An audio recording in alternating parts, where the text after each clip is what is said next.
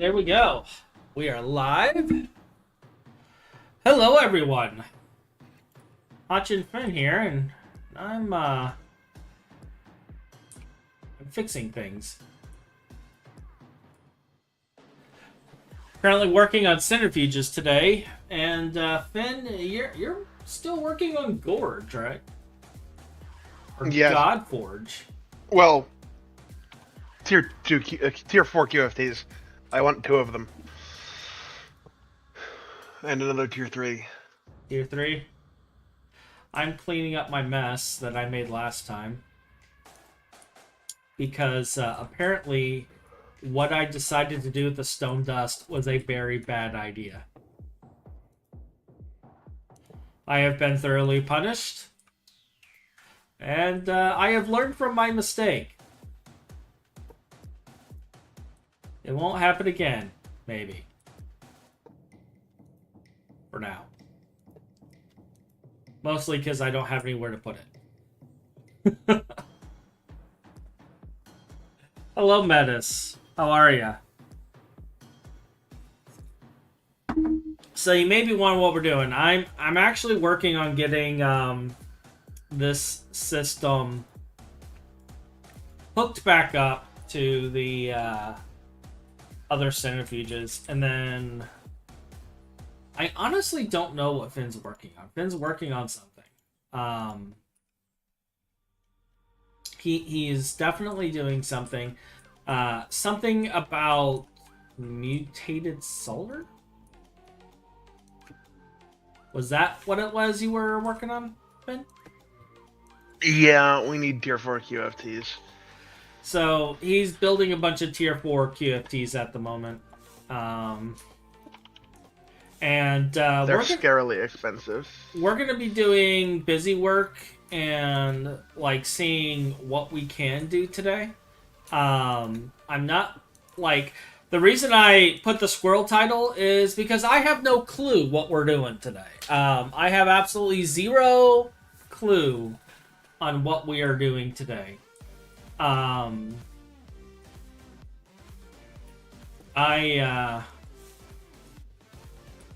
just don't know. Just don't know. But we will we'll go from there, and we'll see what happens.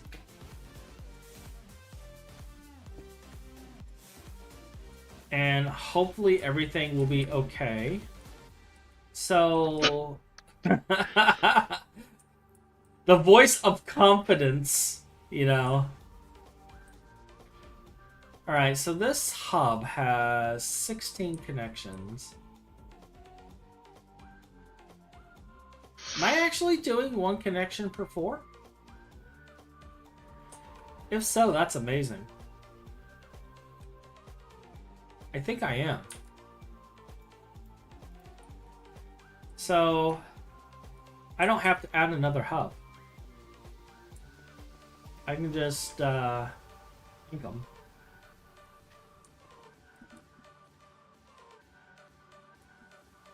And then we'll cap these out. And get these centrifuges brought back online.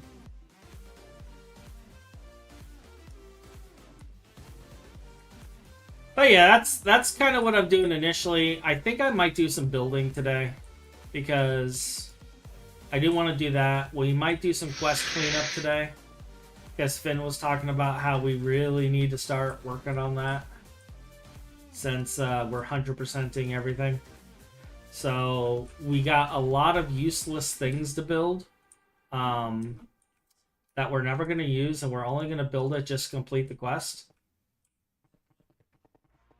So there's going to be a lot of that the next couple of streams. And really, that's about it. In other gaming news, Finn beat Doom in like 2 days? 2 days? He didn't 100% it, but like he played it like a madman. I doomed. Yeah, he doomed.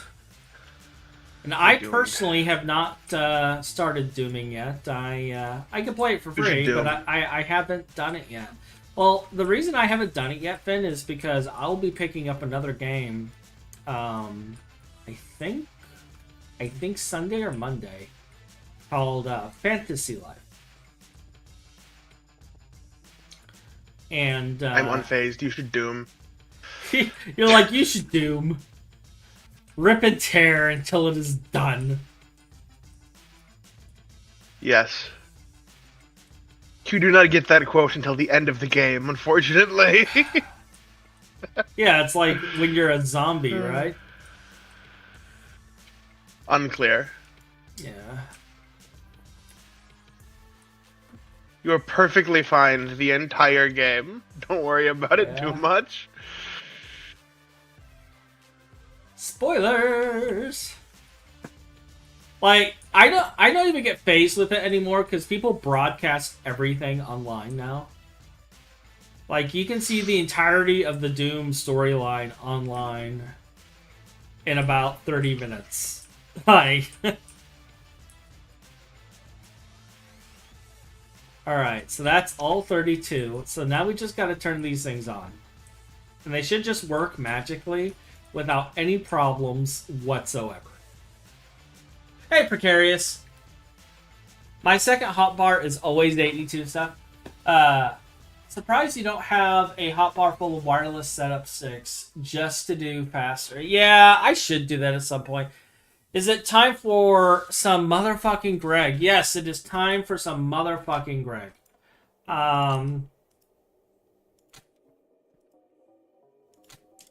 We be Greggin'. We be Greggin'. I don't know if these will ever turn on, but at the rate that Phin is processing things, like, we may get some eventually. Maybe. I think currently, right now, the only thing crying is the electrolyzers.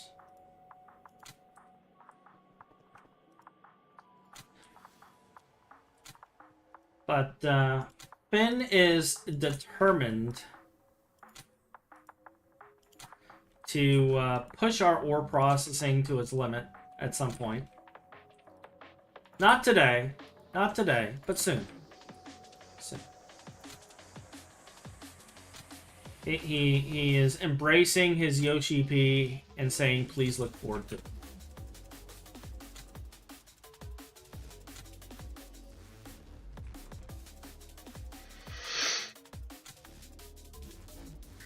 So, but yeah, today's going to be kind of a relaxed day. Info check for UV is real. He's throwing me down the stairs every time I take one step up. No, he lets you climb up like 5-6 steps, and then he throws you down the entire flight of stairs. So that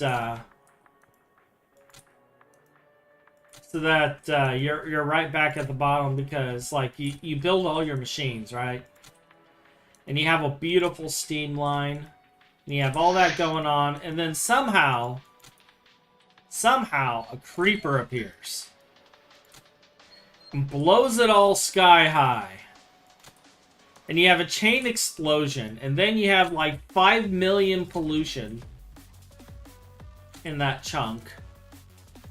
And your beautiful, beautiful base with its garden trees and its waterfalls and all of it, it just rots away to nothingness. And it's replaced with a desert. All because of a single creeper.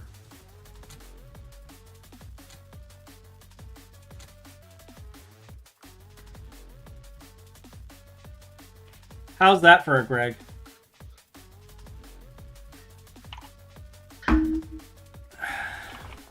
I'm so tempted to swap Nightly for the Americium Europium cone changes. Really? Pollution. Yes, that mechanic that people totally use. I use pollution. Like, we did this entire playthrough with pollution on. And we have the deserts to prove it.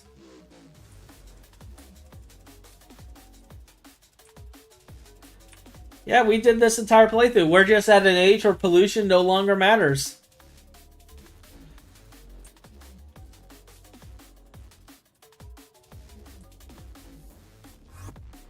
We are in an age where it no longer matters. I actually can't even hear or tell if the music is even playing. It says it's playing, but I can't hear it at all. Mark II as a breathing block is such a troll.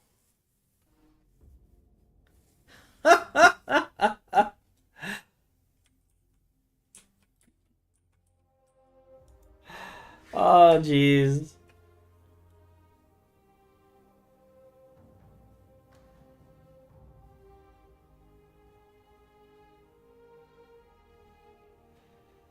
Molten potassium disulfate. Okay. Osmium solution.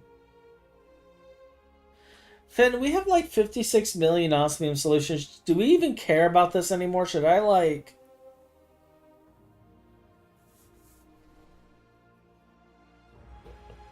Are you still there? Just avoid it. Just void it? Just shut the system down and void everything? All right. Yep. I mean, if you have any like final products or starting products, don't. But There's supposedly millions of stuff in here, and I can't tell how much is actually in here and how much isn't. But I can tell you that all of these drives are red. So there's something in here, and large quantities of it. Like, I would think this is all closed.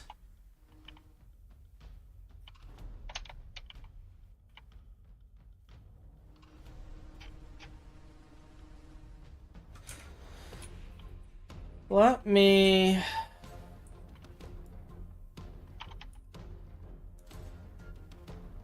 extract. Let's get rid of you. Let's get rid of you. Let's get rid of you.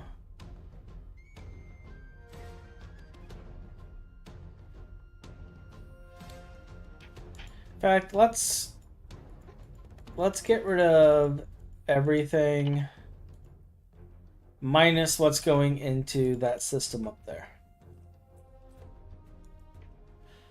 So this is all actually in the drives here. All right.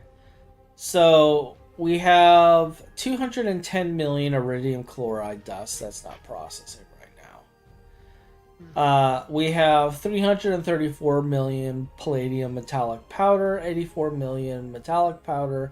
We have a lot of stuff in here. We're gonna... Can we throw iridium? What do I do with iridium chloride? Can I throw you in a QFT? I cannot.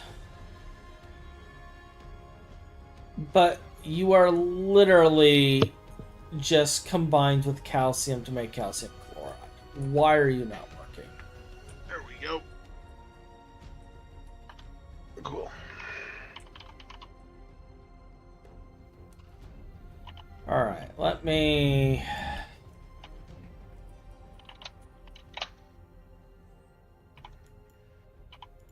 Let me add calcium back to this. Well, actually, I don't even need this anymore. So yeah, we could just void all of this. I feel bad voiding it because it's like millions of iridium and millions of like sodium and shit. If it makes you feel any better, we have 500 million iridium, so millions are barely even 0.25% of the amount of stuff we have. So I really should just void all of this stuff. Yes. We have a lot of stuff, Hutch. Okay. Okay. Alright. Alright, I'm gonna turn off all of this stuff. The name of the game. We have a lot of stuff simulator. And,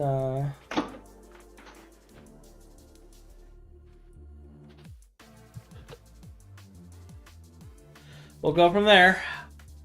My 54 chunks of 4x crops are still keeping up somehow. The new iridium combs are cool. I just really wish the relevant IC2 crop that comb with them were worth of them. Yeah, won't be for long. Pollution never matters. EAF too good. Yeah. Yeah.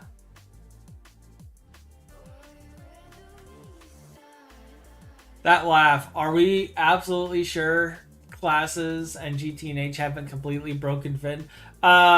We are not sure on that. We are not sure at all. In fact, I personally am pretty certain that Phin might be partially broken. Partially broken? Partially broken. What do you think makes me broken? Yes. Gotcha. Valid. Valid. You know, I can't complain, I guess. How many of these do I want? 236 times 2. We can afford that. Alright, so I'm taking off the I've broken our little matter manipulator whatever thingy, so we don't have anything making graphite right now. I'm crafting the wrong thing. I am. And what we're gonna do is I'm gonna do something very stupid. So yeah, we can't afford these. Oh, Radox polymer? No! Oh, no. Oh, God. So we're breaking that. I need to restart my game because things aren't working. And then I'm breaking this. Chromium. Right? We're going to give it infinite power temporarily.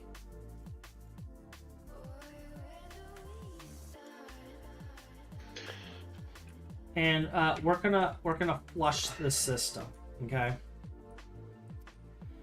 So now we can see what is honestly in here, and here it is, right there. These are all the items that are actually in here. So now that this is the way it is, I'm gonna take a. By the way, Hotch, there's a new record for most digits of pi calculated and confirmed. 300 trillion digits. The one number is several terabytes of data. I see. If you wished to have it. I see.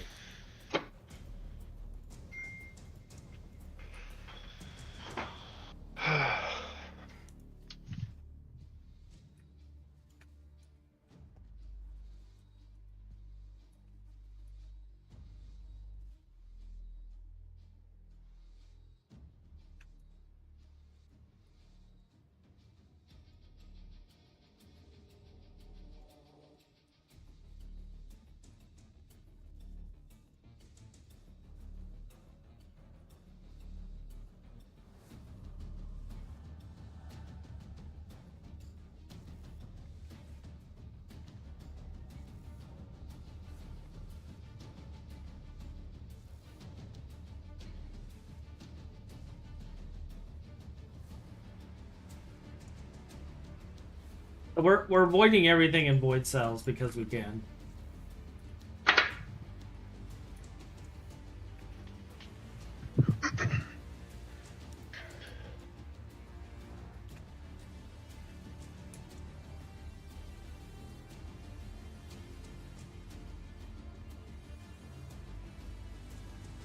That's what we're doing.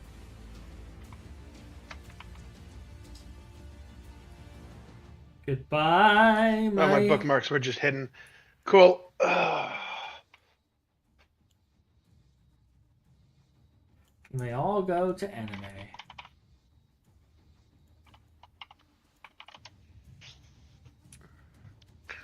Really, we need more Radox polymer, but I don't want to need more Radox polymer. Because we don't have any. Hey Finn, I think it's time you finally solve the redox polymer problem. I'm working on it! That's what one of the 2 QFTs is for! Because, like, if I'm not mistaken, that's been a problem for a while. Look, Hutch, Tier 4 QFT can just make redox out of nothing. So, consider. That's awesome, and I want to do it right now. Because then we can switch all of our circuit boards over to redox polymer as well. Which will be the final changeover for them ever. Okay, so fun fact, like, I have a fluid void cell, okay, set up here.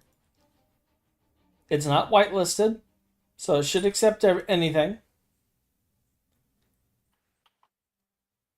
But these aren't emptying.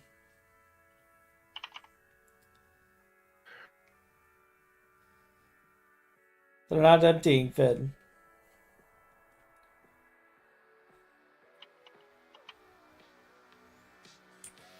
You have a fluid void cell in there too? Yeah. Oh, good. We have a ridiculous amount of cracked redox. So, yeah, ME fluid void cell, where nothing is everything and everything is nothing. Deletes everything stored on it, and it's not working. There's a chance, okay? I don't want to get your hopes up, but there's a chance that somebody is smart and decided that, no, actually, you can't just throw a void cell into the main net, and it'll void everything in your ME system. So you might want to just break the output hatches and throw the cells away.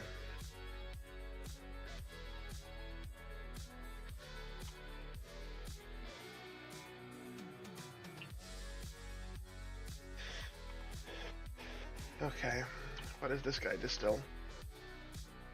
Still diluted dizinexine? That seems like a thing you don't have to do very often. You can be switched for the cause. Into the trash can you go. That is a stocking patch.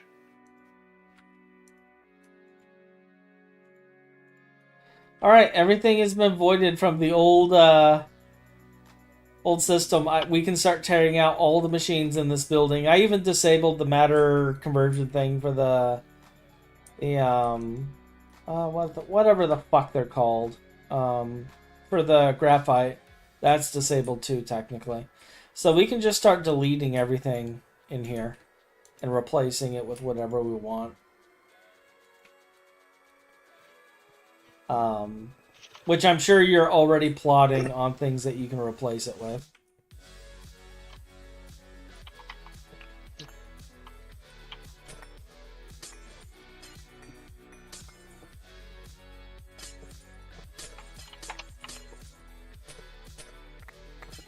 Uh-oh. Okay. So we're just gonna delete all this. Like, that's fluid solidifiers and all sorts of stuff going away.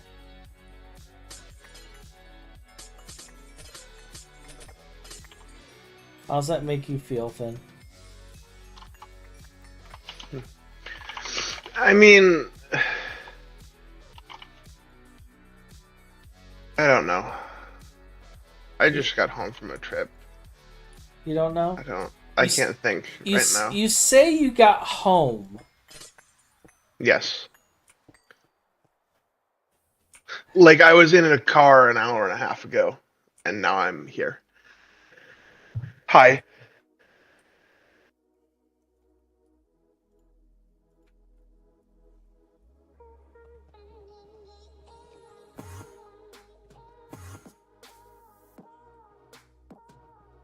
Oh yeah, all this is going away. All this is going away. All this is going away.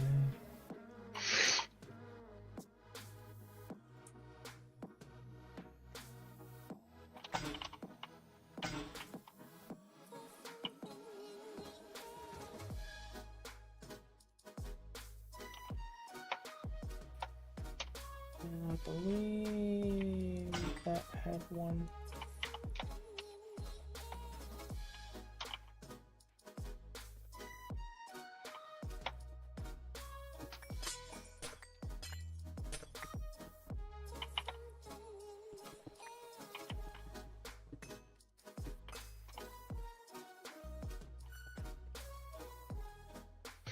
Yeah, a little bit of carbon, osmium, hydrogen, and nitrogen in a tier 4 QFT makes infinite xenexine, redox polymer, heavy redox, and Kevlar.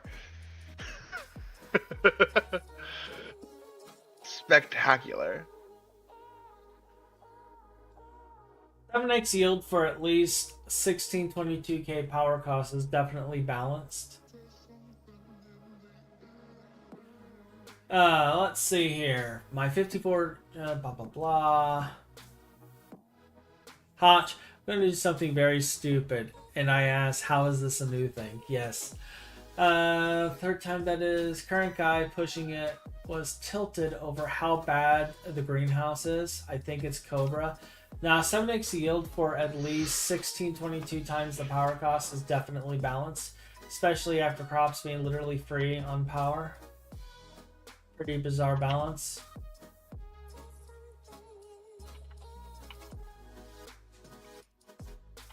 Yeah. Couple solars and forget about them versus eating half of Warprox usage. That'll happen over 10 years now. I wonder how many people have PR'd to get at this point. I'm sure that number is recorded somewhere, though. Hell if I know.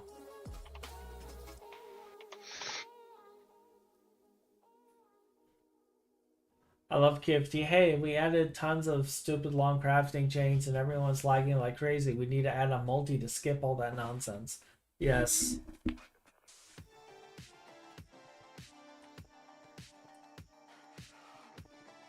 Yes. Oh, that's a UMV superconductor.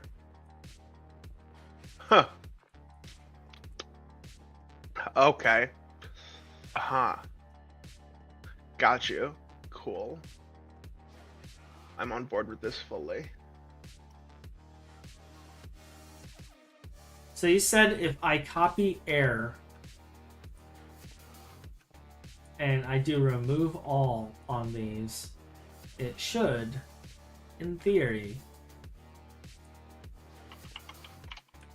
Okay, hear me out. Okay, hear me out. Yes. Are you using the neckline building? Is it actually doing neckline stuff still? Yes. Okay.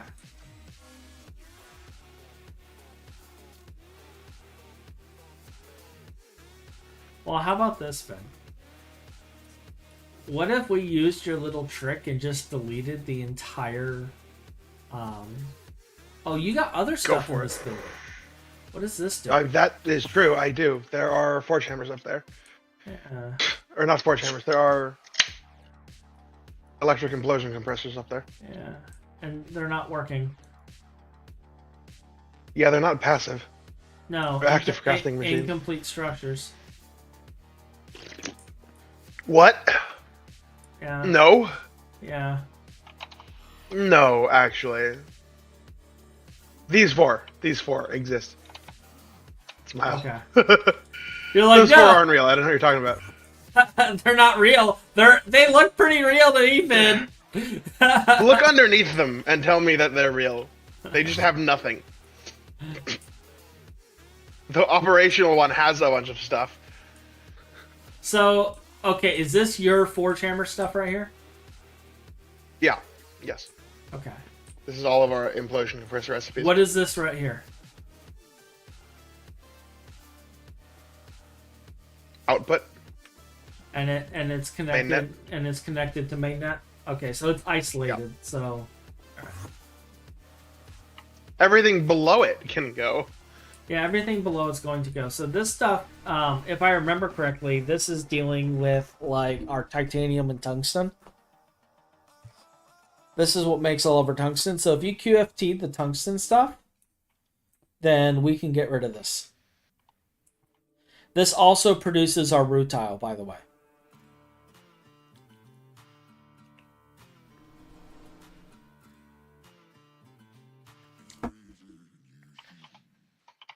And I believe this is an isolated system. Let me check.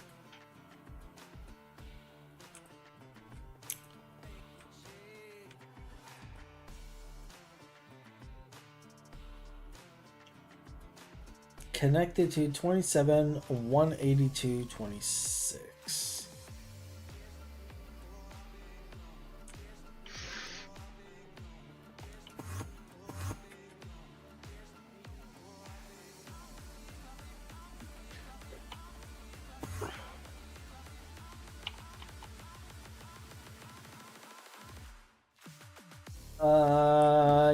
Yeah, that's definitely the core. Okay. So it's connected to the core, it's isolated. So I need to keep this floor operational.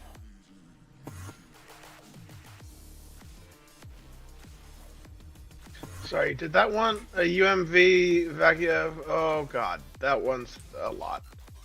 That's UEV. Oh, that's fine. Cool. All right, cool. GT would be an amazing study of pack design if anyone ever cared to analyze it as such.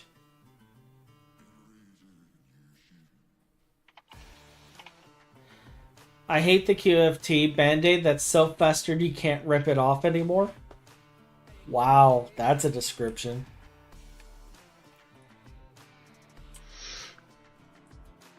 I'll be honest. You don't look.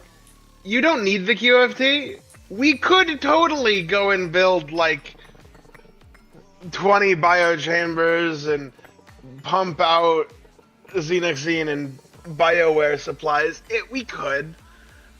I just don't wanna. I'm gonna be honest. I don't feel like it.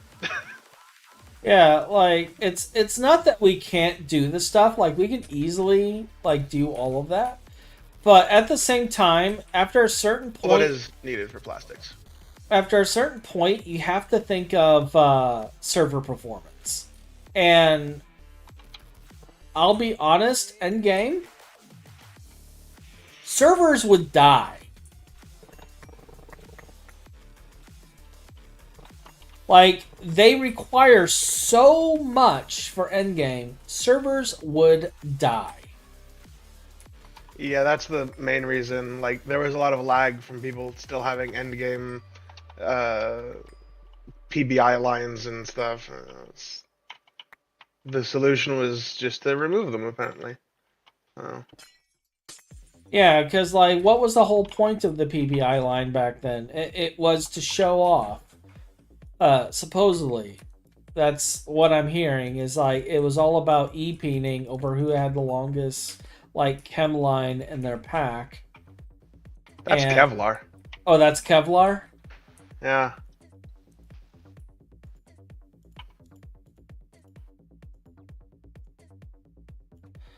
But like it's just the lines get ridiculous. Honestly.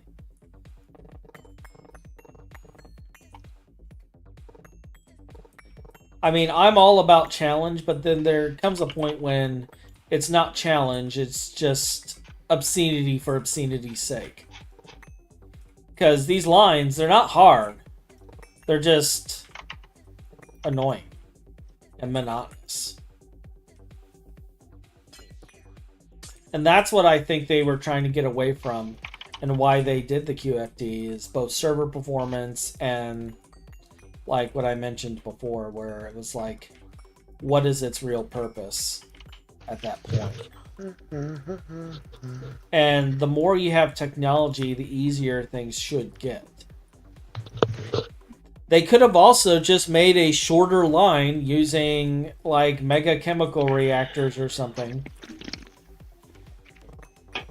Or whatnot. And...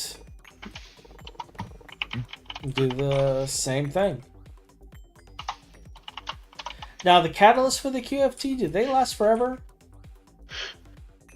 Or do yes, they do. They do? Now, I could... catalyst lasts forever. I could see making the catalysts consumable. They are too expensive for that to work. Are they? Yeah. My god, this is going to take 10,000 optical mainframes Oh God. GT and H would be amazing. See, am I wrong? We could spam machines infinitely with matter manipulator. I just don't want to. Also, what is TPS? It's required for the game to actually be playable. Sussy enters the chat with 52-step MV lithography. GT&H enters the chat with 53-step Kevlar or monoline or whatever line they specially made one step longer than Sussy's longest line because nerd competitions. I remember Hotch having a minor breakdown when I pointed that out. Oh, it wasn't a minor breakdown. There was no minor breakdown. Okay? It's a major breakdown.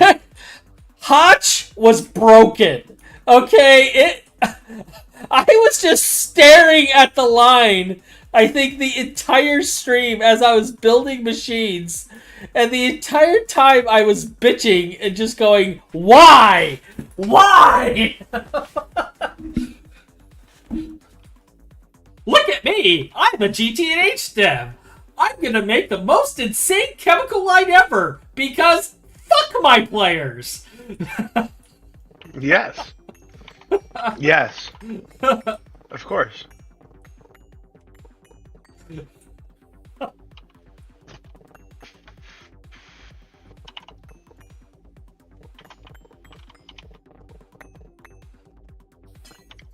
Because I haven't fulfilled my sadism quota this week.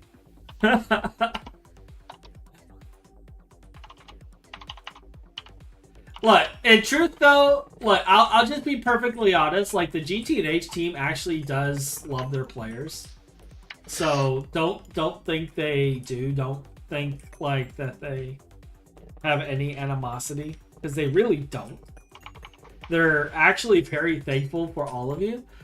But I just like thinking that way because, like, at some point, one of the devs had to have snapped, and then out came the monazite line. Okay? That's what I personally feel. Whether it's rooted in fact or fiction has yet to be determined. But I think the monazite and bastardite lines are the creation of a developer who finally broke. Okay? They broke, and they embraced the dark side. They went full Sith Lord.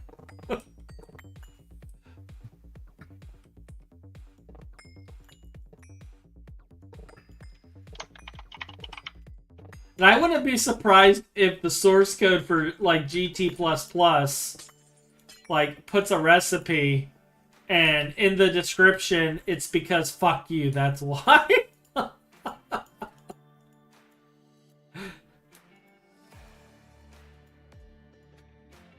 But these are all Hotch theories here. This isn't rooted in any reality.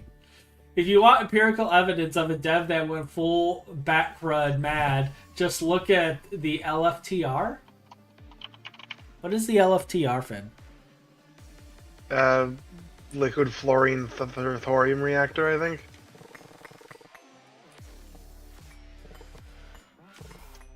I don't know if I want to do this because I remember the liquid thorium. Hold up.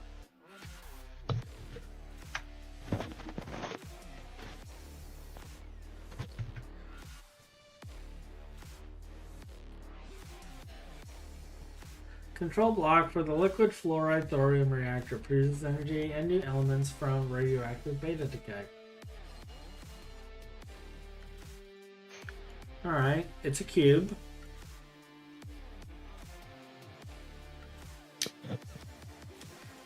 Paste alloy and reactor casing. Let's see what this requires. A GrabTech computer cube. Well, that's not bad. Other than it requires ZPM. But let's take a look at the fuel. Because I remember the fuel being the bad part of this. So, lithium, draconium, and high-density thorium with mercury. Then we add helium plasma for excited state.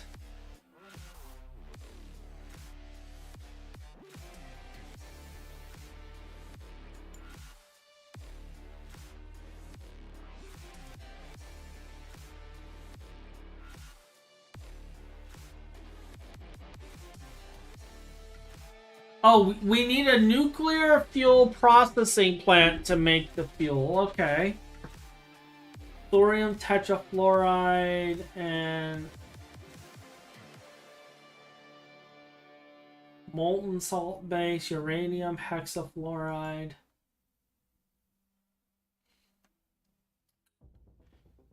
Sodium fluoride with fluorinated uranium hexafluoride.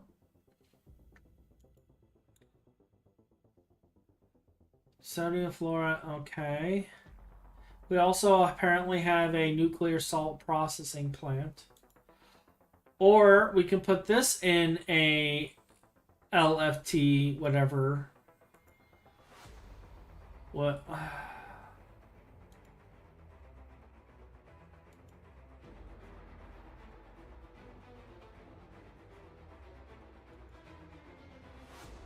Impure molten salt base.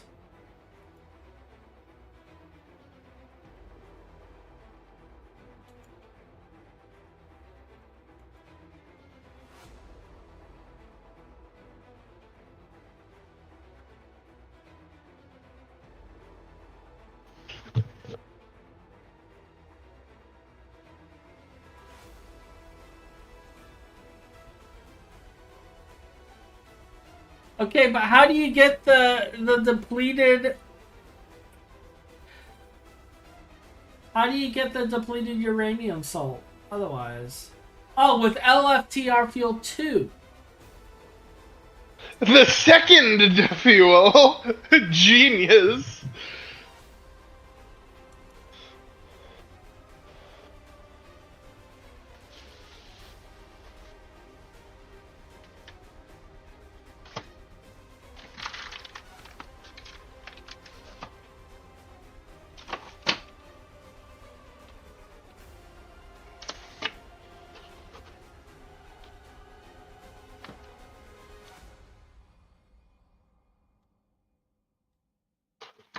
All right, so we need helium spurred salt, which needs depleted uranium salt to.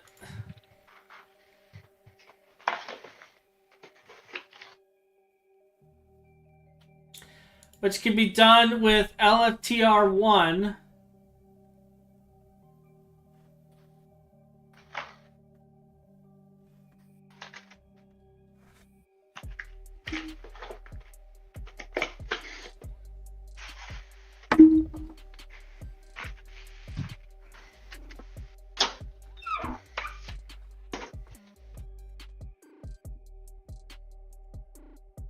By the way, fun fact, if you actually run the numbers and spreadsheet the recipes, you'll learn that you're ultimately burning in this reactor is fluorine, not thorium.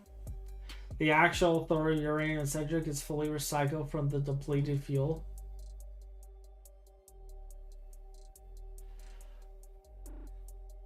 Also, built-in spreadsheets, please. Does this nightly have the netherite line? I think it does, actually. Yes, it does. We have netherite. And we can build the netherite QFT. Haha. Alright. So infused gold with intensely bonded netherite nanoparticles creates netherite. Netherite nanoparticles and molten hellish metal.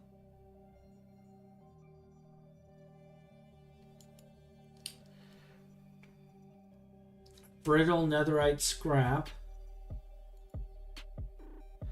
Molten poor netherite rice with netherite scrap seed, or hot netherite scrap, heavy hellish mud, and poor netherite waste in a chemical bath.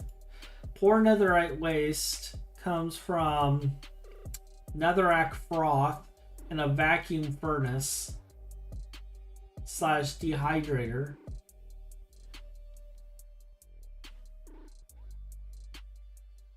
I'll be honest. Honestly, I might do this recipe just to get all these other byproducts here.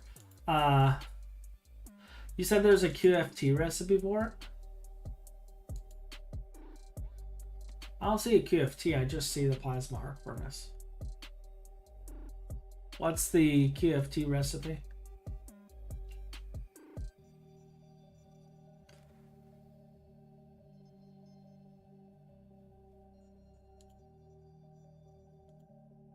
Oh, it's just for this part of it.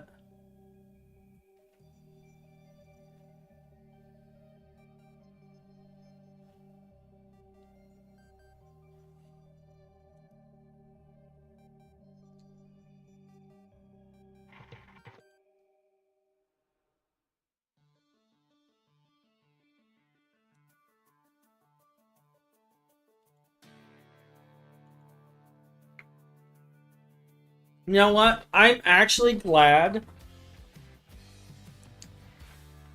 I'm actually glad that this recipe isn't used in anything yet.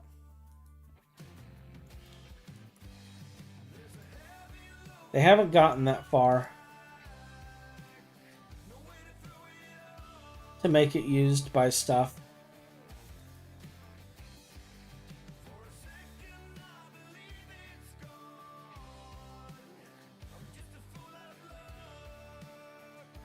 It's like, could you guys imagine if we had to actually, like, use these for things?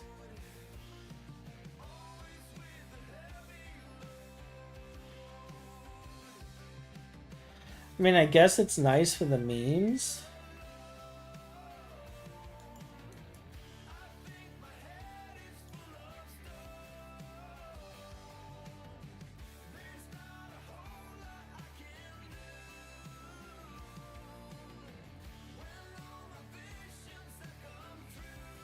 So I've been thinking as I'm looking at these recipes,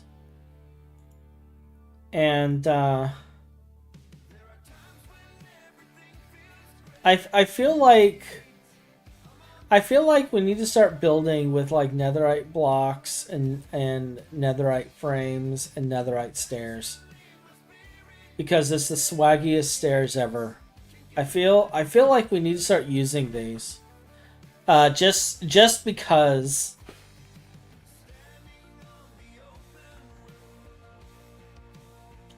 Just because.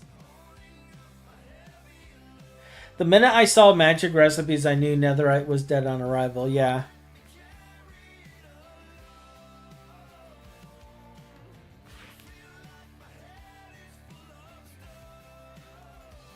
Yeah, I mean, it's not hard. It sucks that it requires nether shards, because these nether shards actually are not easy to get. Mono diamond plates or whatever. You know, the mono steel sword also, whatever.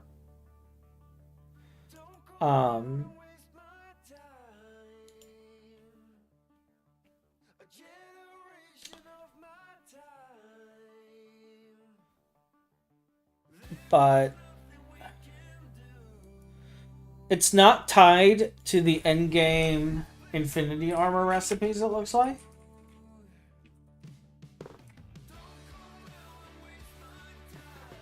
And because of that, I don't think it matters.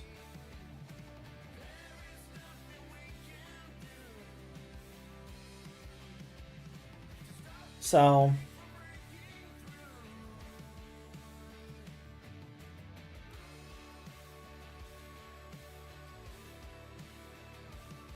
oh, that reminds me. Phin, did we ever test if Infinity Armor blocks the Chaos damage? Unknown, but it probably does. The Quantum Shield definitely should on your Quantum Armor, but good luck keeping up power. Yeah. Well, I mean, I'd only fight... I would probably go in with the Sword of the Cosmos, because it one-shots the dragon.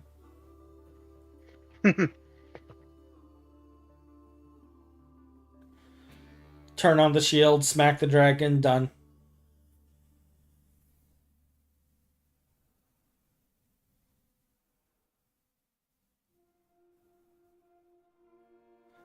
In fact, what I would do is I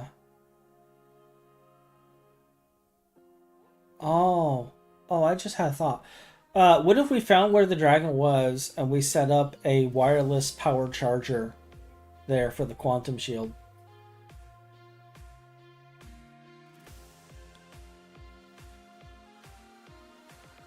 Isn't there a way we can do that?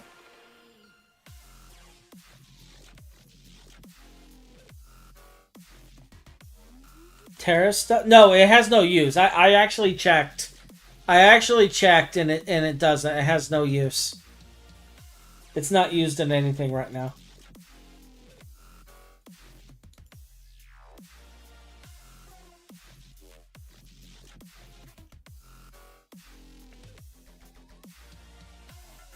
Something I am considering though is I'm thinking about starting the process of building our Infinity gear though. Now that we have the Draconic Forges, maybe I should start working on this. I think we're past due for Infinity armor, and I need to work on it.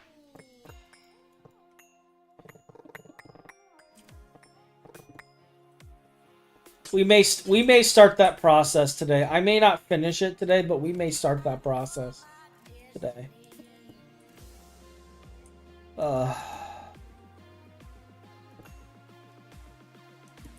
My brain issues are becoming apparent.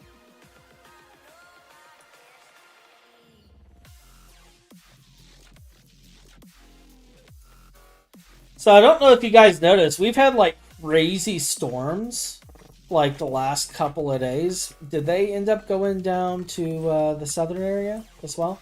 Phin? Were the crazy storms down there too? Because like we had like insane thunder, massive amounts of rain. There was a severe thunderstorm warning in the area. Yeah. I have been messed up since that storm came by.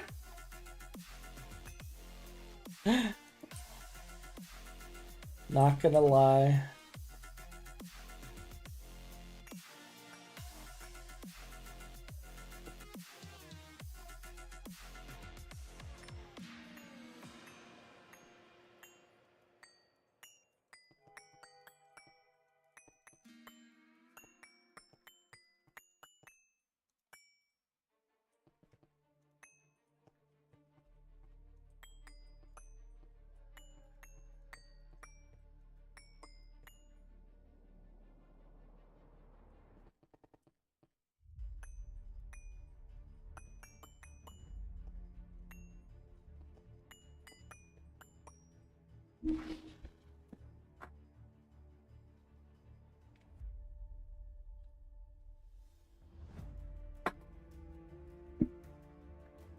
To be fair, Hachi, teenage players are pretty masochistic to start with. Yeah, that's true.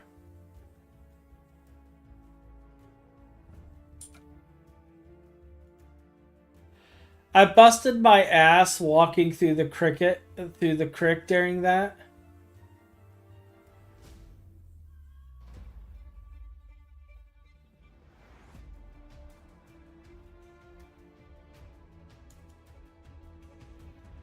Why is this deleting? I guess Streamlabs is being overly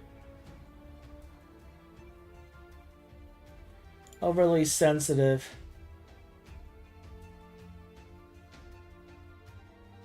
And it doesn't let me fix the message. I'm sorry, Precarious. 1 foot deep, 1 foot deep, 3 foot deep. Yeah.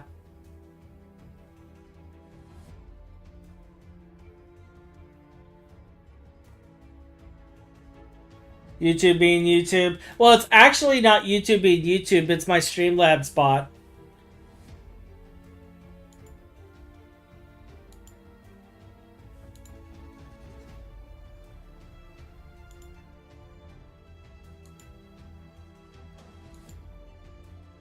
I need to adjust its sensitivity. So,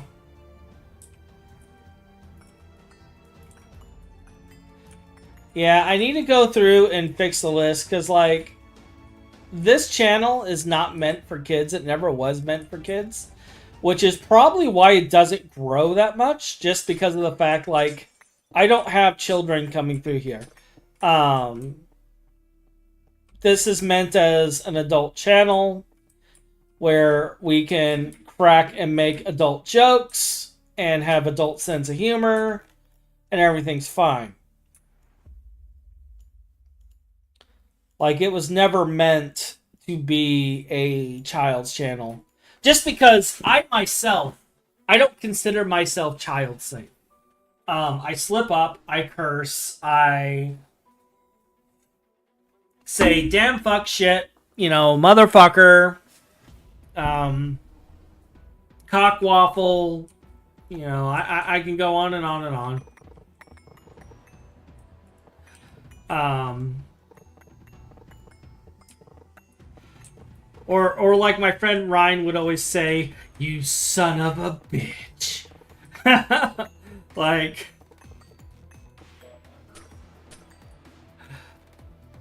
we have a lot of like adult statements, harassment, etc. We fuck with each other. We enjoy ourselves. We don't take anything personally. But that is not an environment for young children. So I purposely set my channel to not for kids. And because I primarily do... Like, I do content other than Minecraft, but because I primarily do Minecraft content, not many adults are into Minecraft content. In fact, most adults would prefer that I talk politics and shit. Talk politics, discuss programming, maybe engineering concepts, things of that nature. You'd be surprised how many actually want to discuss politics. But, I mean, if you take a look at channels like, say, Asmongold or Hassan Abi, or who's another one that does politics? I know Tectone mostly does gacha games, but he does a lot of politics discussion as well. You got, like... Well, okay, so the politics things, like, they're pretty tribal. They're split into what I would say, like... I would say they are 3 to 4 groups, okay? You have the right-wing echo chambers, you have the left-wing echo chambers, and then you have people who discuss politics but lean slightly to the right. You have people who discuss politics and lean slightly to the left. And those are the 4 groups. And the ones that lean to the right or to the left, they will have open discussion with you. They'll have critical thought. And if you have a valid point, they'll actually seriously consider that and may even change their minds because they're critical thinkers. As much as people rip on Zach Rar / Asmongold, what I've noticed about him is if you bring sufficient evidence, he changes his mind. He corrects himself. He is a critical thinker. However, he leans to the right. I've yet to find a left leaning... I know they exist. But I personally have not seen one pop up yet where they are open to opposing views and will consider evidence.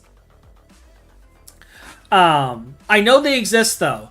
I want to say Legal Eagle is one of those. Like, if they were in a discussion, because they're lawyers and such, I like to believe that because they focus on interpreting the law, they will look at critical evidence.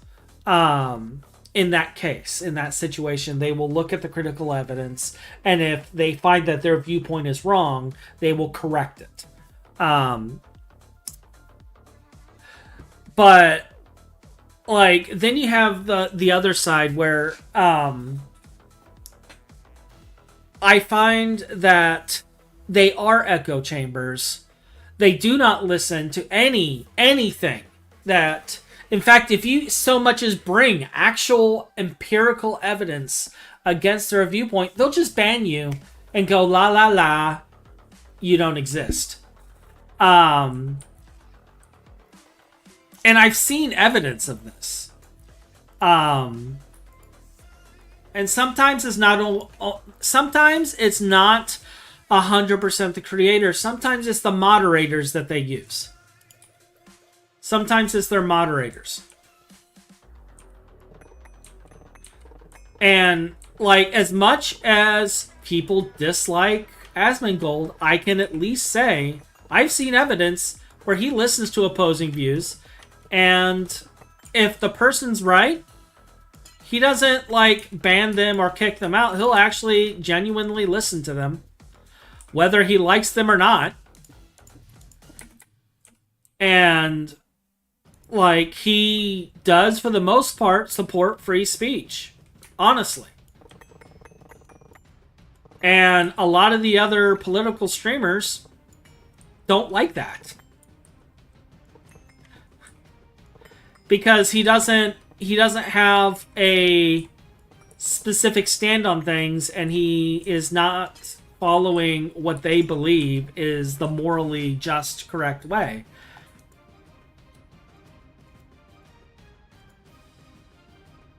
And that's okay.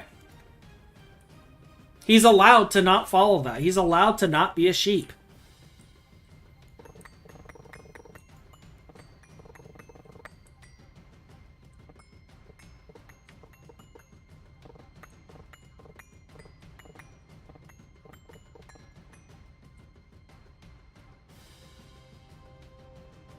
Oh, yeah. Yeah.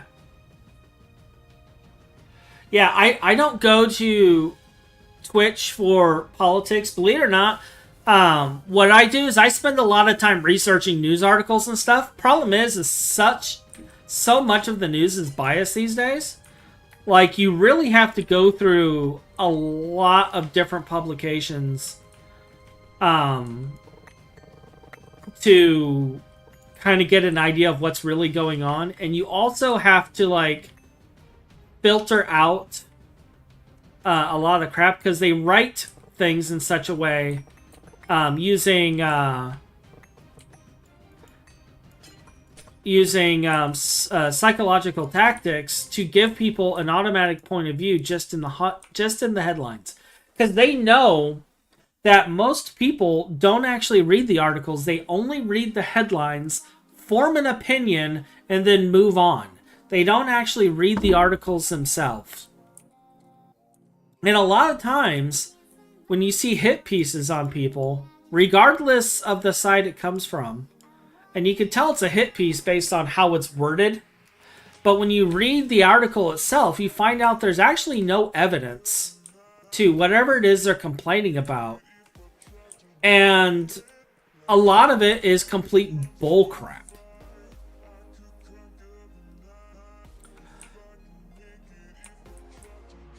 And that's what I've noticed with a lot of the media these days. And I've been really discouraged because of it. Like, it seems like all of the media has become biased these days. All of it.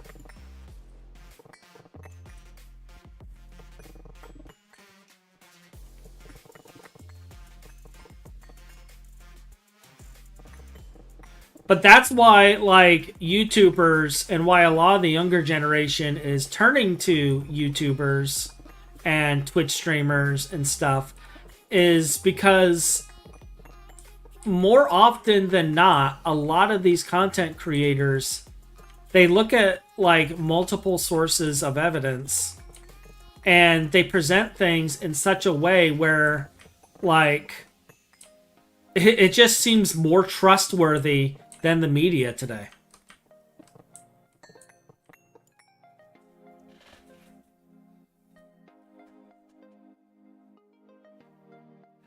YouTube is awful. One click, you get, yeah, straight to the comments. Most of it is bots now, or people talking for bots. Very few independent research done. Yeah, yeah.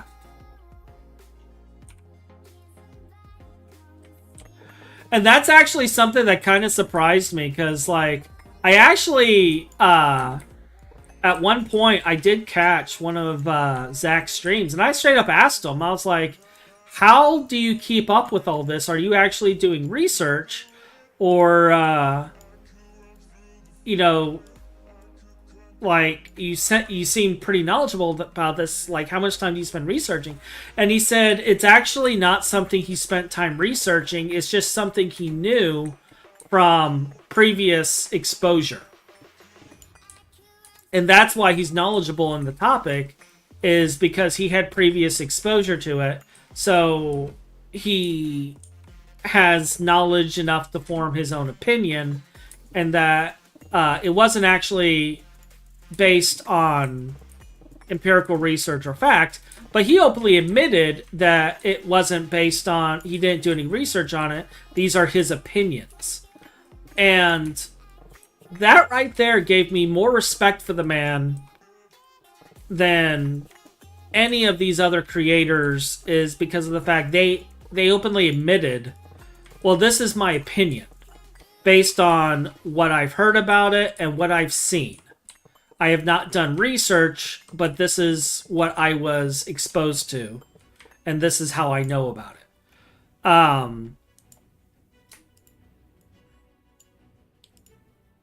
And the fact that he doesn't hide the fact that he doesn't pretend to be an expert, is why I value that opinion.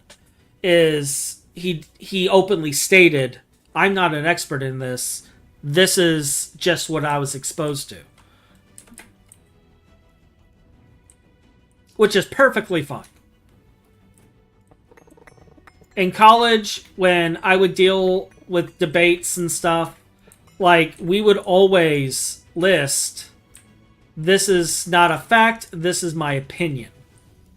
And we would accept it as such, and, like, the opinion could be disregarded if it, went against our moral values in some way, because it was an opinion, it wasn't based on fact. However, like, more often than not, you'll find that most people actually agree with based opinions.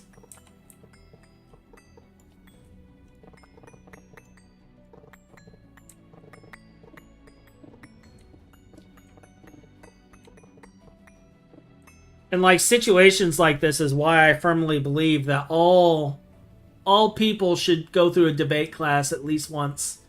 Like, politics shouldn't be avoided. It should be part of the curriculum. Everyone needs to learn how to discuss opposing views and opposing opinions like human beings, instead of losing their minds.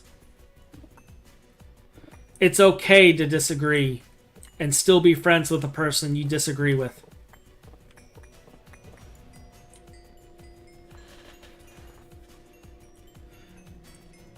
You're allowed to have opposing views.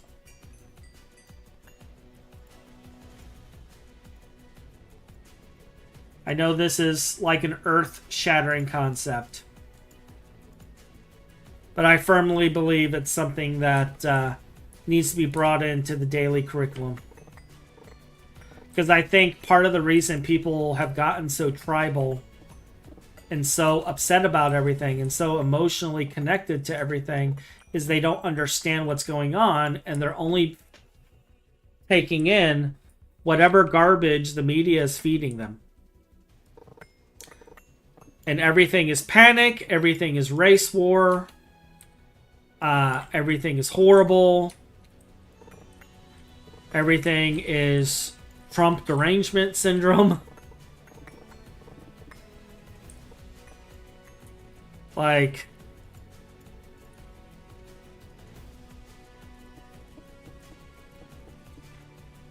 it's just horrible. And, like, don't get me wrong, I'm not a fan of Trump.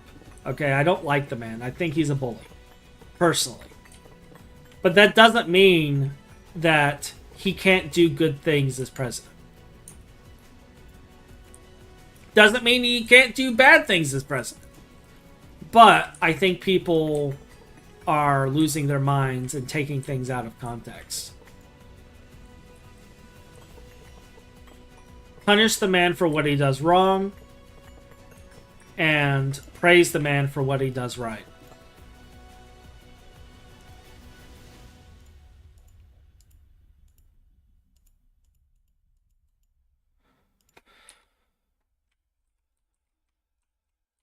and remove everything else from the equation.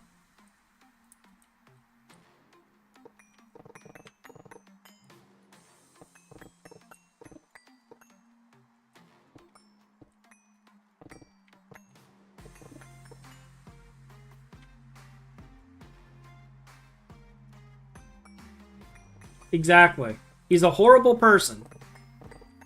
Not necessarily a horrible politician.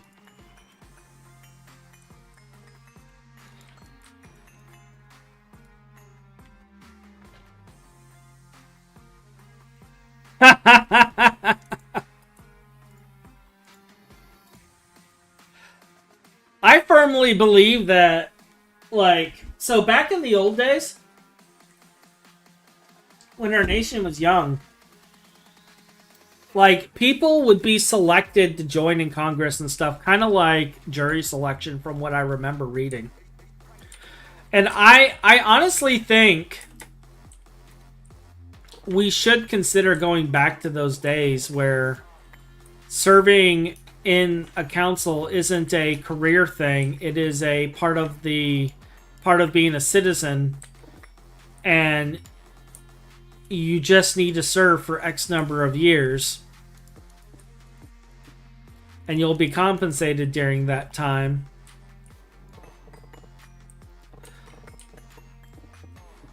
I also kind of think that we should consider what other countries do and have mandatory military service for like 2 years or so.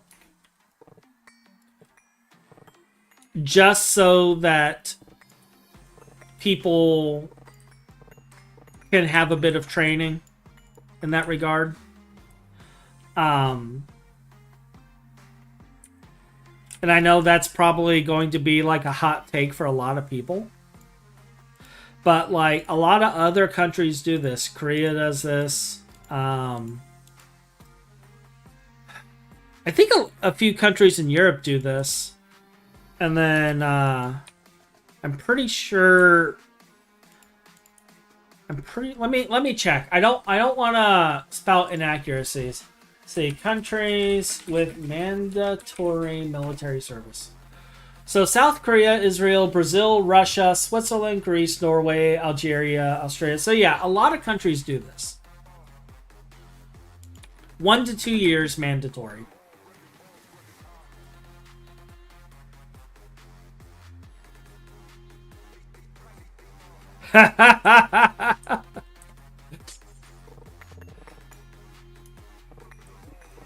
Well, here's the thing. Is, like, I went through a couple years of ROTC, all right? Because I was personally planning on joining the military. I was denied service due to health reasons, but I was personally planning on joining the military eventually. And, like, it actually helped with my ADHD. Because the training helped me gain control of it. I still have it, but I have more control.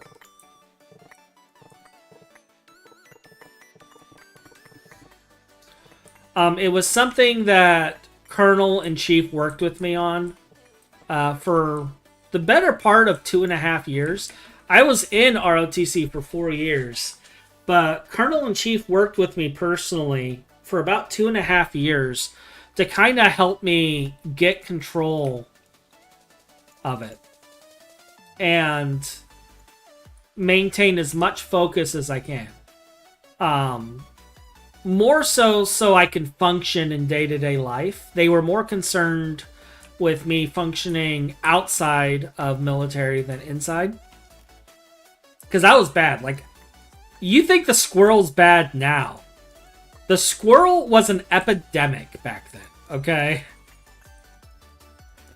It was so bad back then. And a lot of how I function is because of tricks that they taught me.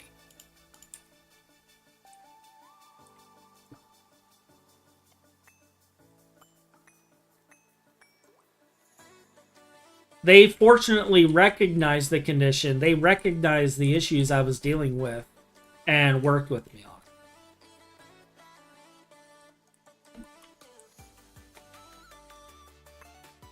And, like, I won't deny that pretty much 100% of who I am today is because of Colonel in Chief.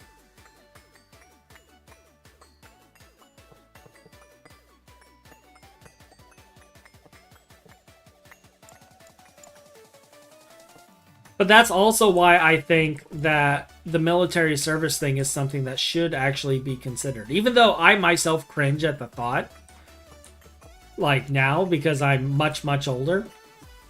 But I feel that it would help a lot of people because it would give them structure. Now, I'm not saying, like, being deployed to wars and stuff, like, that would suck. But at least, like, standard stuff, standard training on base.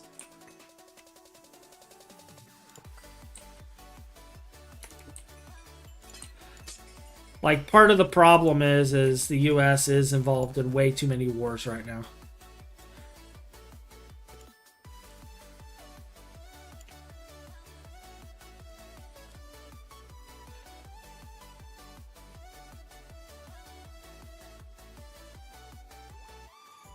My main concern with the mandatory is the distant bureaucrats not questioning why someone would object and not allowing exceptions when they really should. Oh, yeah. Yeah. Like, honestly, there should be psychological evaluations. There really should. Because some people just are not meant to be in the military. However, it doesn't mean that those individuals still can't serve in other ways.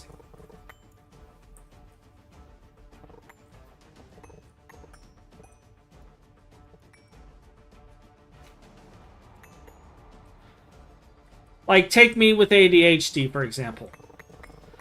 I firmly believe that being an individual with ADHD, I should not be exposed to guns. Okay? I say that because people with ADHD are prone to impulsivity. And they are prone to bouts of anger. This is a known fact.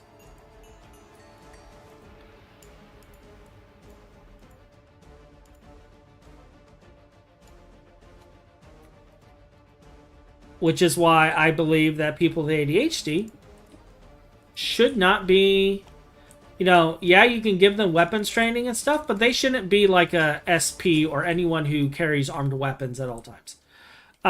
However, they would be amazing engineers. A lot of them would be really, really good in the engineering field.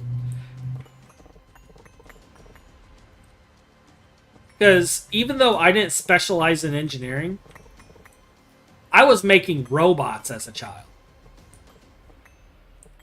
And, like, fully functional robots and stuff. Like, there are things that we're just amazing at just because of how we're hardwired. And given the military's need for technology, that's where I feel the neurodivergent individuals would excel at. Put them where they excel.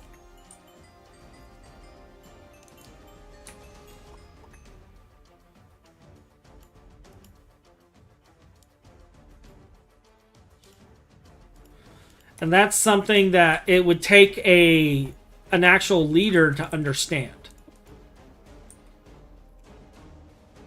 Someone like Colonel or like my old Master Chief. Someone who actually pays attention to the individual instead of, you know, go do this. Yeah, engineers are a special breed.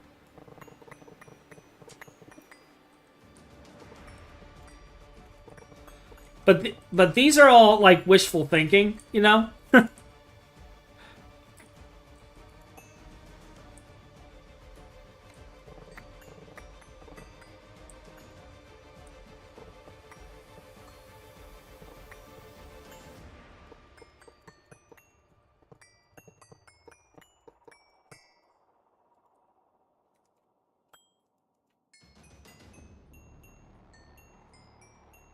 Hey, Hotch, I got some stuff crafting.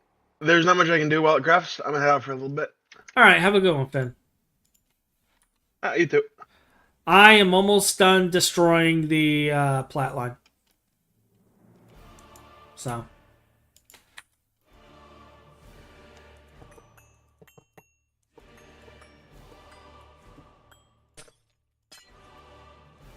Like, I'm pretty sure, like, Finn had a way for making graphite. I'm sure we're fine on the graphite department.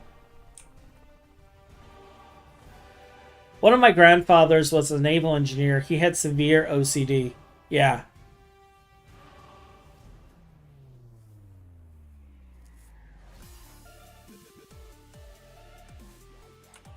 Yeah, that's the problem is, and this is like another hot take for me is I firmly believe certain individuals should not have leadership roles in the military.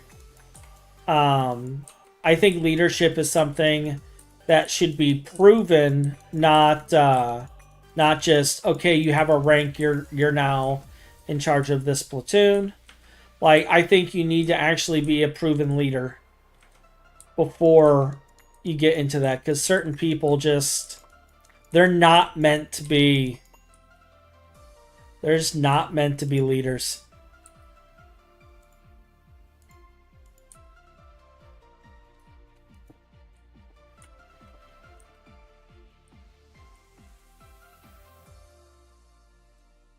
It is decent overall. Like, I had two very good leaders. But I have also encountered very bad leaders in the military. They weren't leaders, they were people who wanted power for power's sake.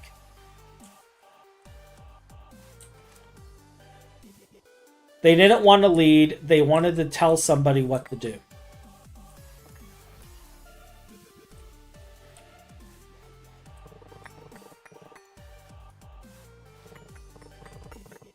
They wanted power over somebody else because they themselves had no power over their lives.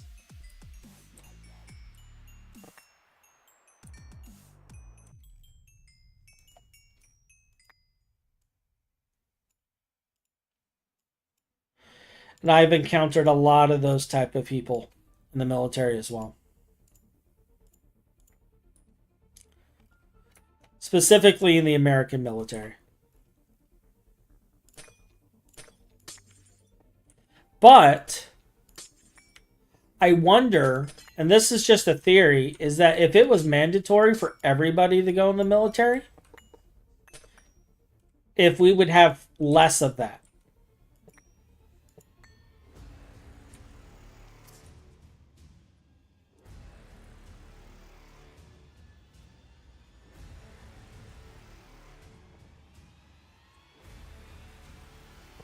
I just kind of wonder if it was required for everybody, if we would have less of it.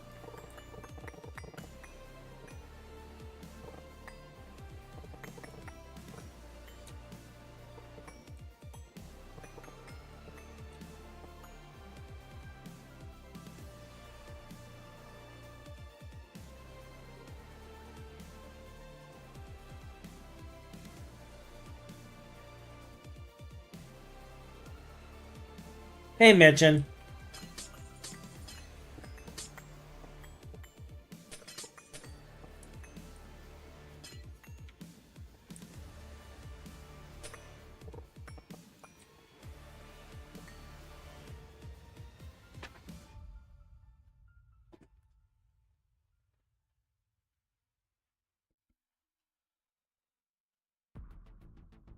Yeah.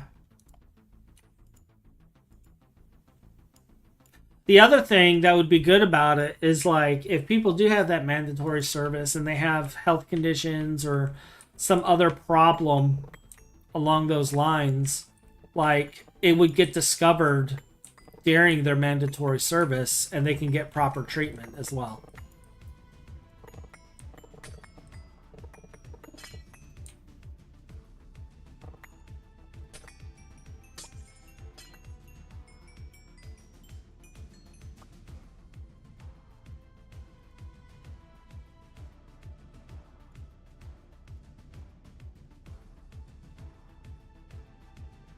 Oh.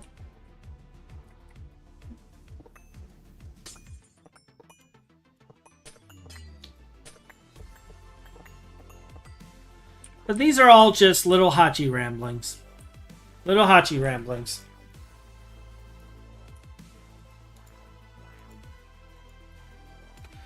And I mean, there's all sorts of logistical issues you got to deal with something like that. Like, for instance, do we have the income to support such a thing, given the fact that in our current state, the military is actually a career. So there's a lot of income involved.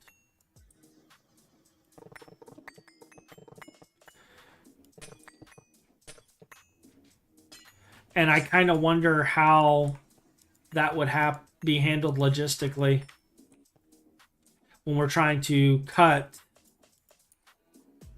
waste and spending. And like, there's a lot of things that would need to be fixed before we can even do anything like this.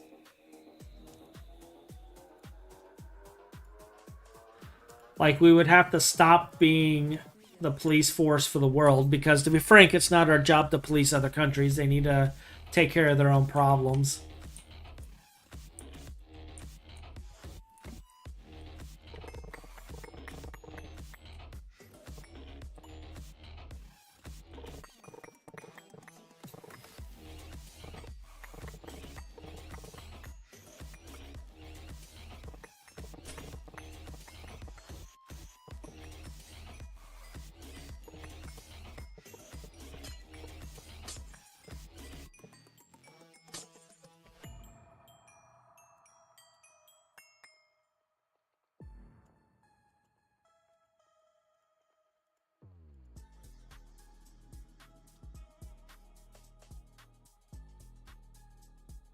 Is the budget even fixable mathematically in the next 100 years? Probably not, honestly. Like, if we really think about it. Like, I think we're only paying interest at this point. Like, we need to bring in so much income to fix it. Because of what they've done.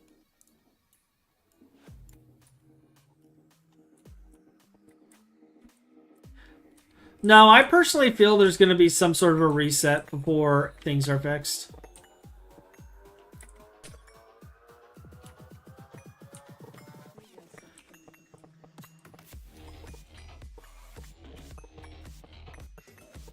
There's going to be some sort of a collapse, an economic reset. Or a war, or something along those lines that's going to cause things to go away.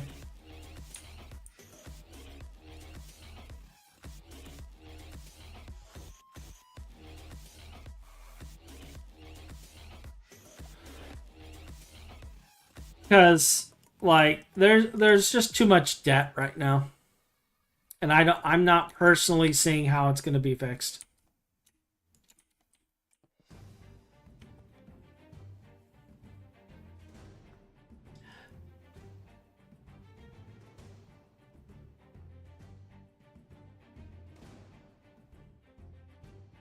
Yeah, hopefully it's an overabundance of energy or automation and not one of those things you said. Like, I could see an overabundance of energy, like a massive, like, I could see that. That could work.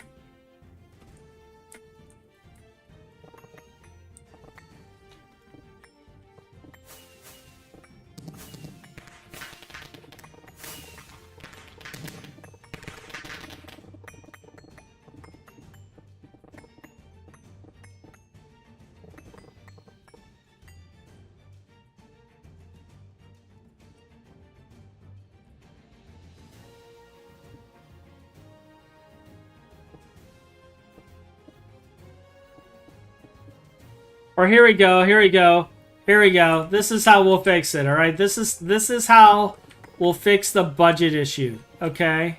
This is how we're gonna fix it. Alright?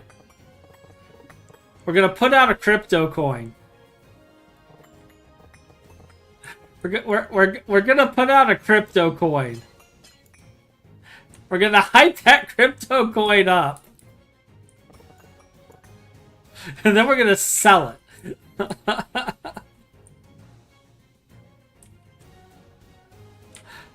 Because technically speaking, as of right now, crypto is not a security. Therefore, it is not regulated under the pump and dump laws.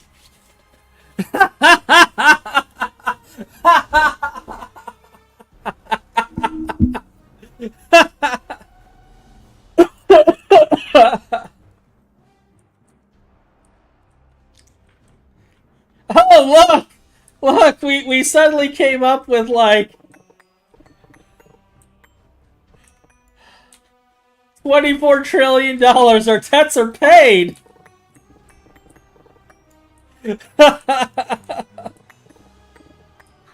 It's amazing!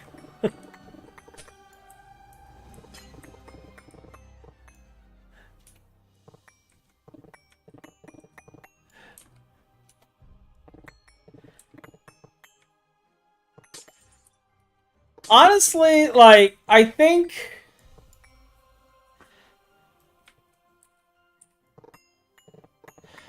Like, it would have to be either energy sector or space mining. Honestly. I don't think we're gonna get rid of the debt until we do one of those things. Space mining or energy sector.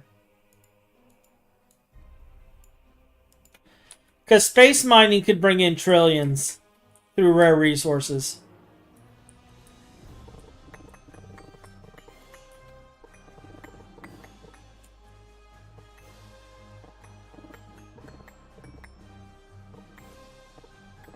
So...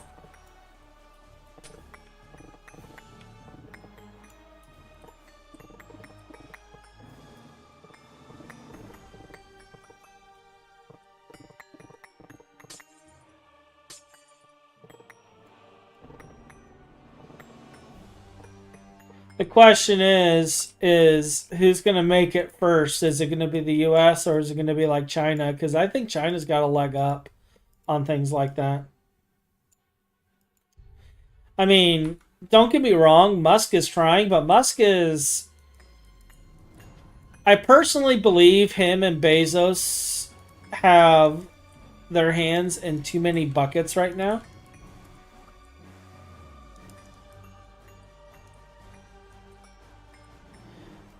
And it's gonna have to be a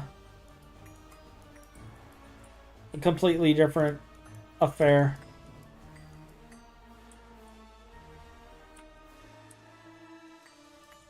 But I do think space mining is gonna be what does it.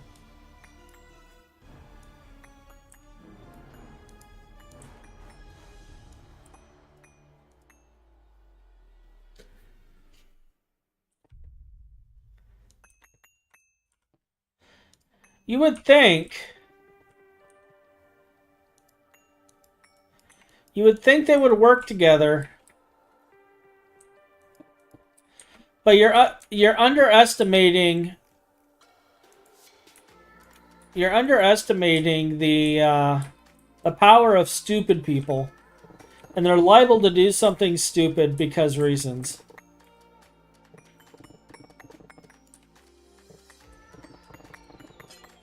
I'm not saying I don't have faith in humanity. I'm simply saying I don't have faith in humanity in that regard.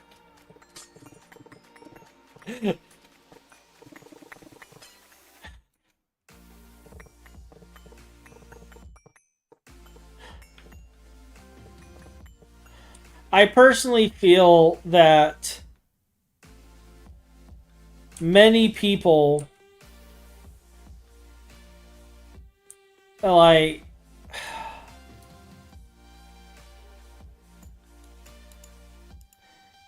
human beings are selfish by nature, and I wouldn't put it past people to accept bribes to do something horrible.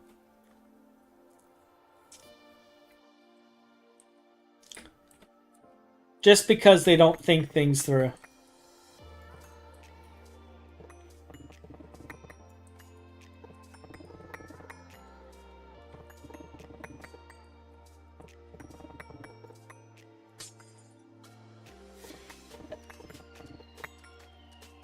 And that's what I think would end up happening.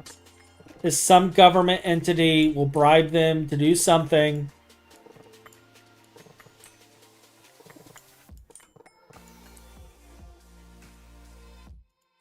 And then we'll be set back a few hundred years.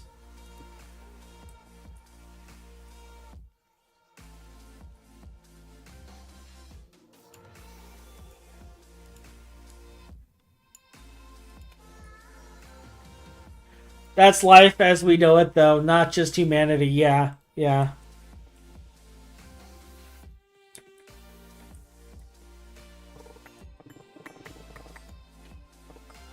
That's true. I've seen studies where they showed that, like, I think they were testing it on apes, but apes would do the same thing. Like, they would accept bribes and, like, turn on friends and allies.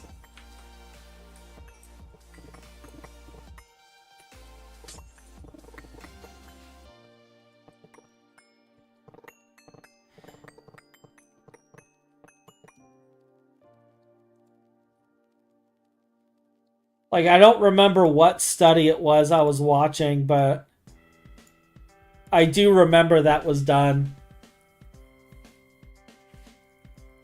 Yeah, there were.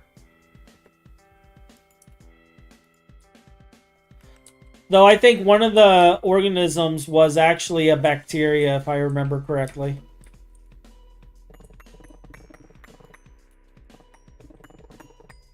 So, one of the mass extinctions from... So everyone thinks of the dinosaurs, they think it was the meteor that caused their destruction, but really it was the rise in methane that caused their destruction.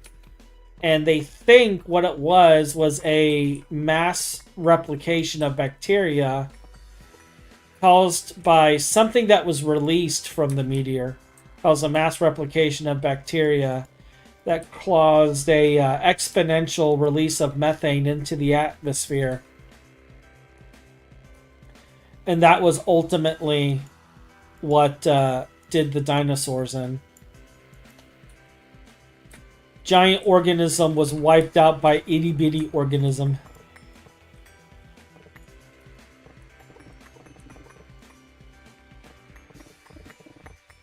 I mean, yeah, the explosion, the loss of plant life, that was bad, but it wouldn't have wiped them all out. It was the methane growth that wiped them out.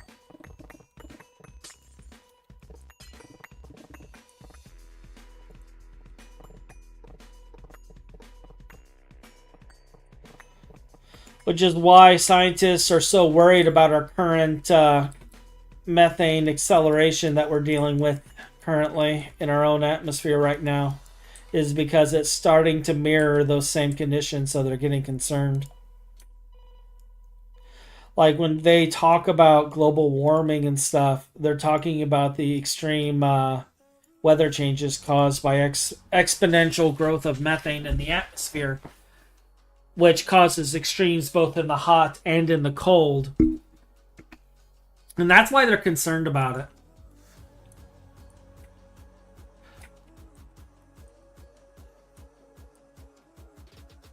Yeah, it was... I thought it was like a bacteria and an algae that did it. It was two. It was a bacteria and an algae.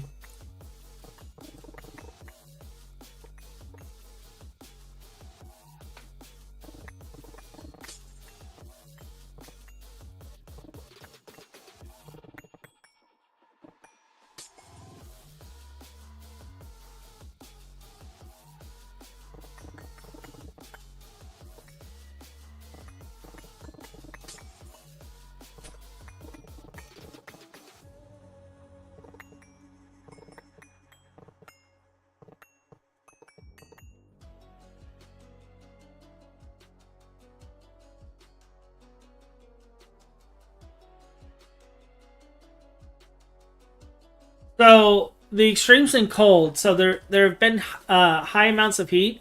However, up north, there have been extremes in cold where we would out of nowhere drop to very, very low degrees and get tons and tons of snow, and then it would be gone in a few days.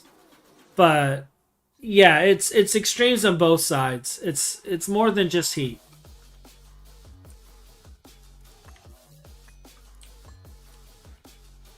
Case in point, there was a blizzard that hit Texas recently that pretty much all but wiped out their power grid. For those who don't know Texas, for the most part, is like a savanna / desert type area. Sure, they get snow once in a while, but not like that. And it was really weird weather for them.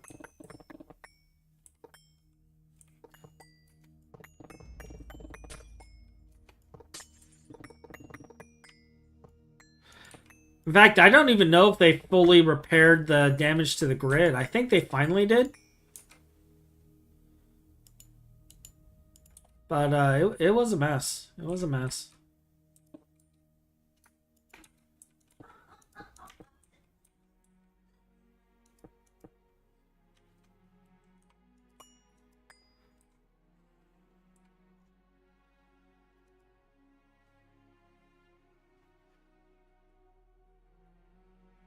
Correct. That's the problem, is it's kind of chaotic. It's hard to pin down the trend. Meanwhile, with current trends, I expect locals within 1 or 2 generations to never experience what snow is outside of vacations to other countries. Yeah, yeah.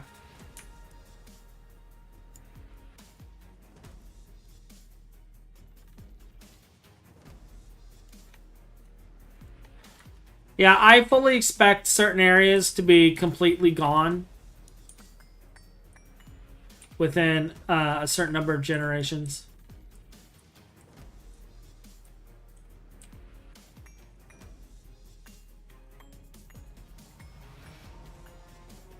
I expect Florida to be gone within a certain number of generations. I expect most of Florida to be gone. I expect a lot of coastal areas to be flooded. I expect, like, say, the state of Louisiana and Arkansas to be gone again. Because those who don't know, Louisiana is basically a swamp. Arkansas is actually part of that swamp. And it like lowered, as the ice caps and stuff were built up, a lot of the water receded and a lot of that is gone. But if the ice caps were to melt, all of that's going to come back, and I believe the lower half of Arkansas will be completely flooded at that point. If I remember the water table correctly, the lower half of Arkansas will be flooded. I don't know if all of Louisiana will be gone, because it was kind of like this U shape from what I remember of the old water table. But I fully expect there to be complete geographical changes here soon. We're gonna see complete changes here soon.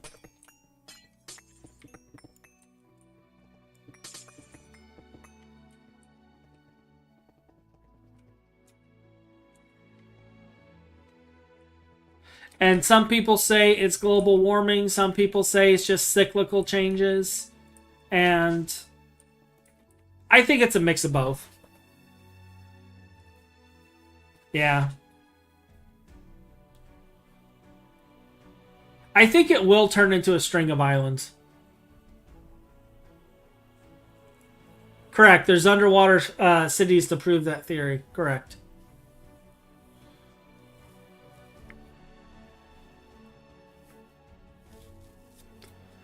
Yep. Yep.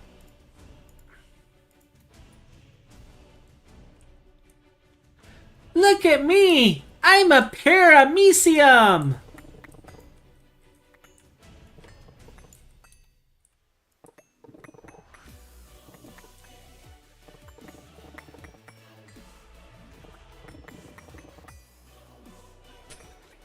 Every day I'm in the restroom.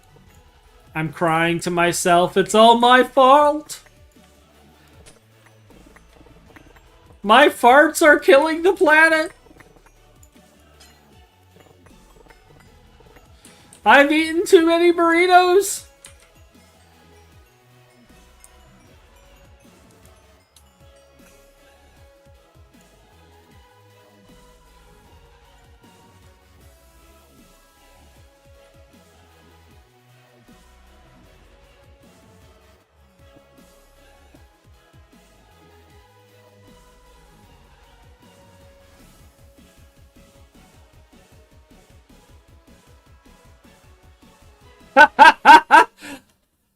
Two servings of bulldog. Really? I know what bulldog is. I know what bulldog is.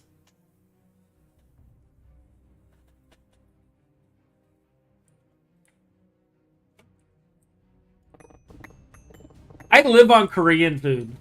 Like, I can discuss Korean food all day. And bulldog ramen, like, we've had that. Though right now, we're eating. I just finished off the tonkatsu ramen, and then we got. Is it Ongsu? Ongsu ramen. I still have my Jin ramen, but yeah, spicy chicken ramen, like bulldog spicy chicken ramen. It's good. It's good.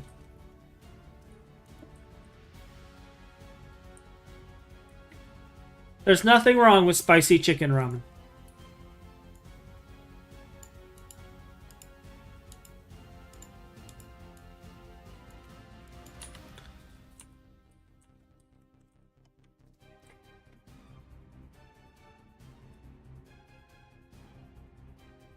You got the Shin Black?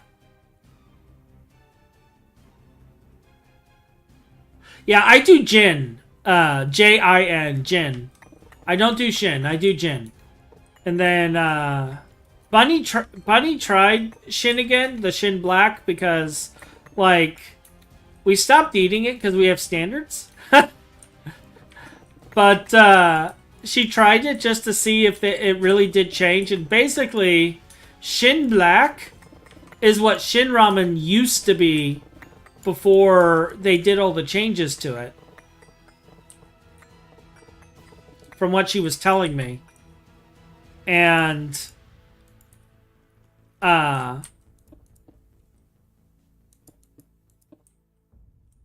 yeah, basically Shin Black is what it used to be before they changed it and everyone stopped eating it because it's like it doesn't taste good. But the reason they changed it is because people were complaining about the MSG in it, which made it taste good. So all Shin Black is Shin with the MSG packet.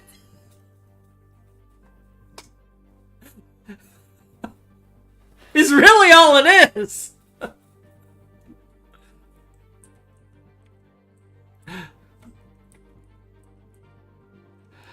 But they name it Shin Black, and people don't care about the MSG because it's like, well, it's Shin Black. Like it's meant to not be good for us. It's okay.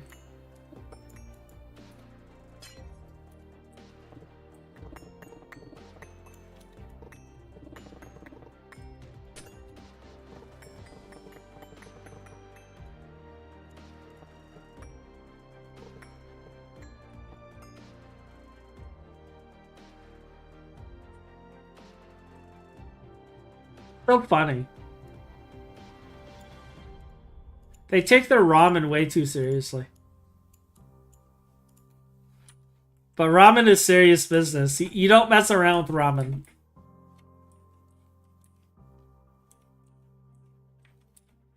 You don't mess around with ramen.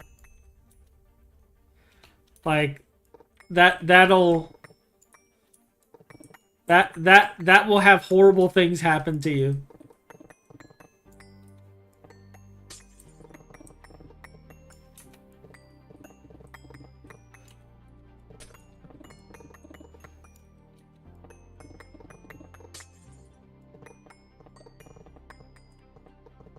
You thought the Korean people disliked Johnny Somali. Like, what they would do to you if you mess with their ramen?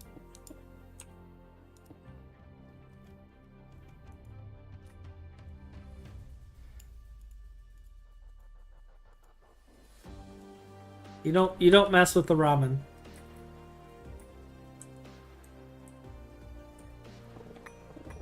Yeah, I was kind of surprised. Walmart also has the army stew, which kind of surprised me.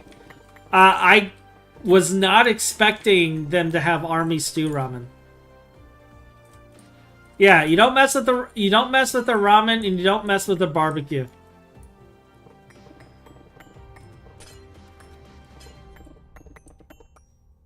However, if you want to make friends, yeah, you just bring them to barbecue and feed them. You will have friends.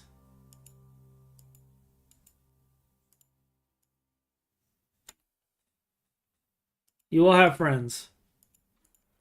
And they'll bring food too. If you have like a Korean barbecue, they'll bring food too. They'll come and eat and they'll bring some stuff. Especially if you get a couple of ajumas to join you.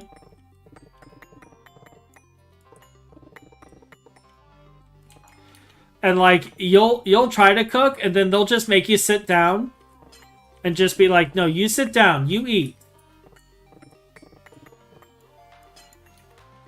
You could try complaining about like losing weight and they'll just be like, "No, you lose weight on your own time. Right now you eat."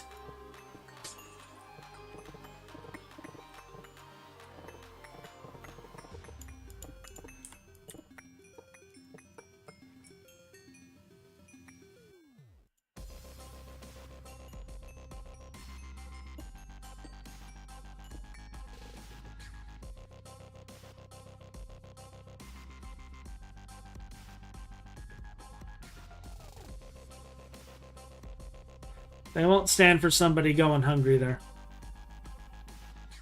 Not if they can help it.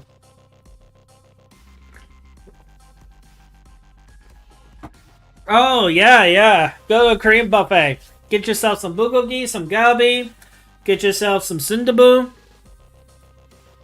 Some kimchi jjigae. Get yourself some japchae.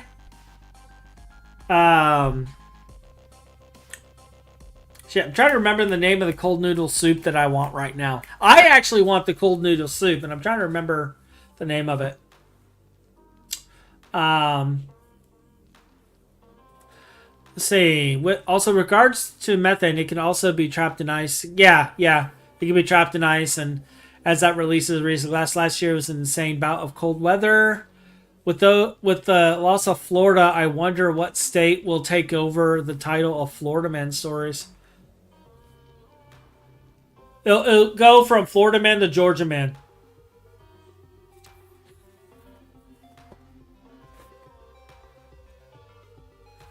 Or Texas Man.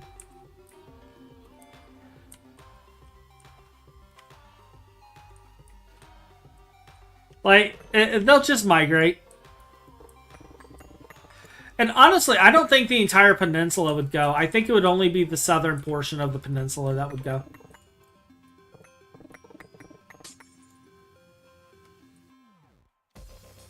Tennessee? All Floridians moved to Tennessee. I mean, can you blame them, though? Can you blame them? Tennessee has some of the best barbecue I've ever had. If I have to be a refugee, I'm going where the barbecue is.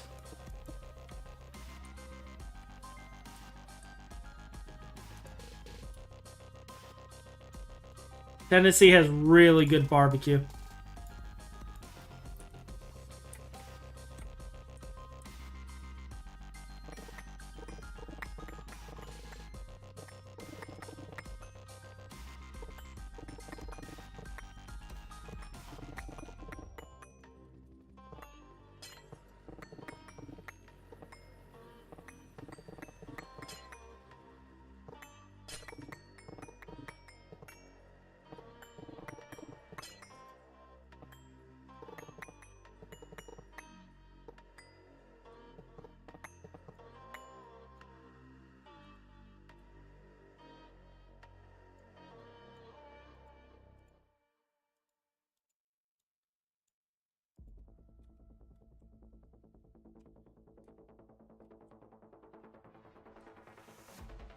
Cooked so many rack of ribs.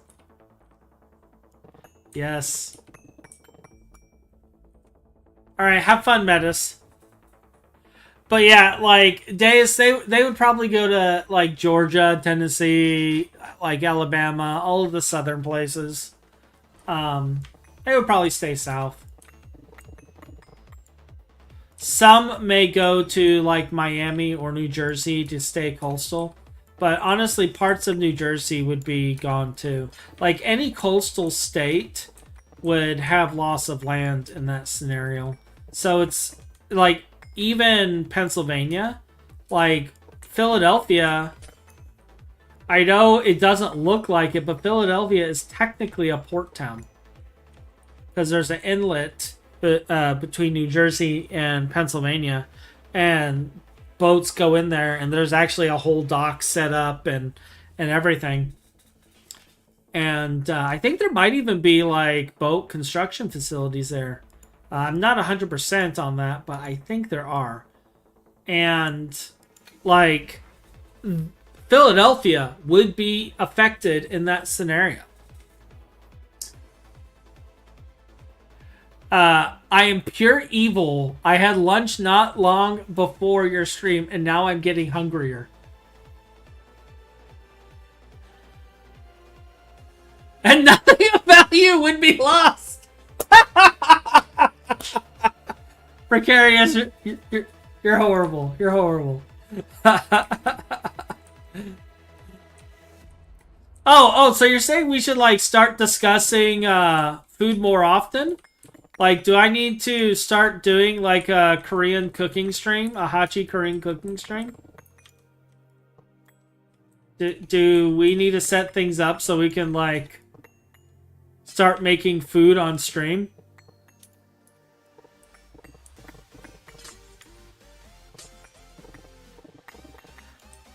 I'm not sure if I can bribe my wife for that, because she does a lot of the cooking. I do whatever she tells me to in that regard. So I don't know. I don't know if I don't know how well that would go. I would have to go through an entire training regime on Korean cooking, and then after I learn all the recipes, I don't know if I'd be able to stream anymore because I'd be living in the kitchen at that point.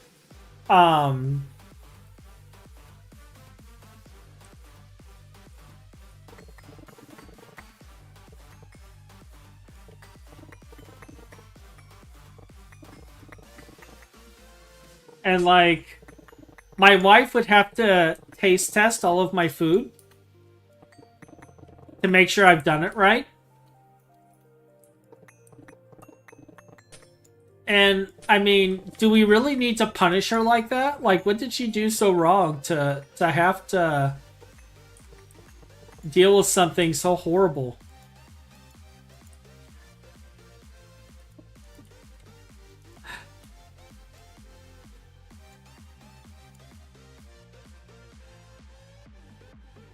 But I may look into it. I may look into it. We'll see. I'm not going to make promises of when, but we'll see. We'll see.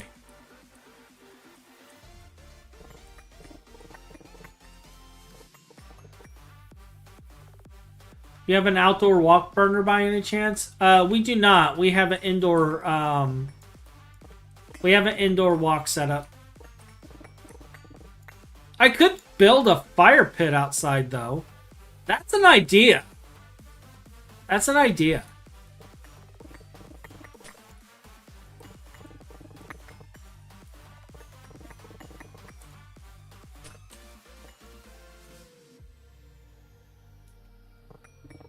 Yeah, we have vents over our stuff. We have vents over our stuff.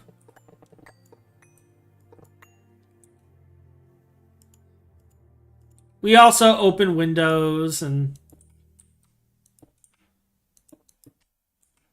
whatnot when we're cooking certain things, especially like the bulgogi and galbi. Like, sometimes that produces a lot of smoke because of the marinade, and I have to open windows because it's going to get a little charred.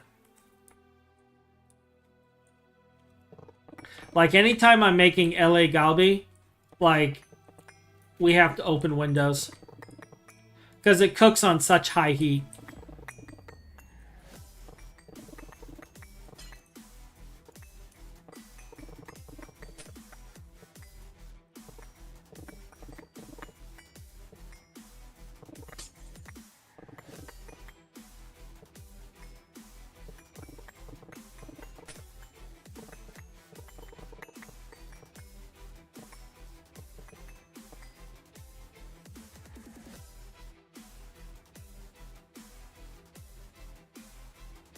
Flamethrower level cooking for the wall.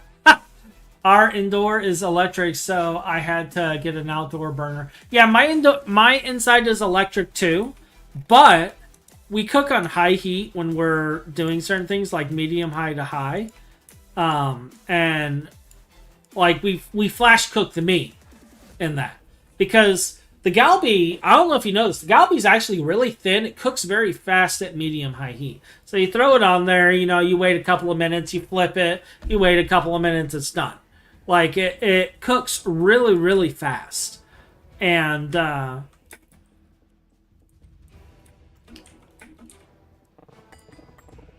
I'm wanting galbi.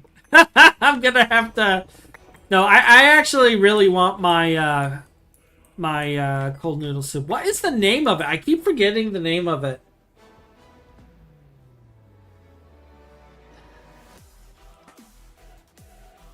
I keep forgetting the name of it.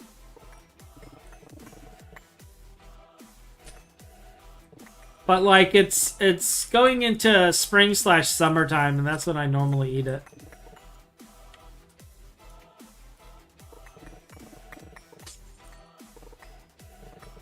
Like, after stream today, I'll probably be going to the Korean store and picking up stuff.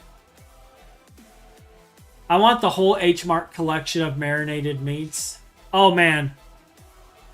I don't know if you want all of that. I don't know if you want all of that. I live in H Mart.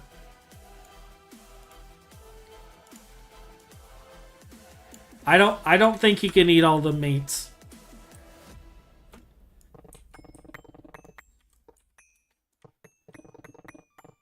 But yeah, we'll be going to H Mart at some point. Possibly even today. Because I was talking to Bunny and I was like, I want the cold noodle soup, and I want this, and I want that.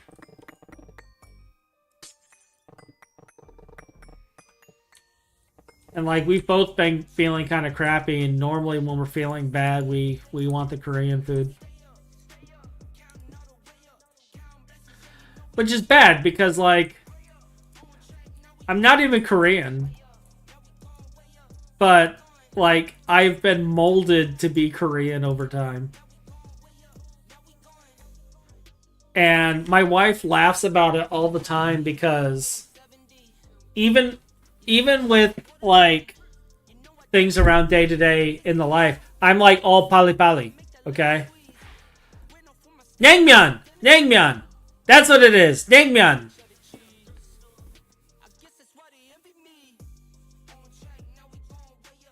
It's naengmyeon. Yes.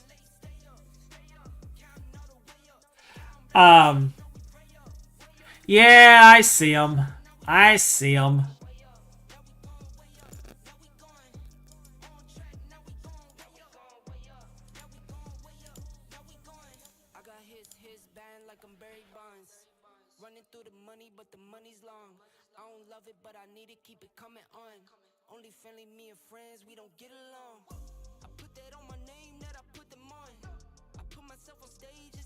But, man, just thinking about it, just sitting there, eating all that meat.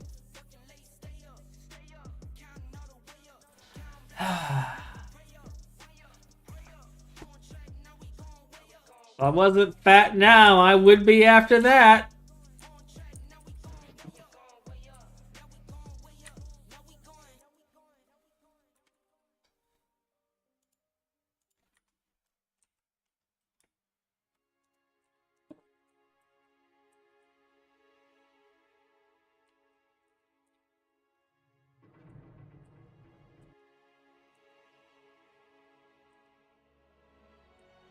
I wonder, should I even fix the building right now?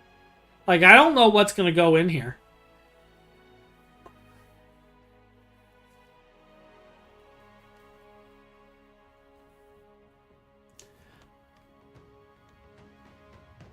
I grew up hanging out in a mixed Asian neighborhood. It was so good. Had about 12 buffet options. I was a round teenager. You know, Precarious. You know.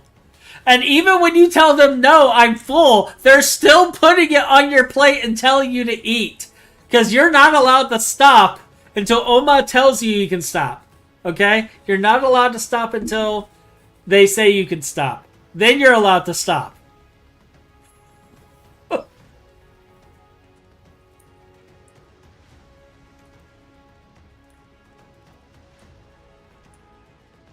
The parents are aggressive. Yes.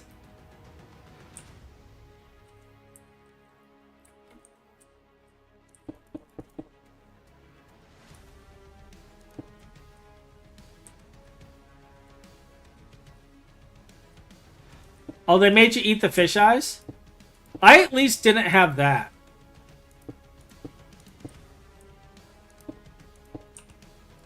I at least did not have that.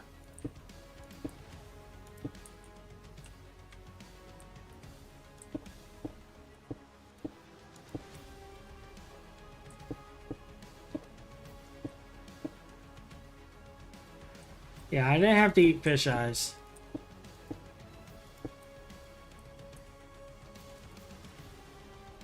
I think those parents were just messing with you.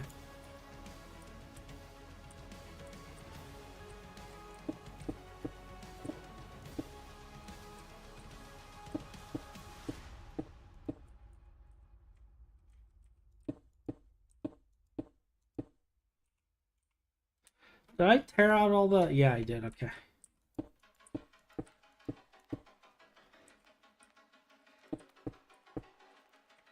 We're just gonna fix the floors. I don't know what we're gonna put in here in replacement.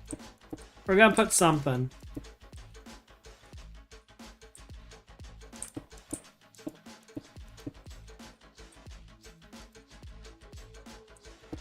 We might even tear the building out. I don't know.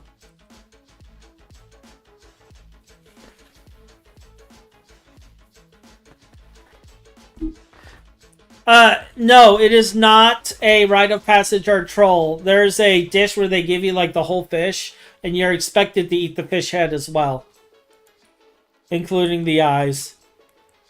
I think there's also a couple of panchan that involve that.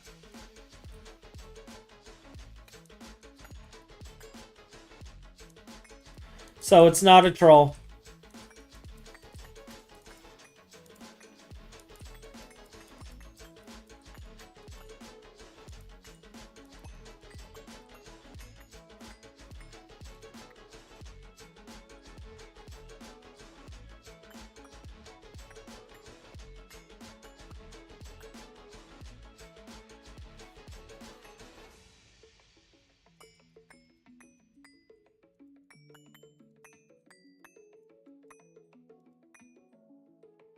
It is not a troll.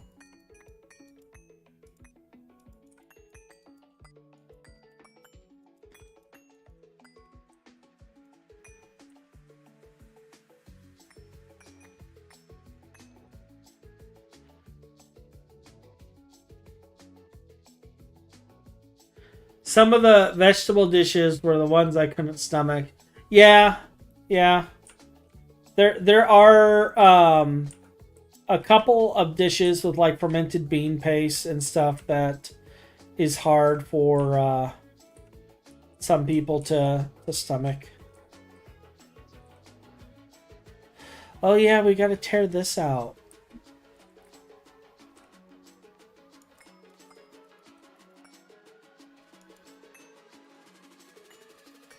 I forgot all about those vacuum freezers.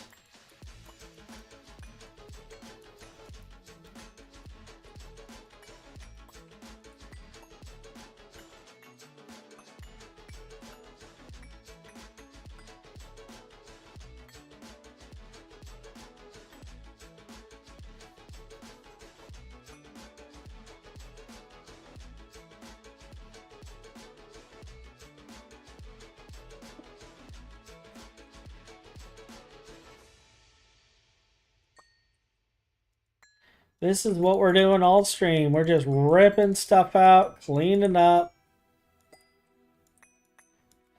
And then we'll take a break and we'll do something stupid here in a little bit.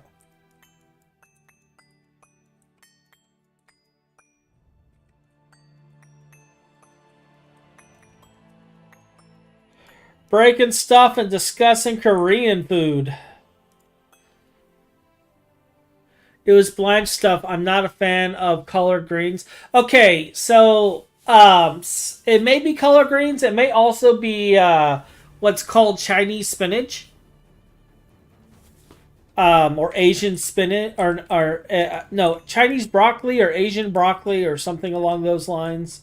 Not spinach, but it kind of looks and tastes like color greens, but it's some variant of a broccoli plant, I guess.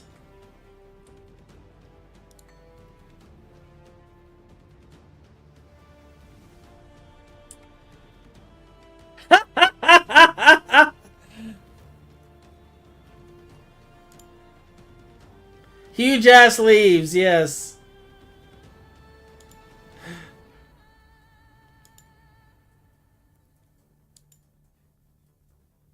Yes.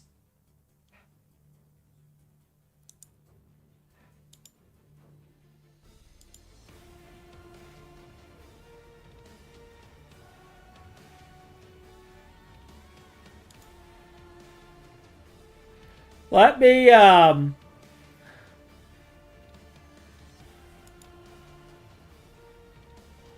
Wow, I cannot, like... I cannot undo... Like, the bot puts it on timeout when foul language is used, and I can't fucking fix that. Let me see here.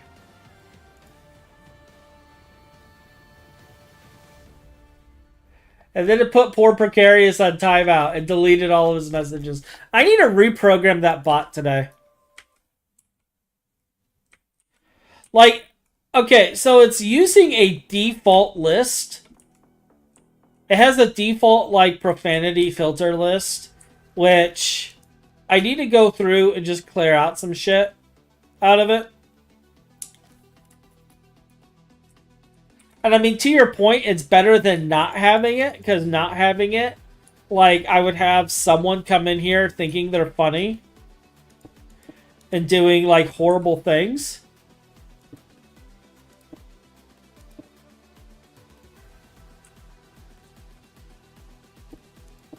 It just doesn't like the word ass. I gotta remove ass from the filter.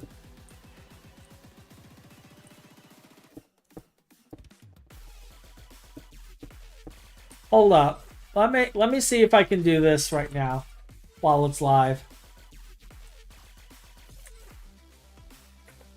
Let me see if I can do it while it's live.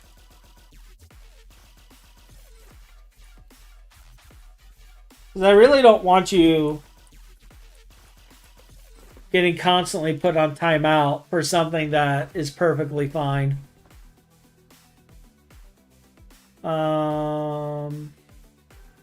CloudBot. Word protection.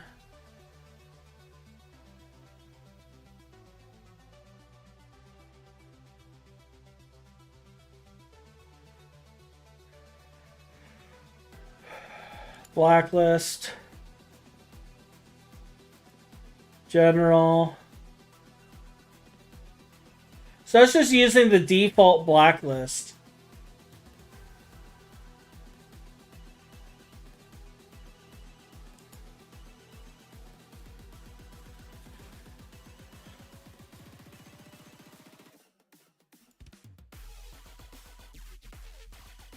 I can auto-permit regulars and subscribers.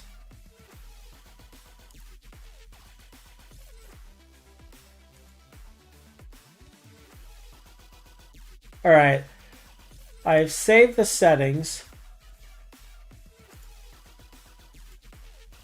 Now, Precarious, you've been in here quite a bit. Go ahead and try typing in ass. Just type in ass. Let me see if it works.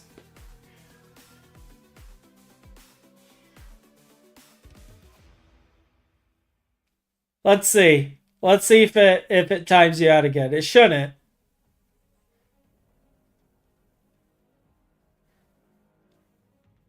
Okay.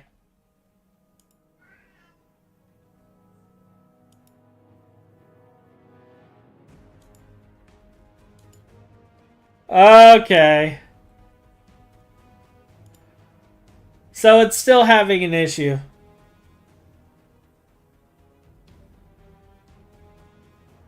Um,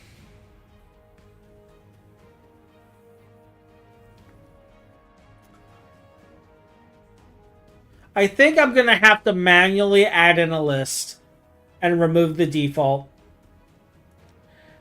And I'm not going to do that right now.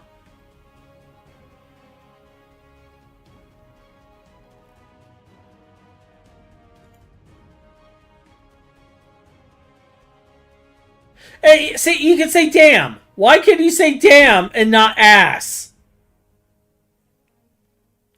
Like,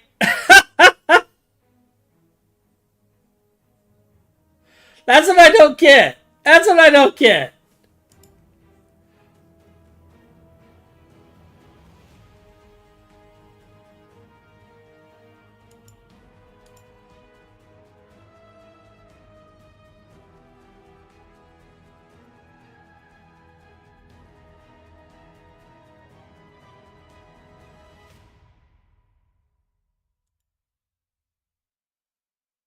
See?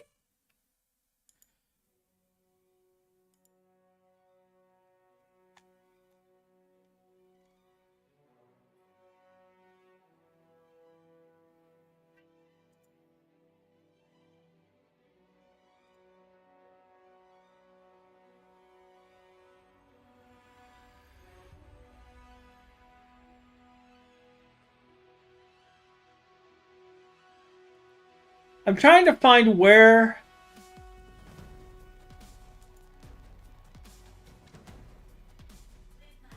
Because somewhere in here is the actual list. And I can remove words from it.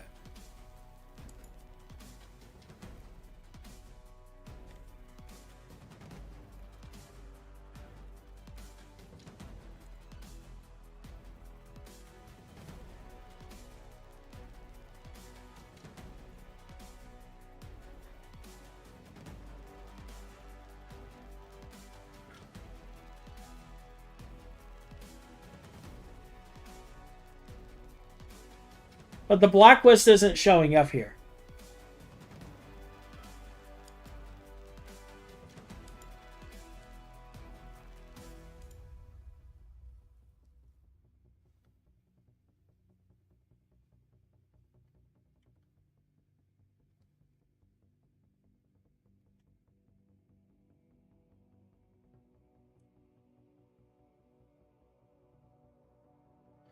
Wait a minute. Maybe I'm looking on the wrong thing.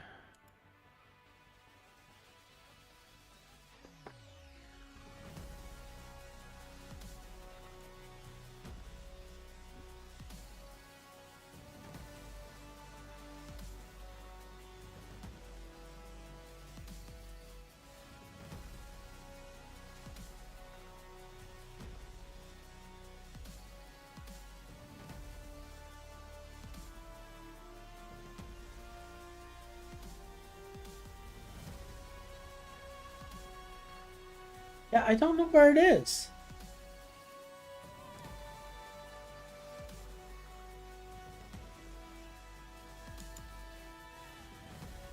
Settings.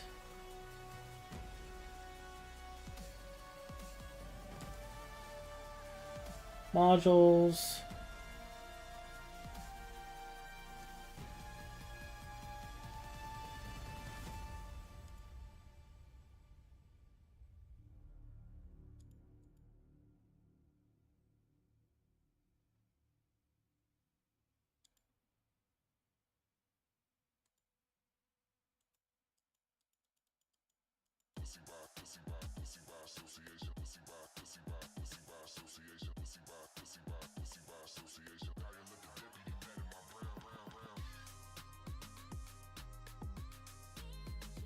Yeah, I don't know. I don't know. I give up.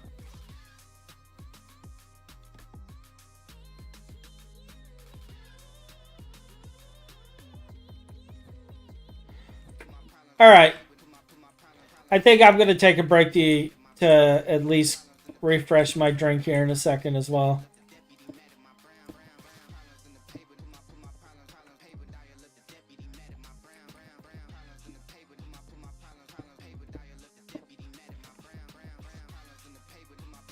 What are we doing on GT today? We are testing the chat bot.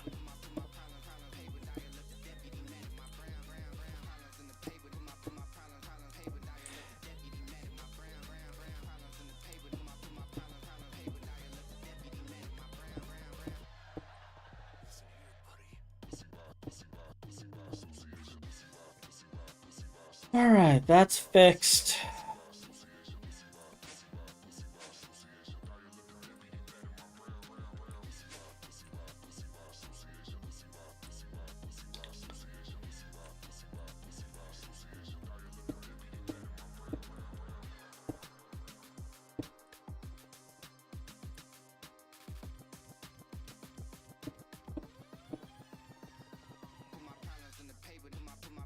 I meant to ask, has Phin built the Draconic reactor in the middle of the base yet?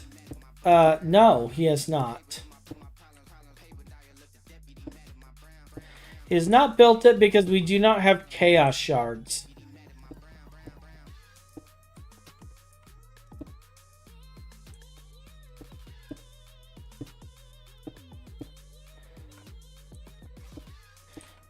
Now, if for some reason we do start having Chaos Shards,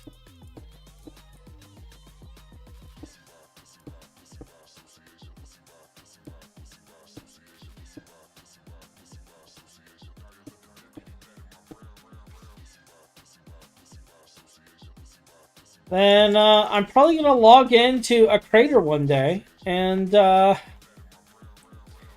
it'll be fine.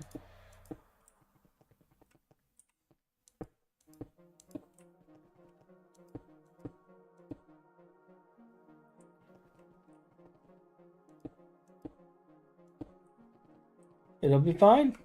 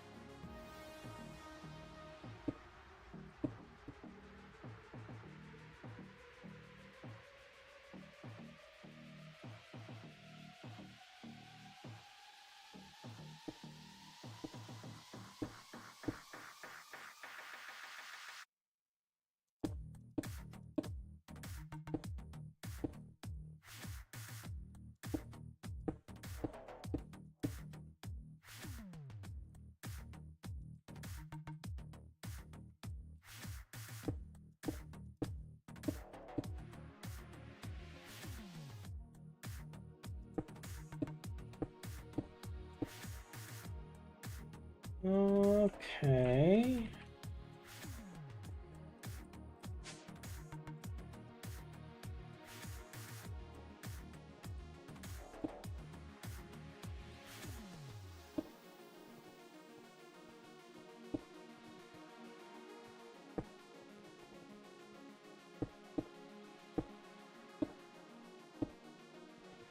I have no clue what we're gonna put in this facility after this.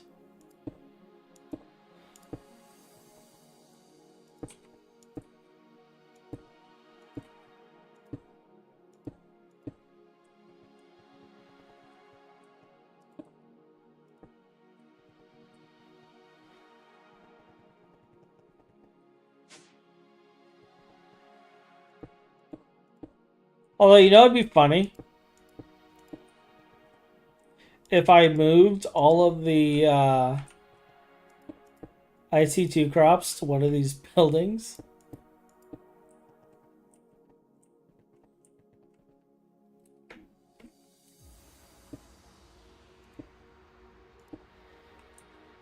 Just casually. Phin logs in thinking he's going to do some stuff, and the building's full of crops.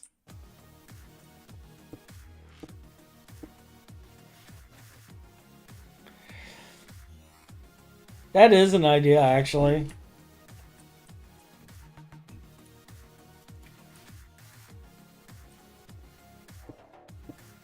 Because I was going to put them all in the garden machines, but to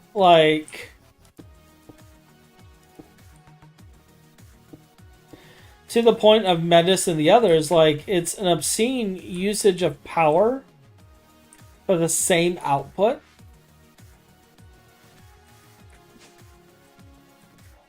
And I don't know if it's even required anymore. But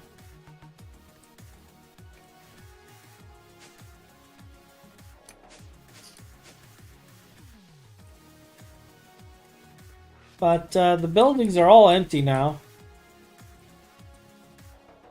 So we'll just tear off the sign.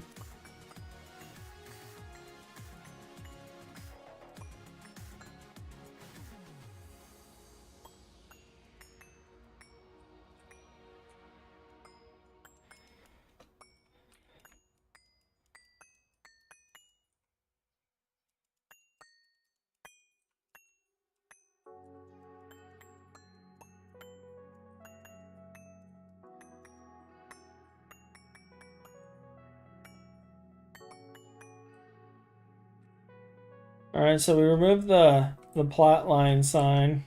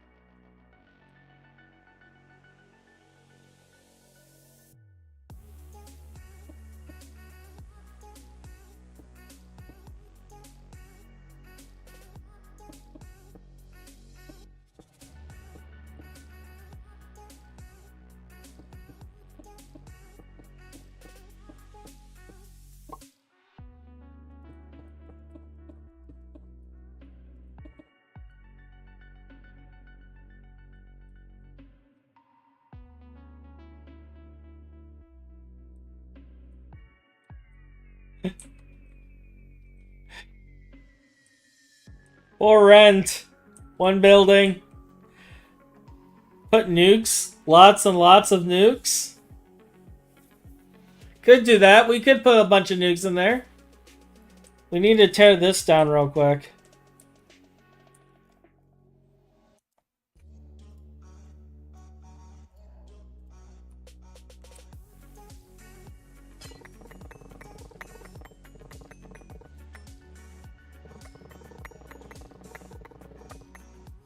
This is one of those moments that I wish I had Vein Miner.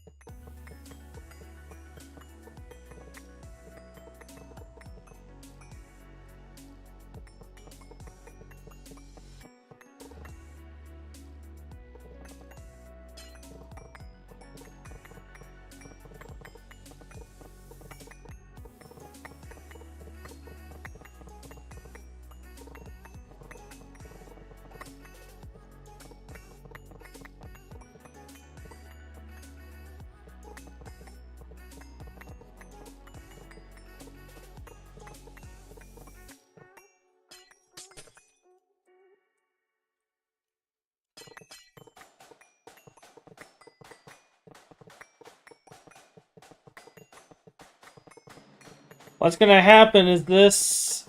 I don't remember if this was a distillation or what were you? Distillations. This is going to be immediately put back up somewhere else, probably, by Phin.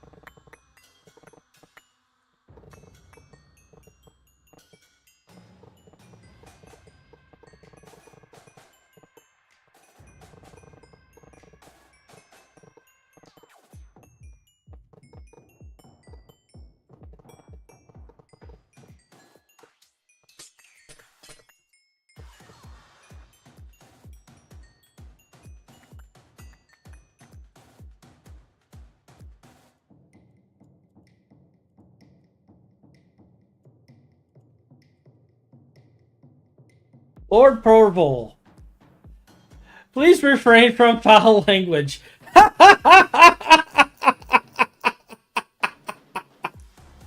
Yeah, the bot is weird, Lord Purple. I apologize. The bot is weird right now.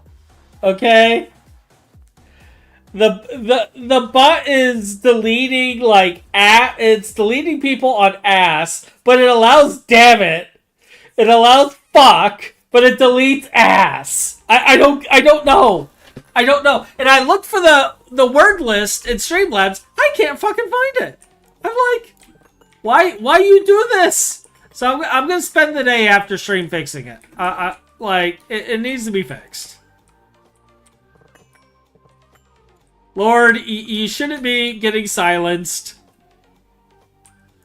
Yeah, the bot needs to be reprogrammed for the modern audience. Or the not so modern audience, I should say. It needs to be programmed for people who have no fucks to give.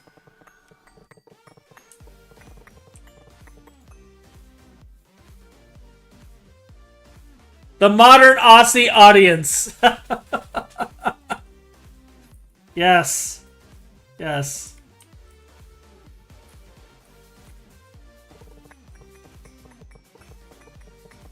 So how are you today, Lord Purple?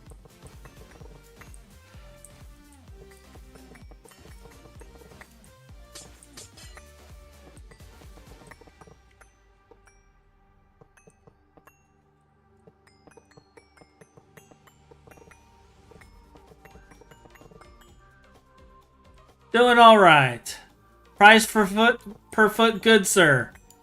The price per foot is not good. We're dealing with a bit of an inflation crisis brought to us by a massive tariff. We have a 150% tariff per foot. And it's caused an increase in prices.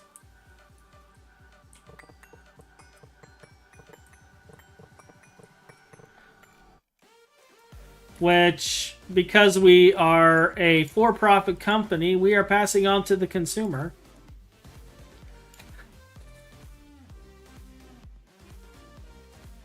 It dropped to 10% for other people, but not for me. It might have something to do with telling the Emperor to go fuck himself. I'm not entirely certain on that.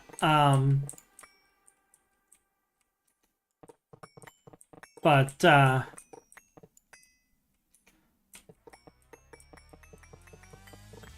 you know what? I think I know what it was. somebody not get the freaking matter manipulator to disassemble this stuff for me? I've tried. I failed. I gave up. I tried doing the whole replace thing. It didn't work. So I gave up. Like, Phin does this copy air thing. And, like, replaces it that way. I don't know what voodoo magic he does to make it work. But, like, Phin has, like, some voodoo magic, and he hasn't shown me how he does it. So, I'm just causing indiscriminate destruction, and I'm okay. I'm okay with this.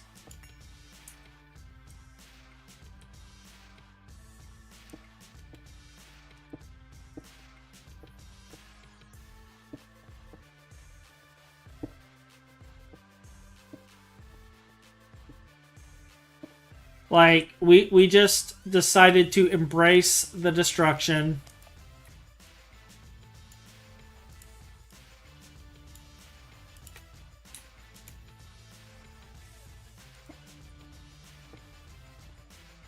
We're just accepting it at this point.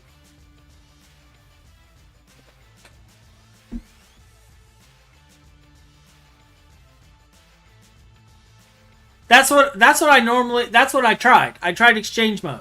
And shift middle click the air and it didn't work. Like, here, I'll show you.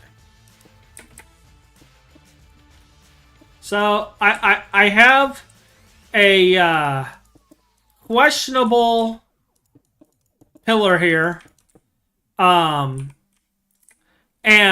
like I need to remove this questionable pillar here, okay?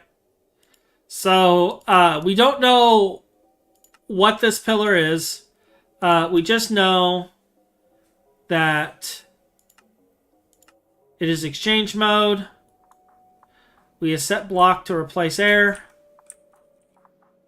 And then,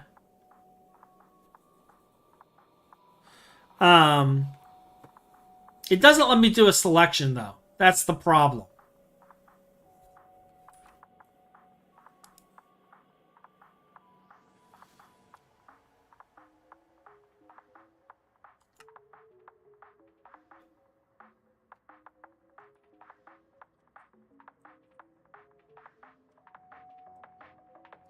Let me see here.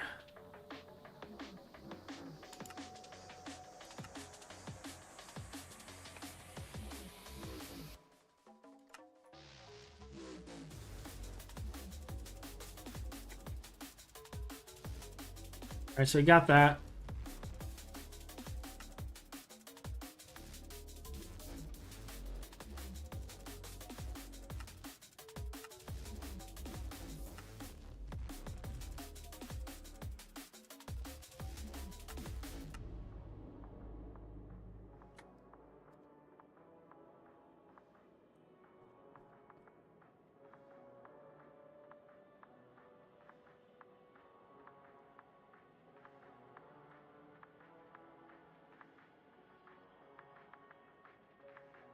Go back to exchanging. I'm in exchanging.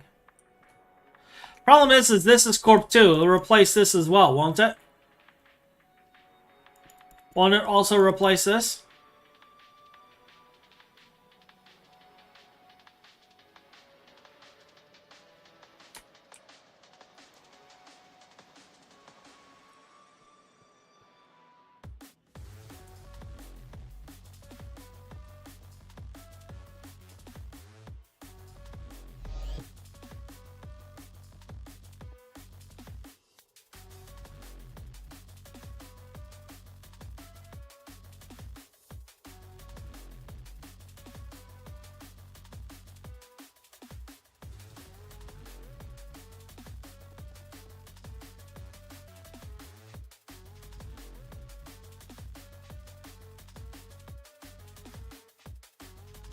I see. I see.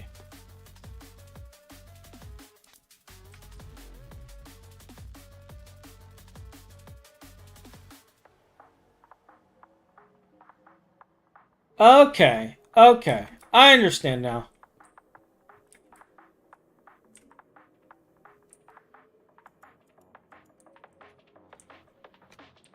So if I was to come over here and create another questionable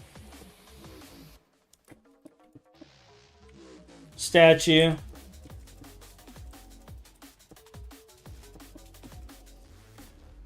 This one is higher priced by the foot.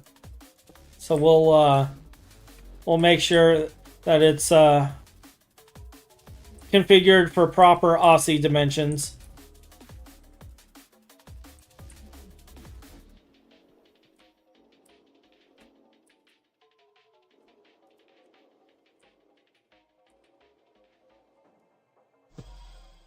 Okay. All right. All right. I got it now. I got it now. I understand.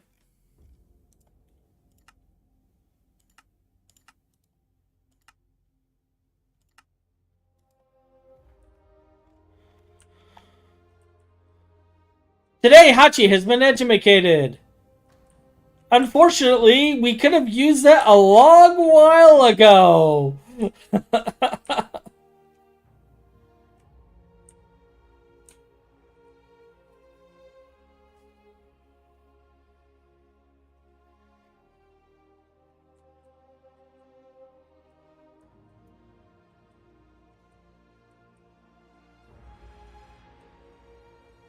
All right, so let me see. What is the crafting doing right now?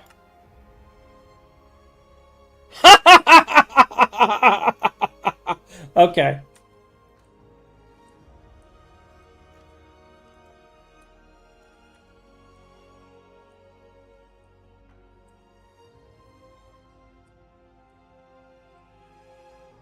This is actually a new QFT. I don't know what this one's doing.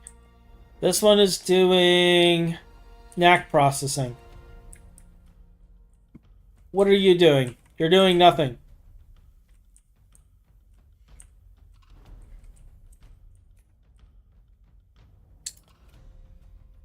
All right, let me see. We've done the cleanup here. So that is done. This is ready to be used for something. Phin will figure out what we're putting in there, I'm sure. I feel like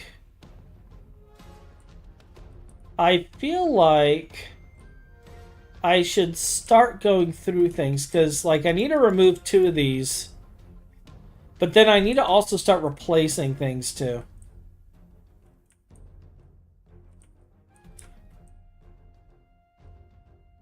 And I feel like I need to start like going through and destroying this stuff. This is radon. Circuitry burnt out.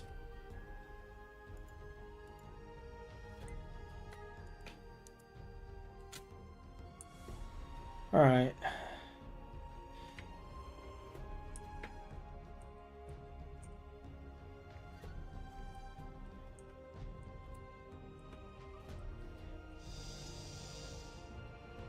Yeah, I think I could start removing this stuff.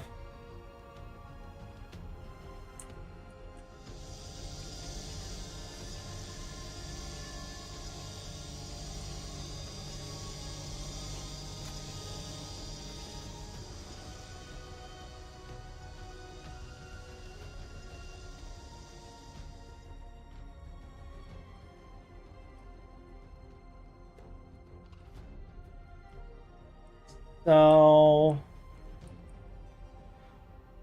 problem is I don't remember what half of this does anymore. I know this is ammonia, but we're pumping ammonia now. This, I believe, is the drilling fluid. We're doing something else for iron 3 chloride, I'm pretty sure.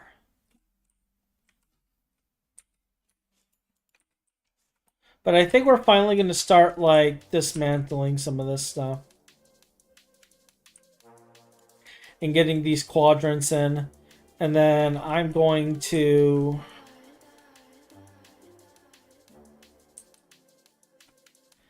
get the platforms in.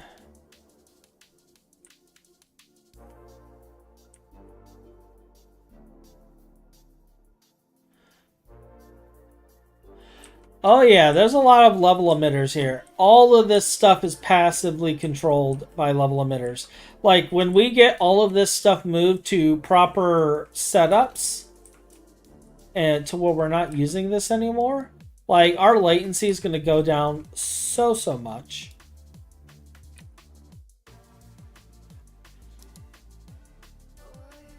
Like I think we're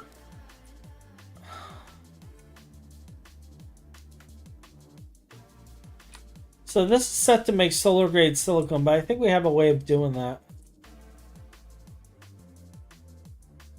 Yeah, we're gonna reduce our latency so much with this. This was all old stuff. All of this was passive. All of the level emitters are right here. This is our passive chem line, so it's all right here. And like, I have this stuff going, and I don't remember if we're using this. I think we might be...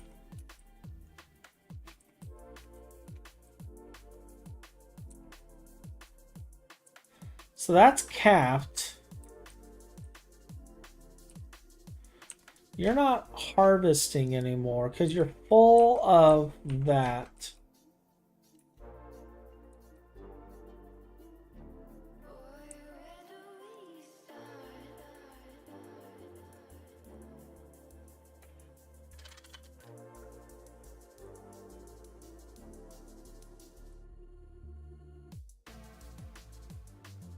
All these should be harvesting again. So we'll start getting blaze rods again. But, like, I could just set up an EEC for blazes at this point. So what am I really missing here, then?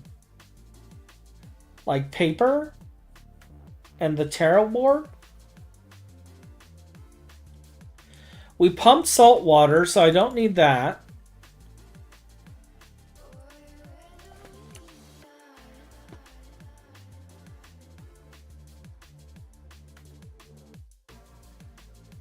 Though this is our potassium source. But I'm probably getting lithium ore at this point. So I might be able to safely get rid of...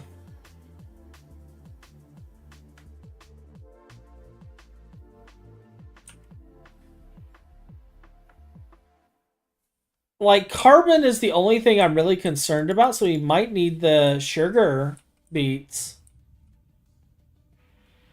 And maybe the rape? But, like, we're QFTing rubber.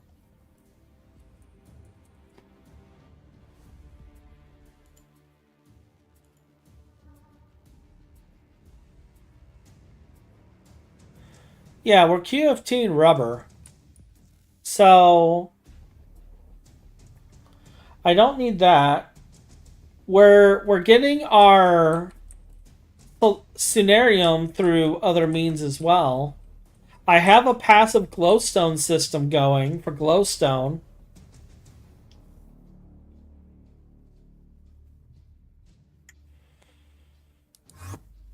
And I think we have a thing for biotite going as well. Like, I think we pump fluorine, so we don't really need the biotite anymore. And I think we're getting salt in through other means as well. So I don't need the salty root anymore.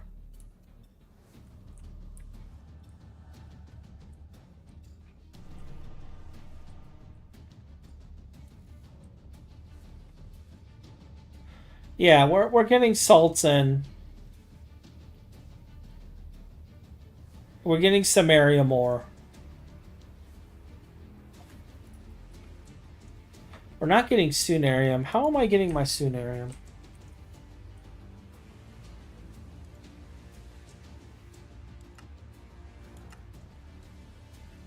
Probably from the bee.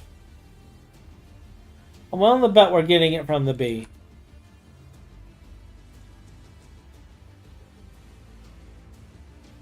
So...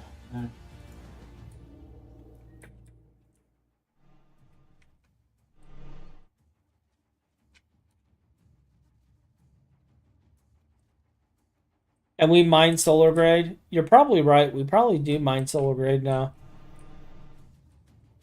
Because we're void mining the deep dark.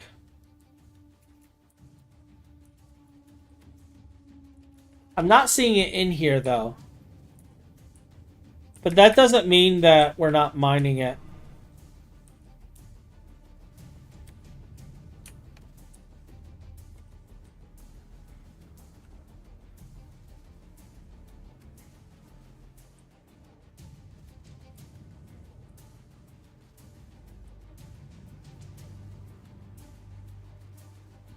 I'm kind of thinking I can get rid of a lot of this stuff now.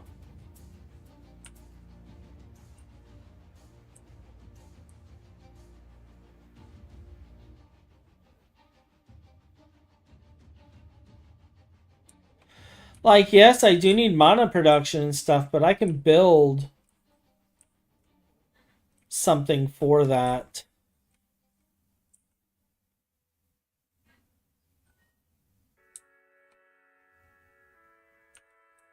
And I'm honestly thinking about doing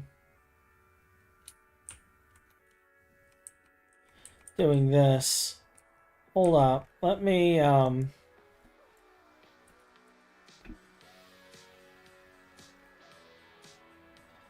have 2 cell blocks. I want to test this.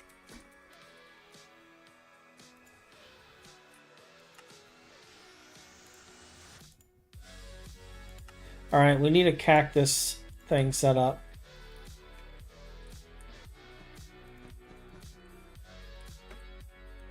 Was this the setup I did that fixed it?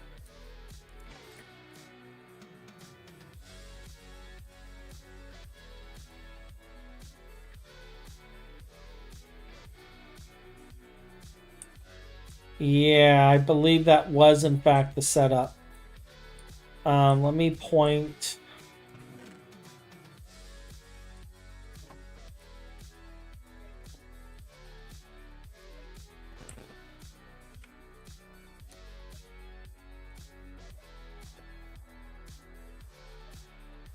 Is it too far away?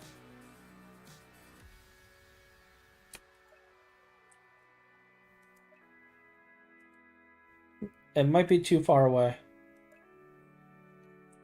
Alright, I need a monopole. This will do.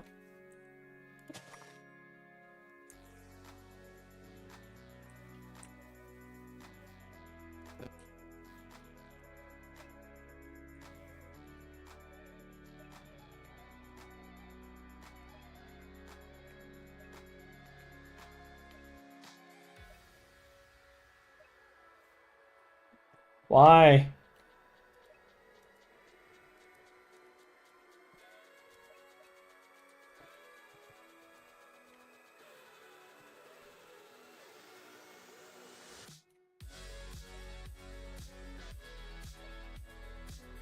Thank you.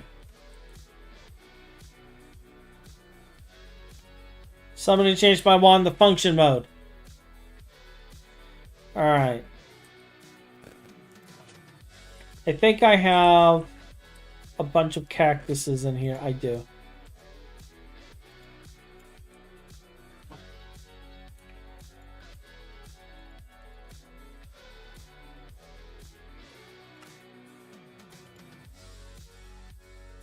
We're going to try this again for science.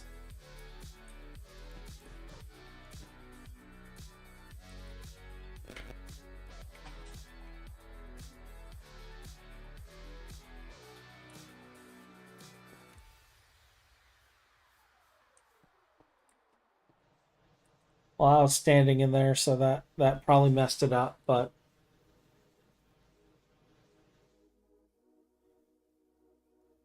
That was a decent amount of mana. So if I set this... Oh no, I'm out of carrots.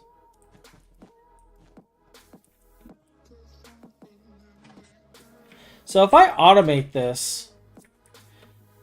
Like, I'm thinking of automating this just because of the fact that I don't want to deal with all of that nightmare wherever I move it.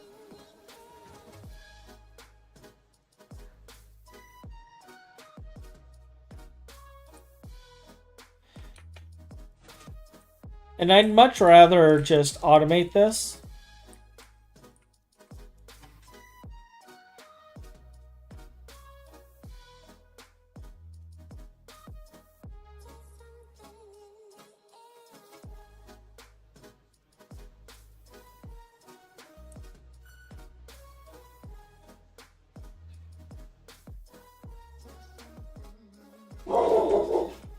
It will require some redstone automation, though. Do I have potatoes in here? No.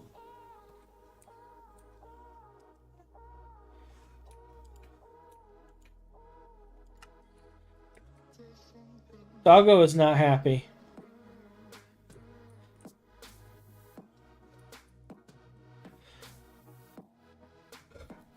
I mean, it's not as abundant as this. This does produce more mana. I just dislike it.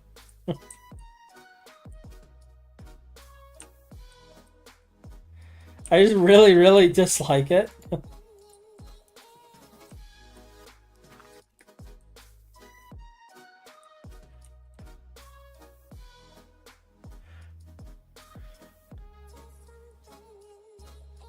I don't know.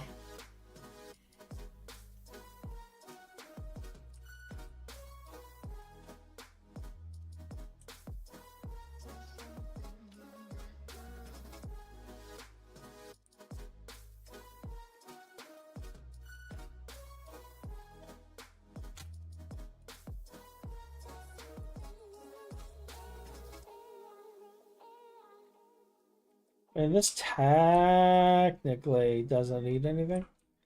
Oh look, it's producing sugar. I don't have a scene right.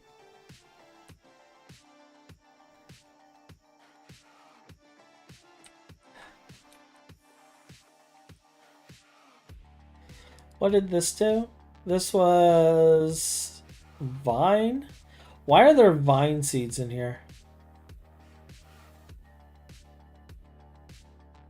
Who added vines to this?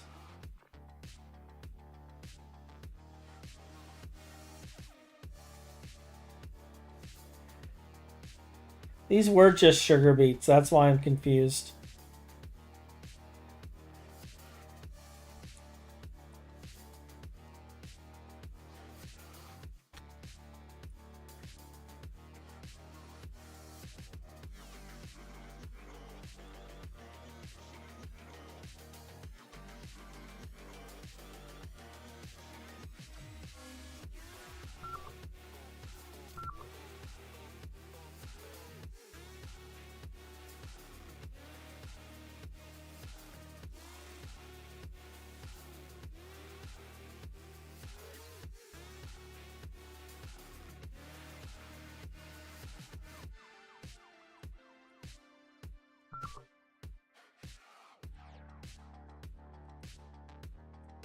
There's nowhere for it to go.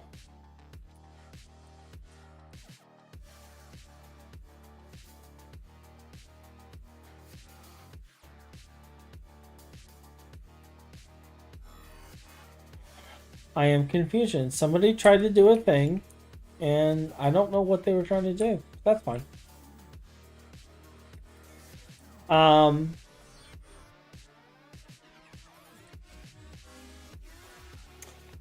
So yeah, I don't think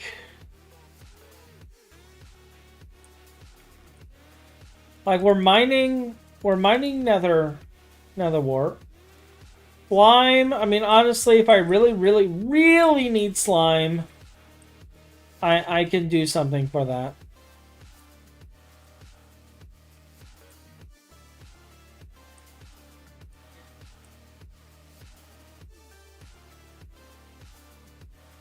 We're getting our meat through other sources. I do use shimmer leaf. Yeah, there's like no shimmer leaf here. Shimmer leaf is being processed.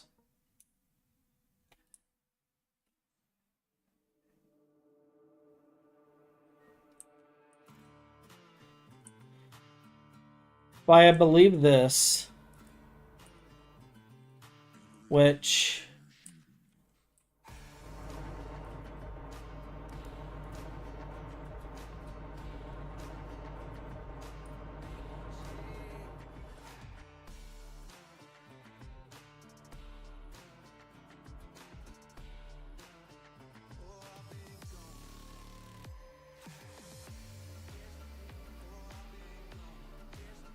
So yeah, it gets extracted into Quicksilver.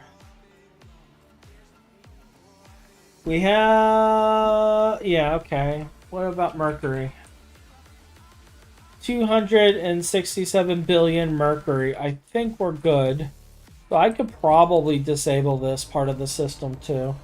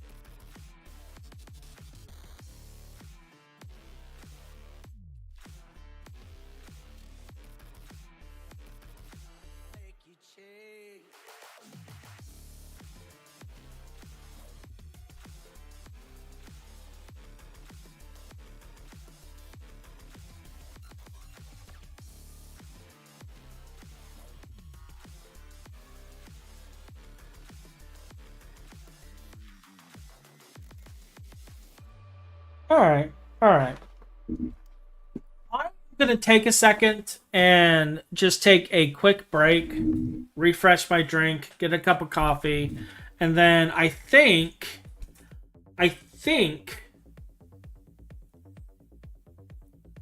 we might start like flagging some of this stuff because I think we could probably get rid of a lot of it. I'm going to keep Shimmerleaf, but I'm going to change it over for Magic. And then we're going to build a special thing over here for it. For the IC2 crops we're going to keep. And what I'm going to do is I'm going to take all the ones that we're going to keep. I'm going to take it, I'm going to move. And we're going to breed it. And then I'm just going to create a farm for it. And I think that's what we're going to do. Because, like, I need Quicksilver and stuff, but I don't need a lot of Quicksilver. We're getting Mercury through other means. So I can change the Quicksilver stuff.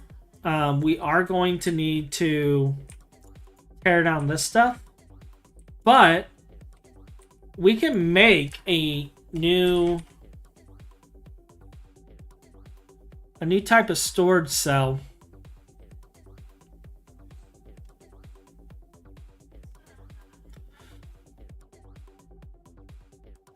Which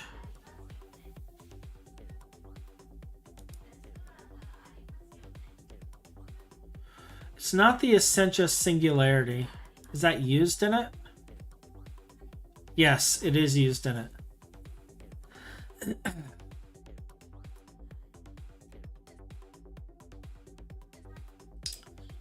So this is the infinite Essentia. And we have the research and everything to work on this. I think what I'm going to do is we're going to kind of work on this. Because we can basically have infinite Essentia. And I think that's what we're going to do. We're going to work on this, and then we're going to do some cleanup. And get ready. Because these two platforms are so far out, I won't have to move these initially. I only have to move the crops and this right here, the Botania stuff and my witchery stuff. But, like, we kind of want to build a new witchery area anyway. And a new Botania area. And I have an idea for that. I got to do cleanup over here too. But what I was kind of thinking is we have this space in between here. And I might set something up for Botania and witchery in between these spaces. Because I was trying to think of what I want to connect in this space. And I might set up a platform here. Just so that we can work on things.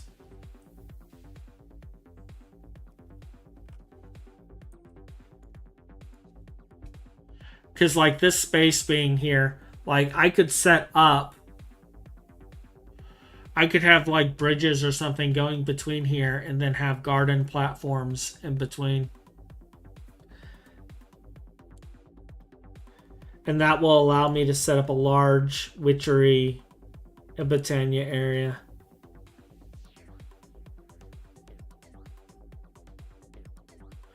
Which will allow me to clear this. I could also just move the gardens if I wanted to keep them, but I think it's time to retire them and put them all in the other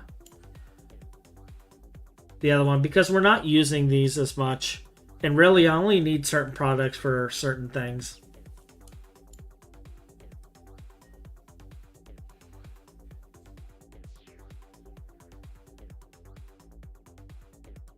I think that's going to be our next project.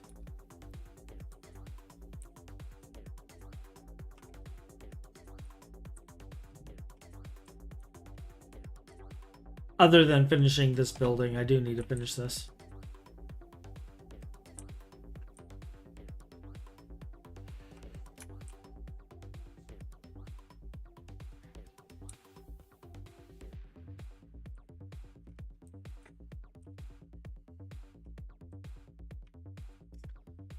So he wants me to somehow build something for all of this too. And I just don't know.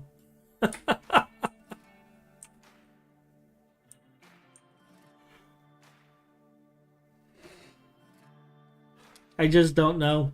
I'll figure something out. But all right. All right. I'll be right back. I'll be right back.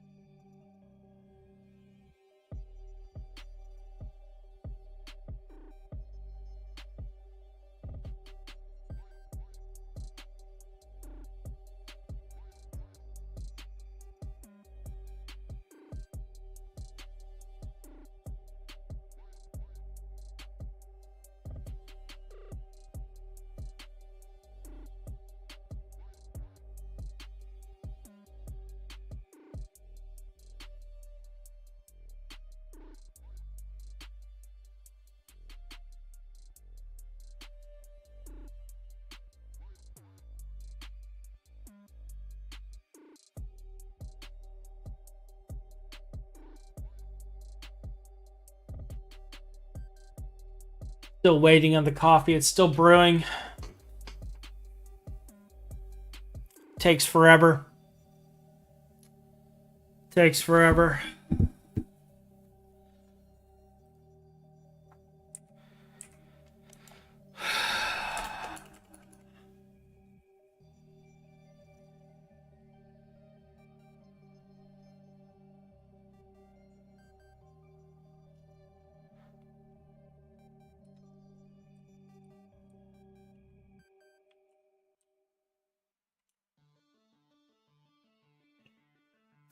I'm thinking, like, I'm trying to figure out what we're doing for food too, because like I need to eat here in a couple hours as well. So I'm like debating everything. But I am thinking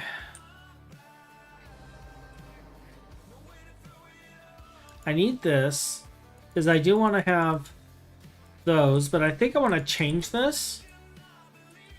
I want to change this to limit because we need the flowers too, but we only need so many of the flowers.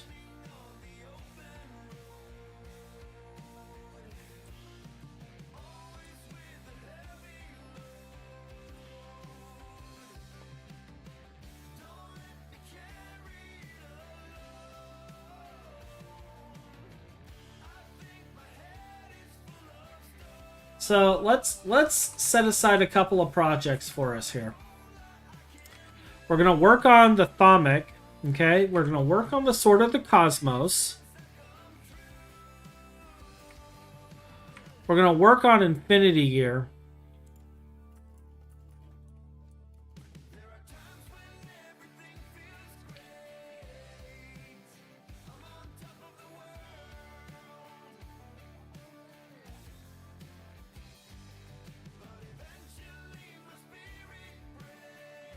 And this is going to be our projects for the next few days, I think.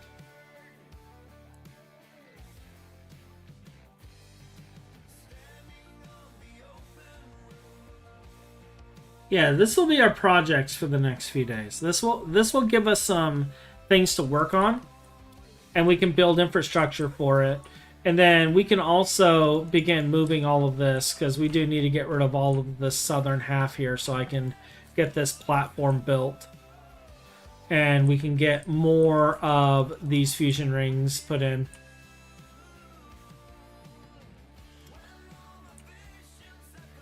And if I get this chamber built, we could probably relocate a lot of these machines over to it.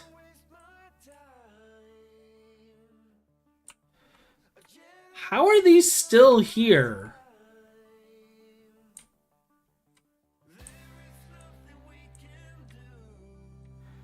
Is this real? It is real. It's connected. I thought Phin replaced all of those. Oh, coffee's ready. Be right back.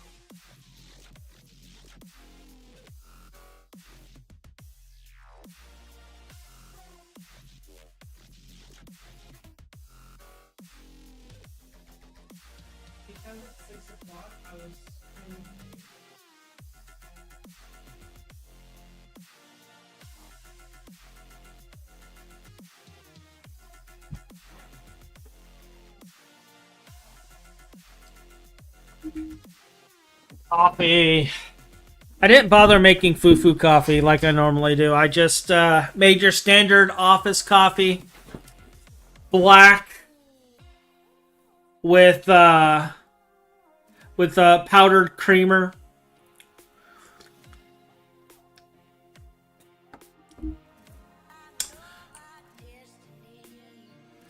You ended up making stuffed fish. See, Precarious over here outdoing all of us. Like, I'm over here discussing with my wife, like, what are we doing tonight? That was one of the other reasons I was gone for a little bit. And I'm gonna order like a calzone, or not calzone. What the hell is it called? Stromboli. And like, we are debating. She's like, "Are you gonna order that now?" And I'm like, "Well, I mean, I was debating because of the time, and but stuffed fish is really easy. Crackers, mayo, artificial crab, and whatever flavors you want. Shoved in fish."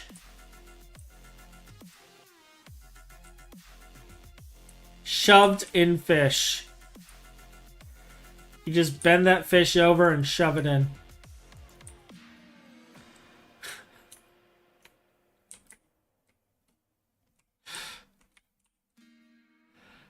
Shoved in fish.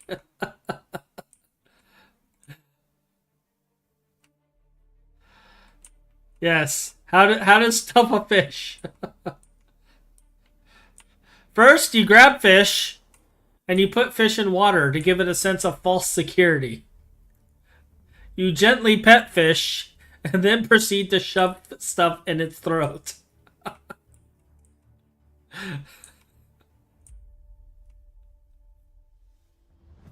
What is wrong with me?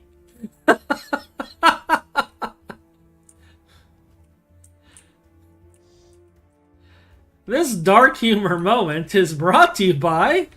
What the fuck?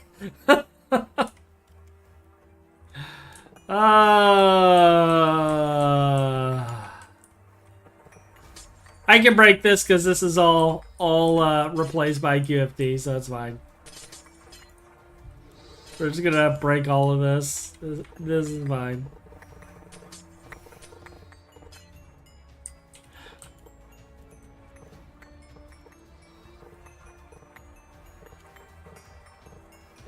Let's begin the destruction.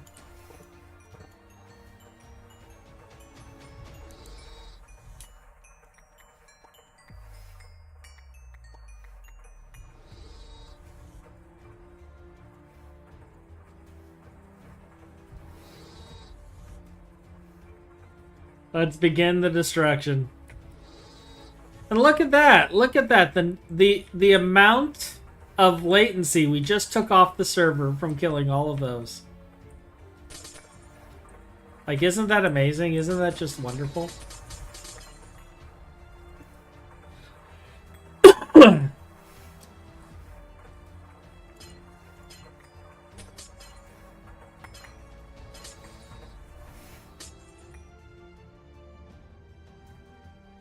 I need to put my branch back.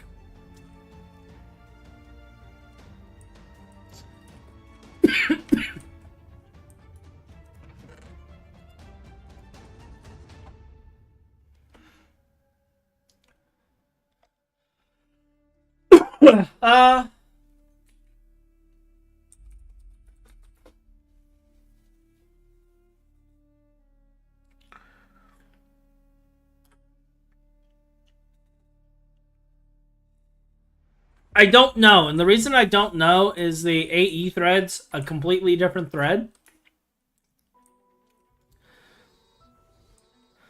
So I really just don't know.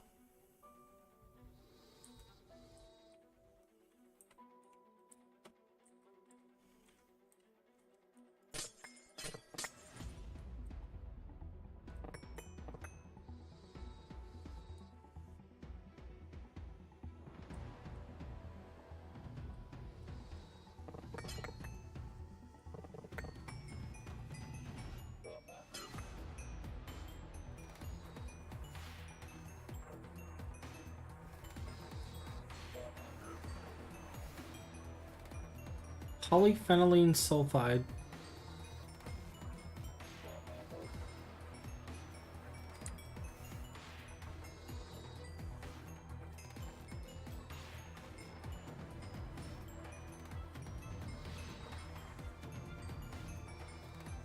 That's true. I could do spark. Oh, lag goggles? I don't even know if I have that installed. I might.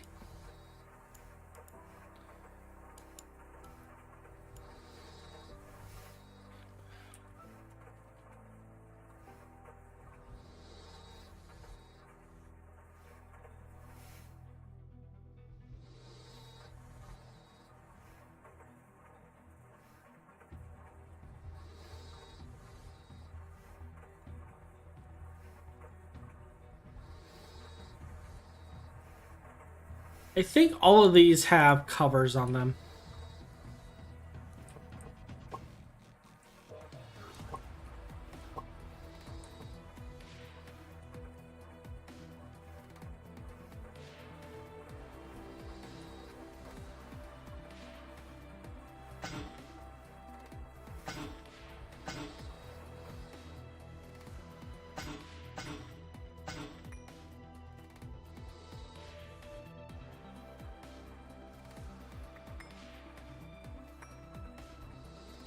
Hey, there we go.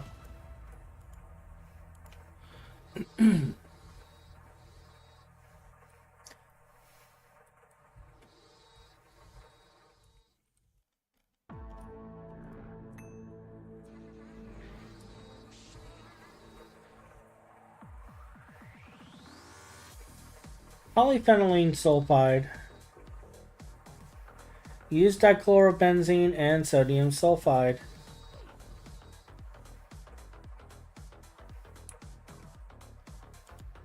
Is this QFT'd as well? Yeah, it's part of the rubber chain. We don't need this anymore. Looks like Storm is going to hit soon. Gotta pull the plug on stuff. Have a good rest of the day. Have a good one, Deus.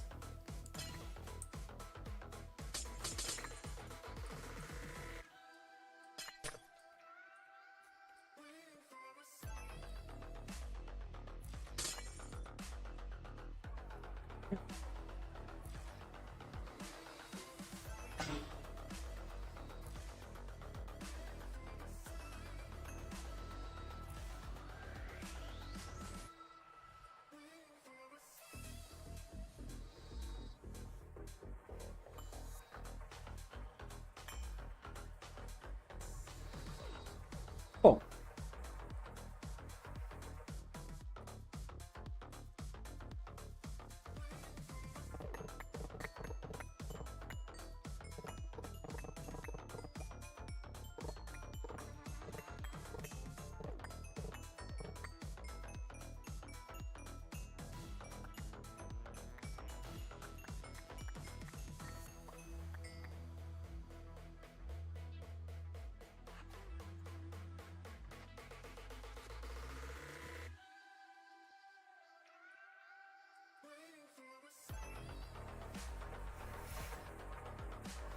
That includes server sleep. Yeah.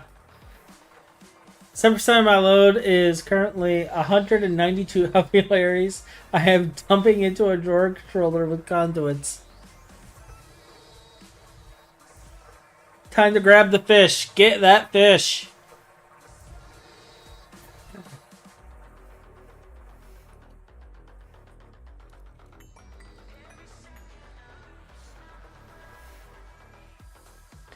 Silicone rubber. What are you making? Ethane, chlorine. Okay. So this whole thing is just for silicone rubber.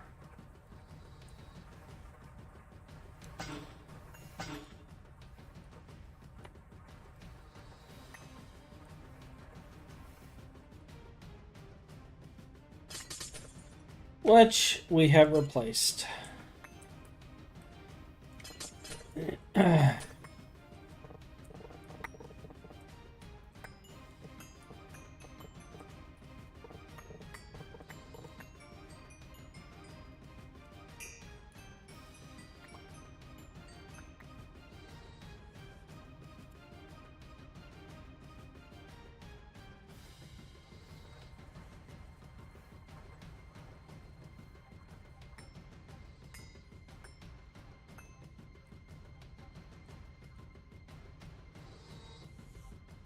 So that line is done.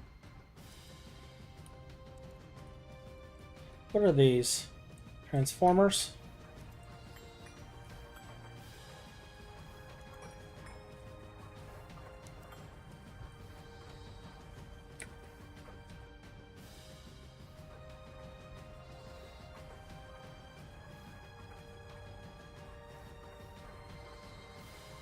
Alright, what do we got here? What are you electrolyzing? So we're getting hydrogen gas from something.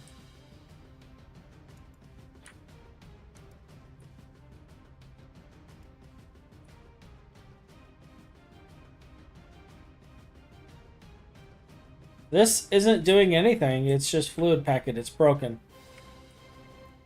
So we're going to replace it.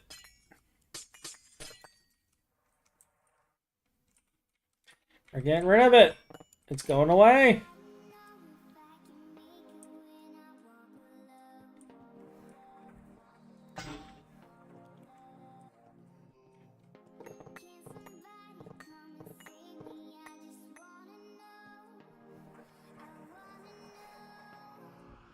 That is this whole side now, looks like.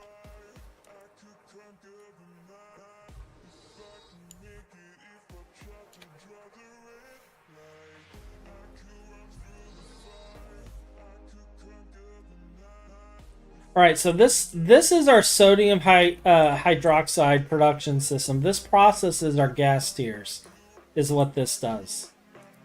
And we were discussing how we really don't need that. This also makes sodium persulfate. But I think we might be getting this through another route. Let me check. No, we're not. This might need to be moved.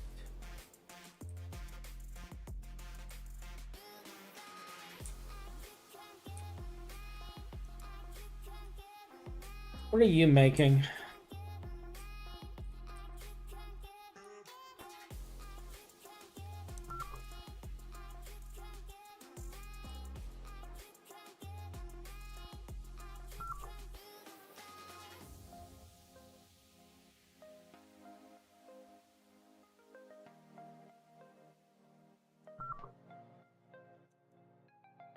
That's hydrochloric acid.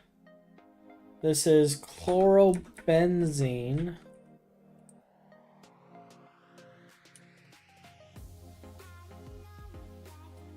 Three dichlorobenzene.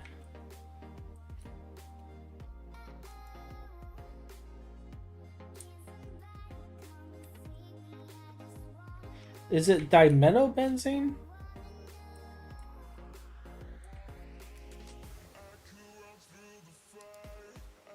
No, that's 3,3-dichlorobenzene.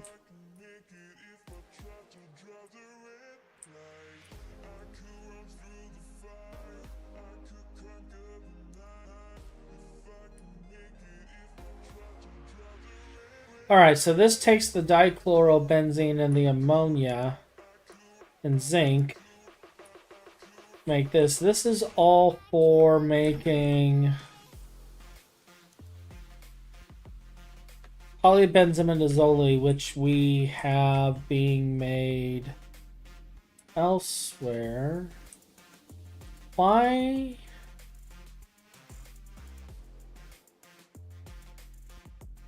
Why are there two different wireless? Okay.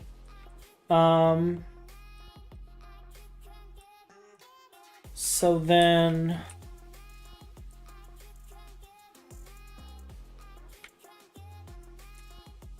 what about phthalic acid?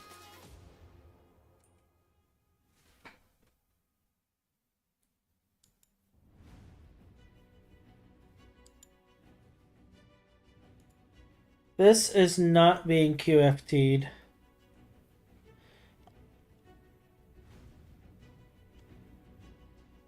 Oxygen, dimethylbenzene, and potassium dichromate.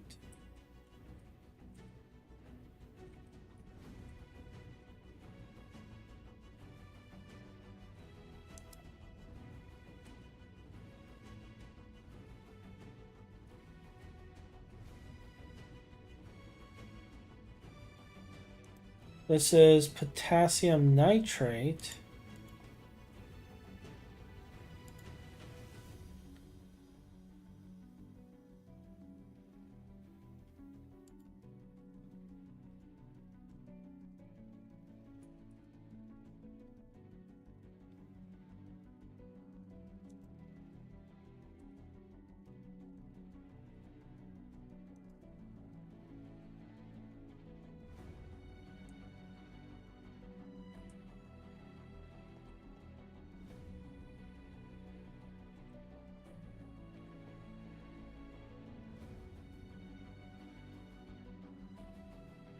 Where is the potassium nitrate being processed?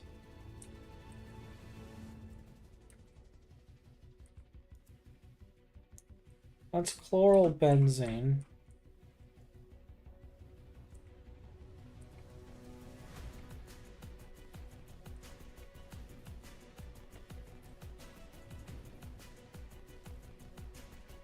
Okay, it's processed here into potassium dichromate.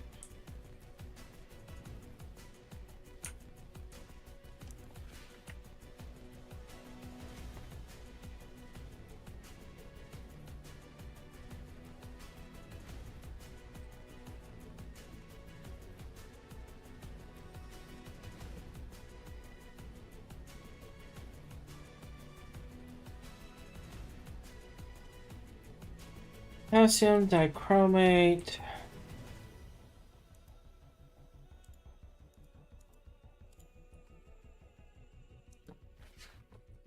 Potassium nitrate.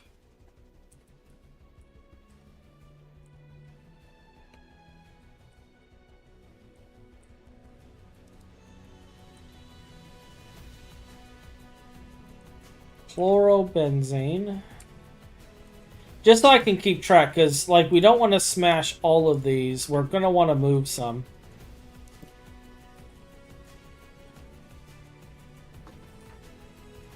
Chlorobenzene.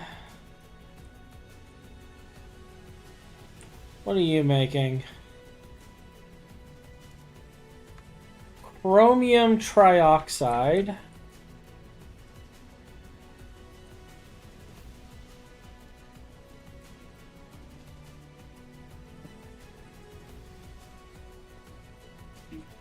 Because I don't remember what any of this stuff was for. I built this so long ago, I don't remember it, so I'm going to have to trace the chemical chains.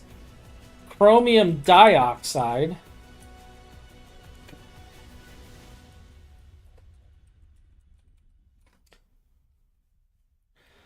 Time to grab the fish.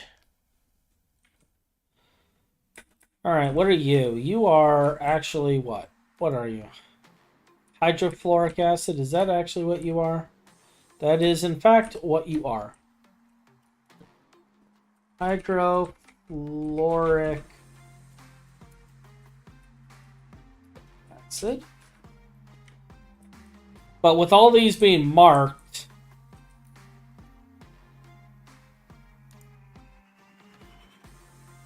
two nitrochlorobenzene.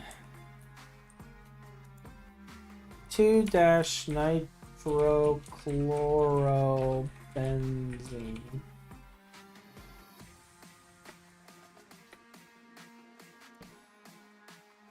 Nitric acid, is that actually what you're making? Yes.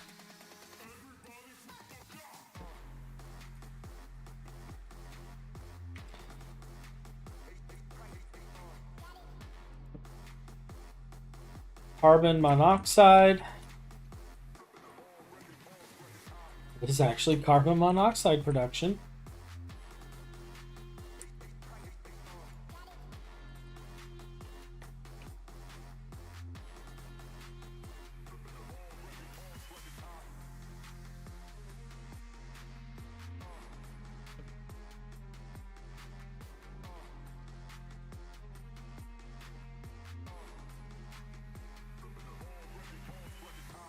Sulfuric acid.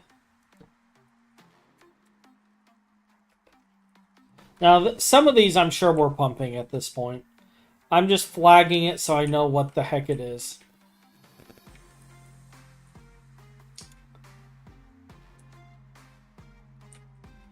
Diluted hydrochloric processing. What are you electrolyzing? Nitric oxide.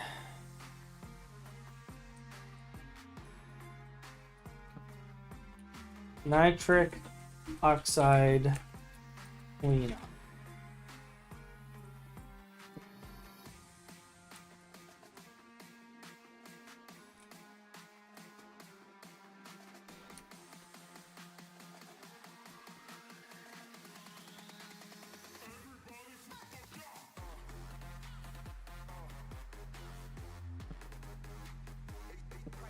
Diluted sulfuric acid cleanup.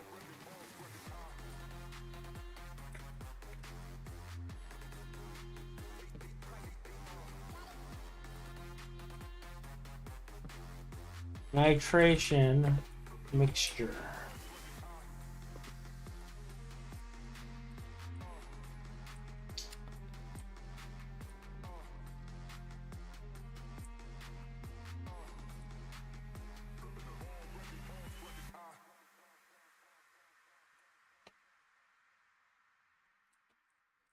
I believe this is hydrochloric acid.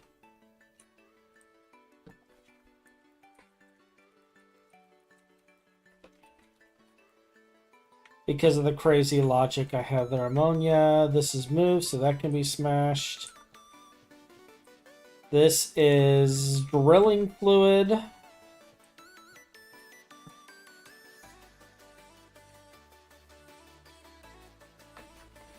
Drilling fluid. This is lubricant.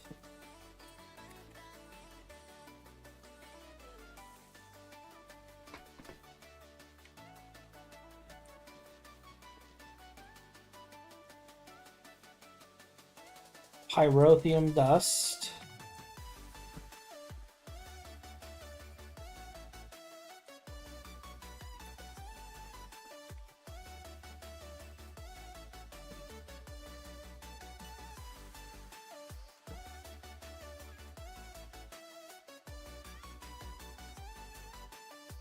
Polybenzimidazole.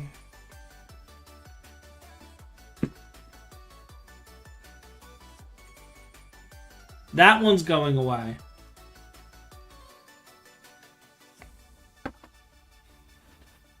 I know that one's going away. What are these other two? In fact, I can smash all of this, I think.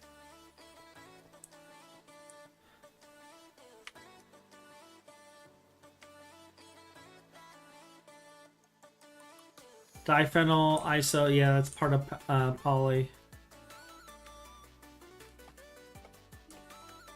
Polybenzimidazole.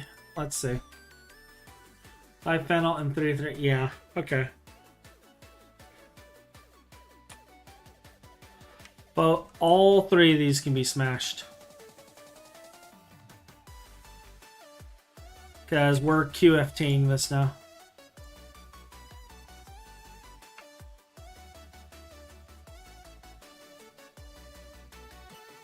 In the plastics line. Eek, eek, eek.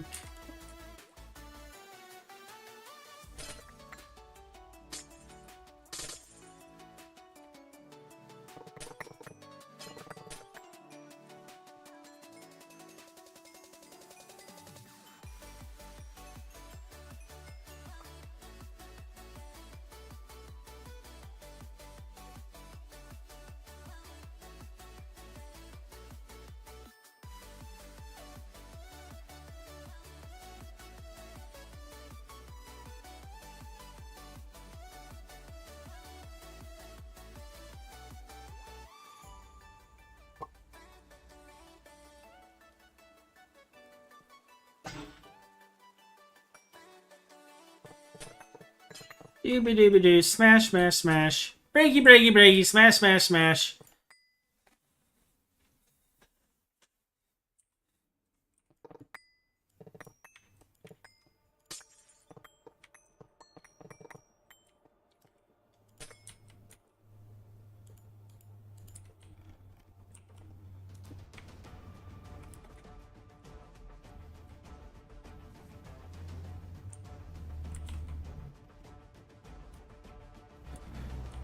Okay, so we want to keep this mixer going, so we're just going to break this right here.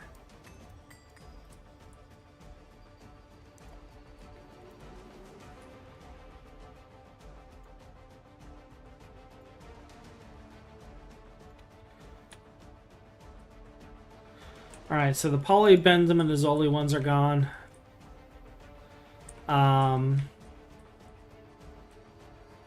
We still need to figure out what these ones are, because I think these are still being used.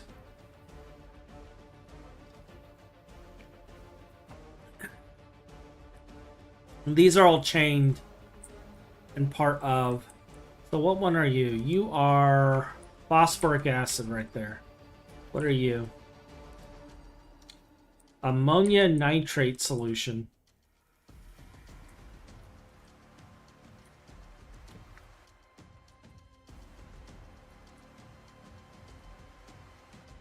Wait, is that solution?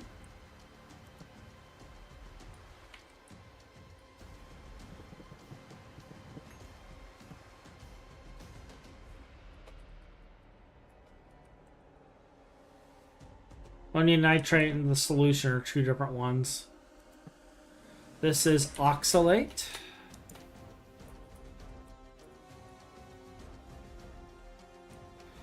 And then you.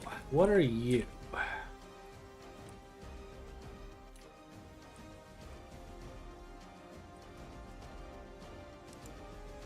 Seed oil and hydrogen with copper.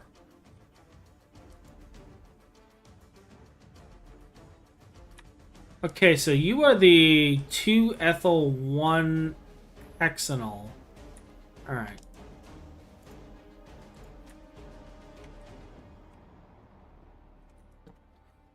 Two dash ethyl dash 1 dash hexanol,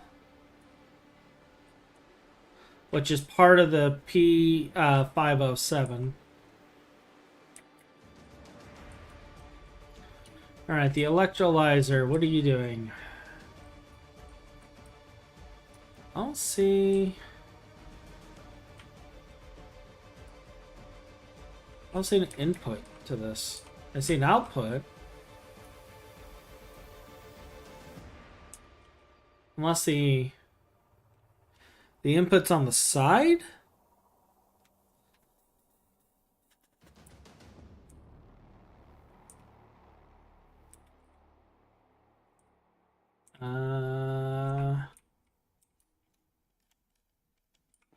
Let me break you for a second. That's an electrolyzer casing right there.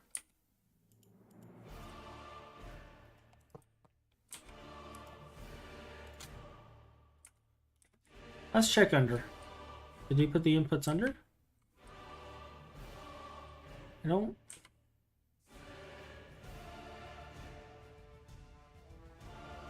That's all normal.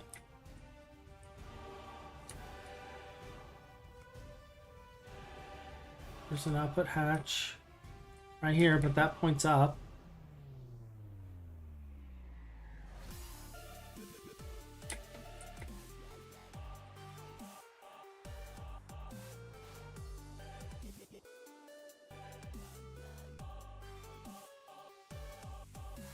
Okay, so it's coming from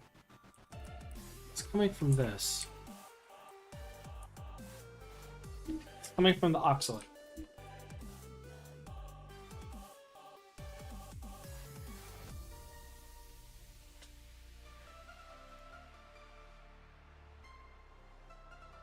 It's nitric oxide. Okay.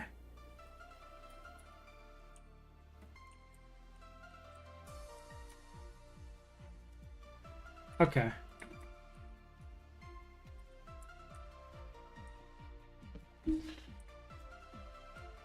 Isolate. Nitric. Oxide. Clean up. Those old setups, yes, we're going through and mapping them all so I can figure out what needs to be moved or what needs to be smashed. Some of them have already been smashed. Like, the ones I knew for sure I removed. But, like, I'm going through and mapping all of these chemicals now. So I know what it is. I think this is part of the radon setup. Hold up. So we got air.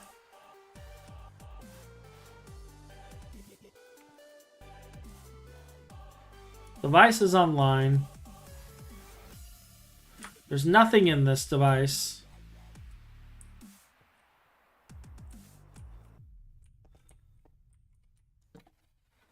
Plutonium ingot smelting for radon.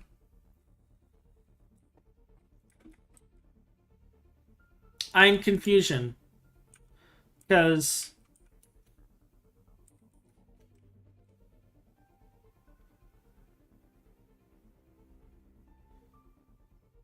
I see the output on this. I don't see the input unless it's underneath. It is underneath. The output automatically into here. Okay.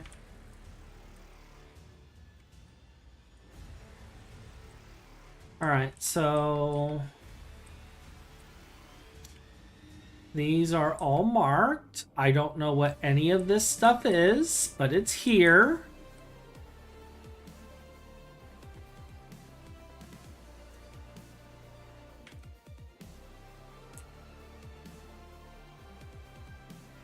Good luck. I despise doing that with GG for my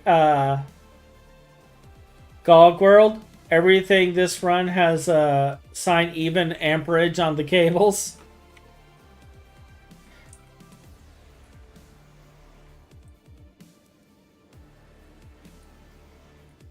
Alright, so this is solar grade silicon. Which I think we're getting from something else. This is methanol? Why am I creating methanol? This has to be a Phin setup. Carbon.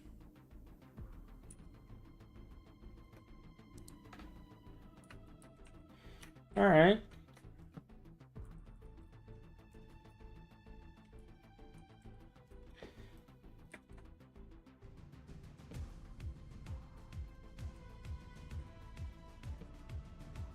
Methane gas.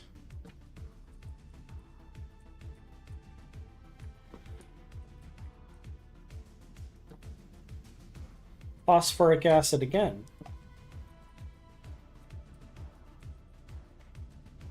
All right, so we got phosphoric acid here. Don't we have phosphoric acid somewhere else over here?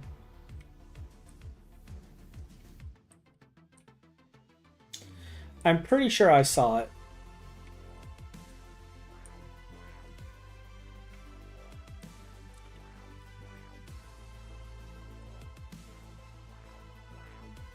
Phallic. Maybe not. Maybe not. It could be a loop. It could be a loop.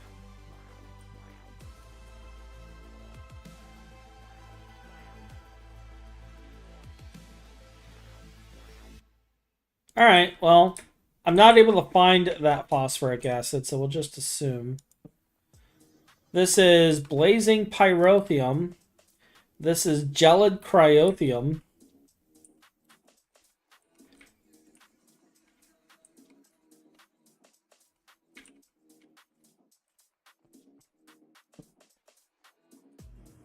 Blazing pyro and gelid cryo.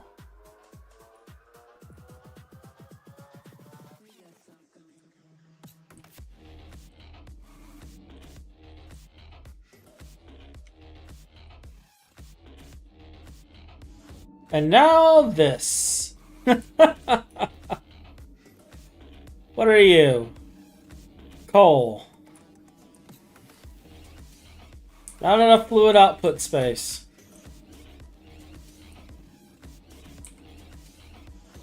It's because this isn't running. It's not running because it has problems. Don't we all? So that is coal tar processing based off of this. And this processes sulfuric tar oil. It gets turned into naphthalene.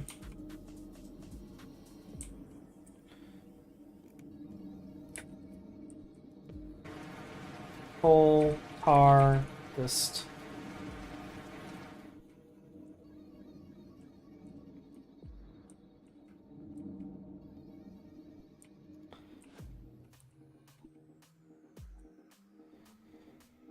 So that's everything but this mess here. So this is sodium bisulfate.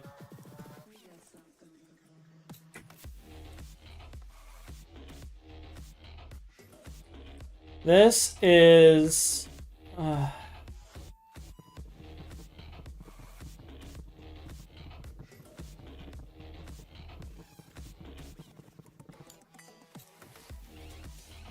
sodium hydroxide.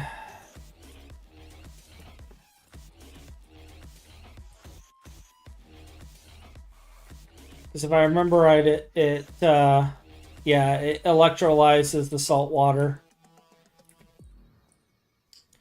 And then this is sodium persulfate.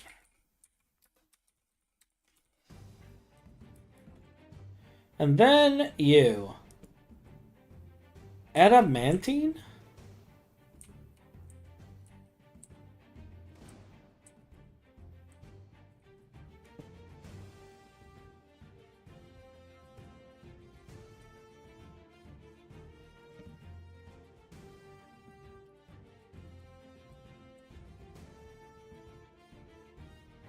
That should probably be moved to ore processing, but I'll double check.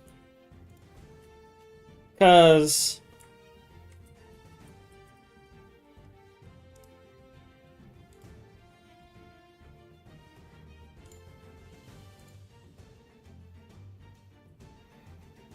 oh, so we get it from the Quadro line, huh? That might actually be in the NAC line stuff now.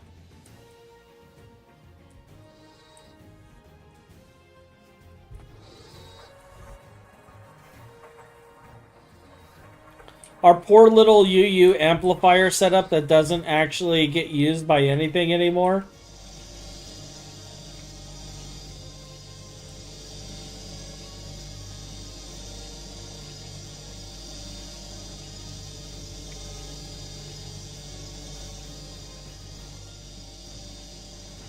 Deuterium has problems.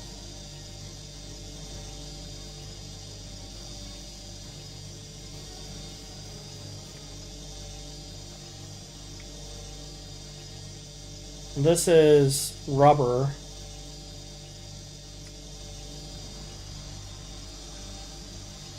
You technically don't need either of these, I don't think. What are you doing? You have apatite. You have sulfuric acid.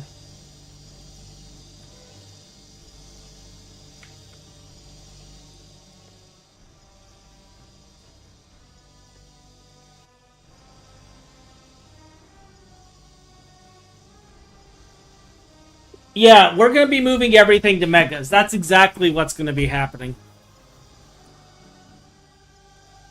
So, I don't know if you were here when we were doing this. So basically, the reason I have these octagon rooms, as you can see, we got megas stacked down here. We're going to be building the megas for the passives into the wall. This is the passive glowstone setup, for example. It processes glowstone from these 3 machines.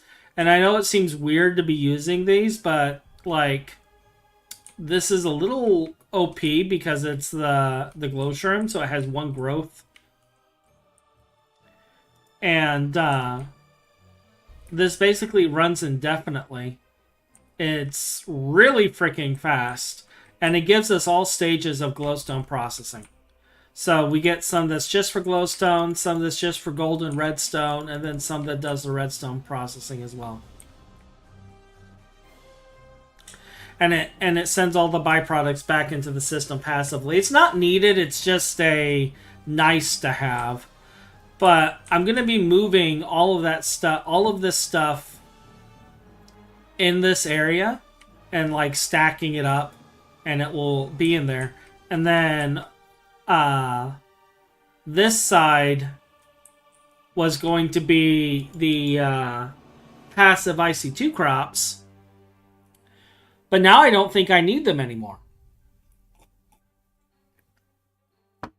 So I don't know what I'm probably gonna put a bunch of EECs.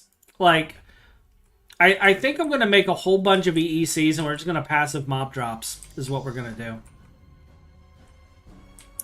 I do gotta build something for these because we do need the fishery still going, and we need a couple other things still going. I don't know what the flark this is.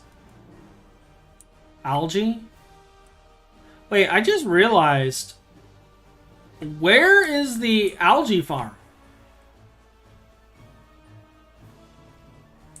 We're missing a whole multi-block.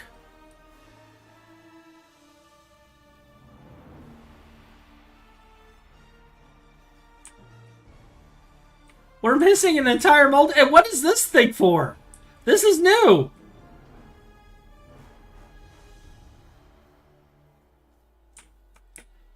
Okay, this is fine. But we have our different stone production here.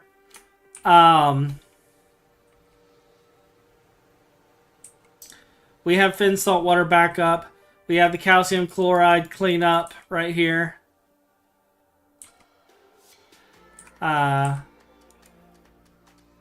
So like we have a lot of stuff in here that's just for various reasons. This is my passive oxygen hydrogen production that is completely pointless at this point, but I have it here because I can. This is my ice production or my lathe blocks. This is my passive air processing, which we will be changing soon.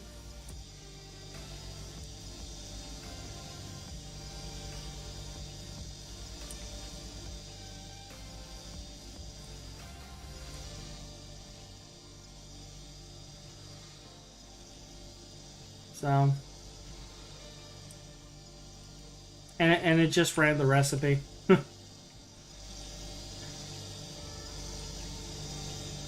These are processing the IC2 crops, so like it is being used, but it's also like not being used. If I'm making sense, it's like both simultaneously being used and not being used.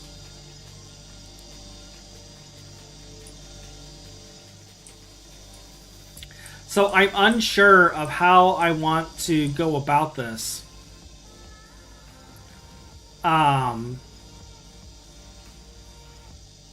That's why I'm not sure if I want to destroy the crops or not. Yeah. Yeah. And like these are all like different cleanup processes. Like this is breaking down let me pull it up. It's breaking down the sodalite stuff that we have like infinity of.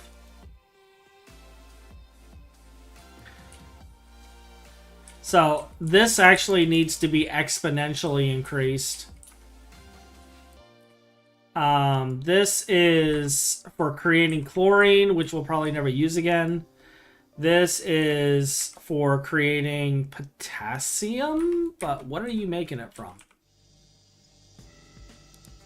Oh, rock salt. Okay. And then this was making sodium, probably from salt. Yeah. But see, it doesn't see the salt anymore. Okay, it's not seeing the salt anymore, so none of those are working. And if I was to go in here and type in salt, like, I have millions of salt. But it can't see the salt anymore. So, I don't know. And it's because of how the AE networks are working now, because the subnetworks aren't working like they used to work anymore, because they changed the code. And all the subnetworks are busted. We have tritium here. So you're taking deuterium and turning it into tritium. That's why I never have any deuterium. Okay. Alright. Alumina into aluminum.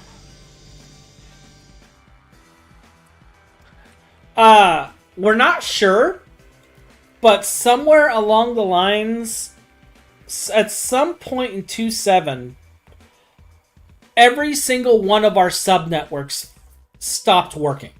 I think it was after 2.7.2. All of our subnetworks just stopped across the board. We can no longer insert into the main system automatically. But if we were to manually put stuff into the subnetwork, it would go into the main system like it was supposed to. And there was issues with the main system reading the subnetwork and vice versa. So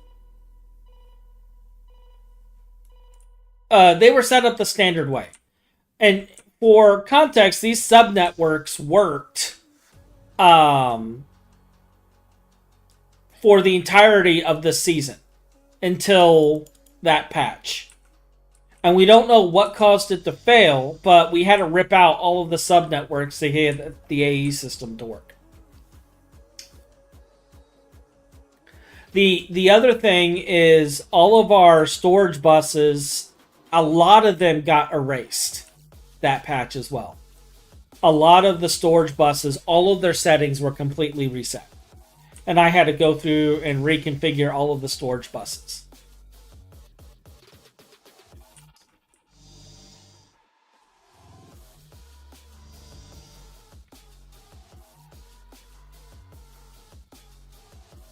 And it was just a nightmare. It was a complete nightmare.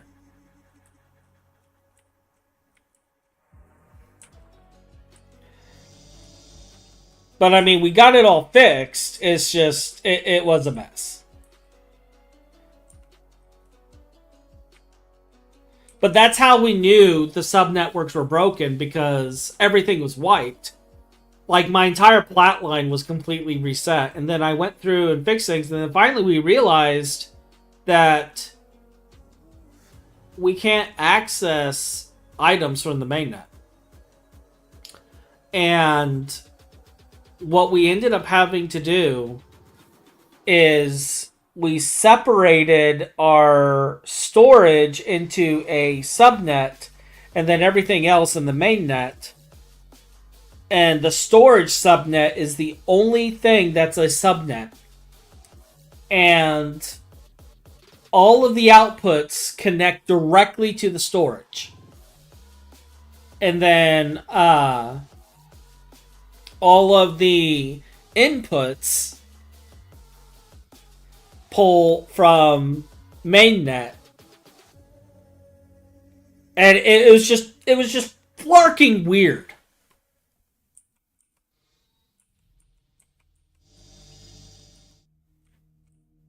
But that's what we ended up having to do, because it was just that bad of a mess. I don't know if it was Cobra's setup or not.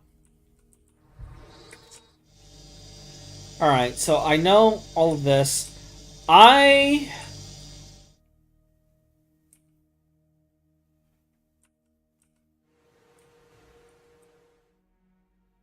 I think... Okay, so I have to go and order food. So I think what I'm going to do is I'm going to wrap up here. We have it all flagged. I know what all this stuff is. Because this is passive processing stuff. So this stuff is probably going to... We're probably going to make an upgraded version of all this. And honestly, I don't need to move this stuff yet.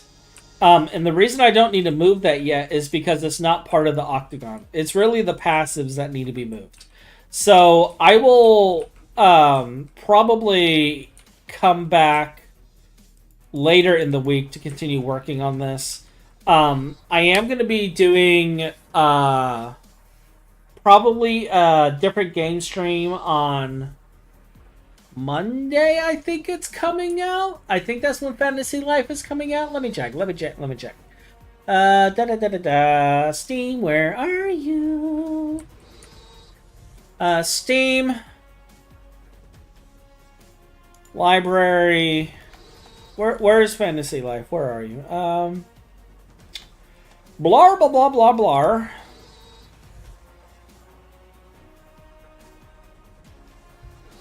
Store page.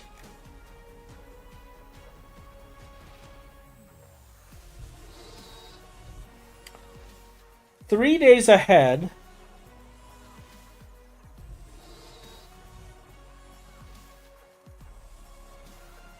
Oh, I should be able to start this Sunday.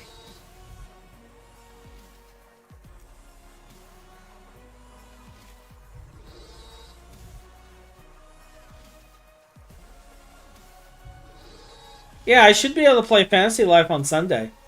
So we might be streaming after I do my errands and stuff on Sunday. We might be doing Fantasy Life then. Because I'm going to be playing the crap out of this game. Like, I love the Fantasy Life series. Like, on my 3DS, I still play it. I still play Fantasy Life on my 3DS. So I was looking forward to this. It's basically like a cross between a Zelda-like RPG with different crafting mechanics and stuff, kind of Final Fantasy sort of like crafting mechanics, and like all sorts of different classes and stuff you can play. But it also is kind of like Animal Crossing too, where like you build up your own little house and everything, and you have all this different stuff going on. So there's like dungeons and all sorts of different things you can do. And it's a lot of fun. So I do plan on doing this. And I can actually let me switch and kind of show the monitor here. So like I plan on doing this on Sunday for early access. I don't know. I might have to check and make sure I'm allowed to stream early access, but I do plan on playing this early access. And yeah, we're going to be streaming this, and we're going to be having some fun with this. So I'll probably do that tomorrow after all of my errands. And then I want to say Tuesday I will continue with this. So I'm probably going to be spending a lot more time on GT this coming week, just so we can get some cleanup and stuff done, get some things finalized, because we're getting close to the Godforge, and we're going to be getting that set up here soon. So I want to make sure like a lot of the building is done ahead of time, so that we have the infrastructure to handle everything going forward. So I'm going to be focusing on that probably the next few days.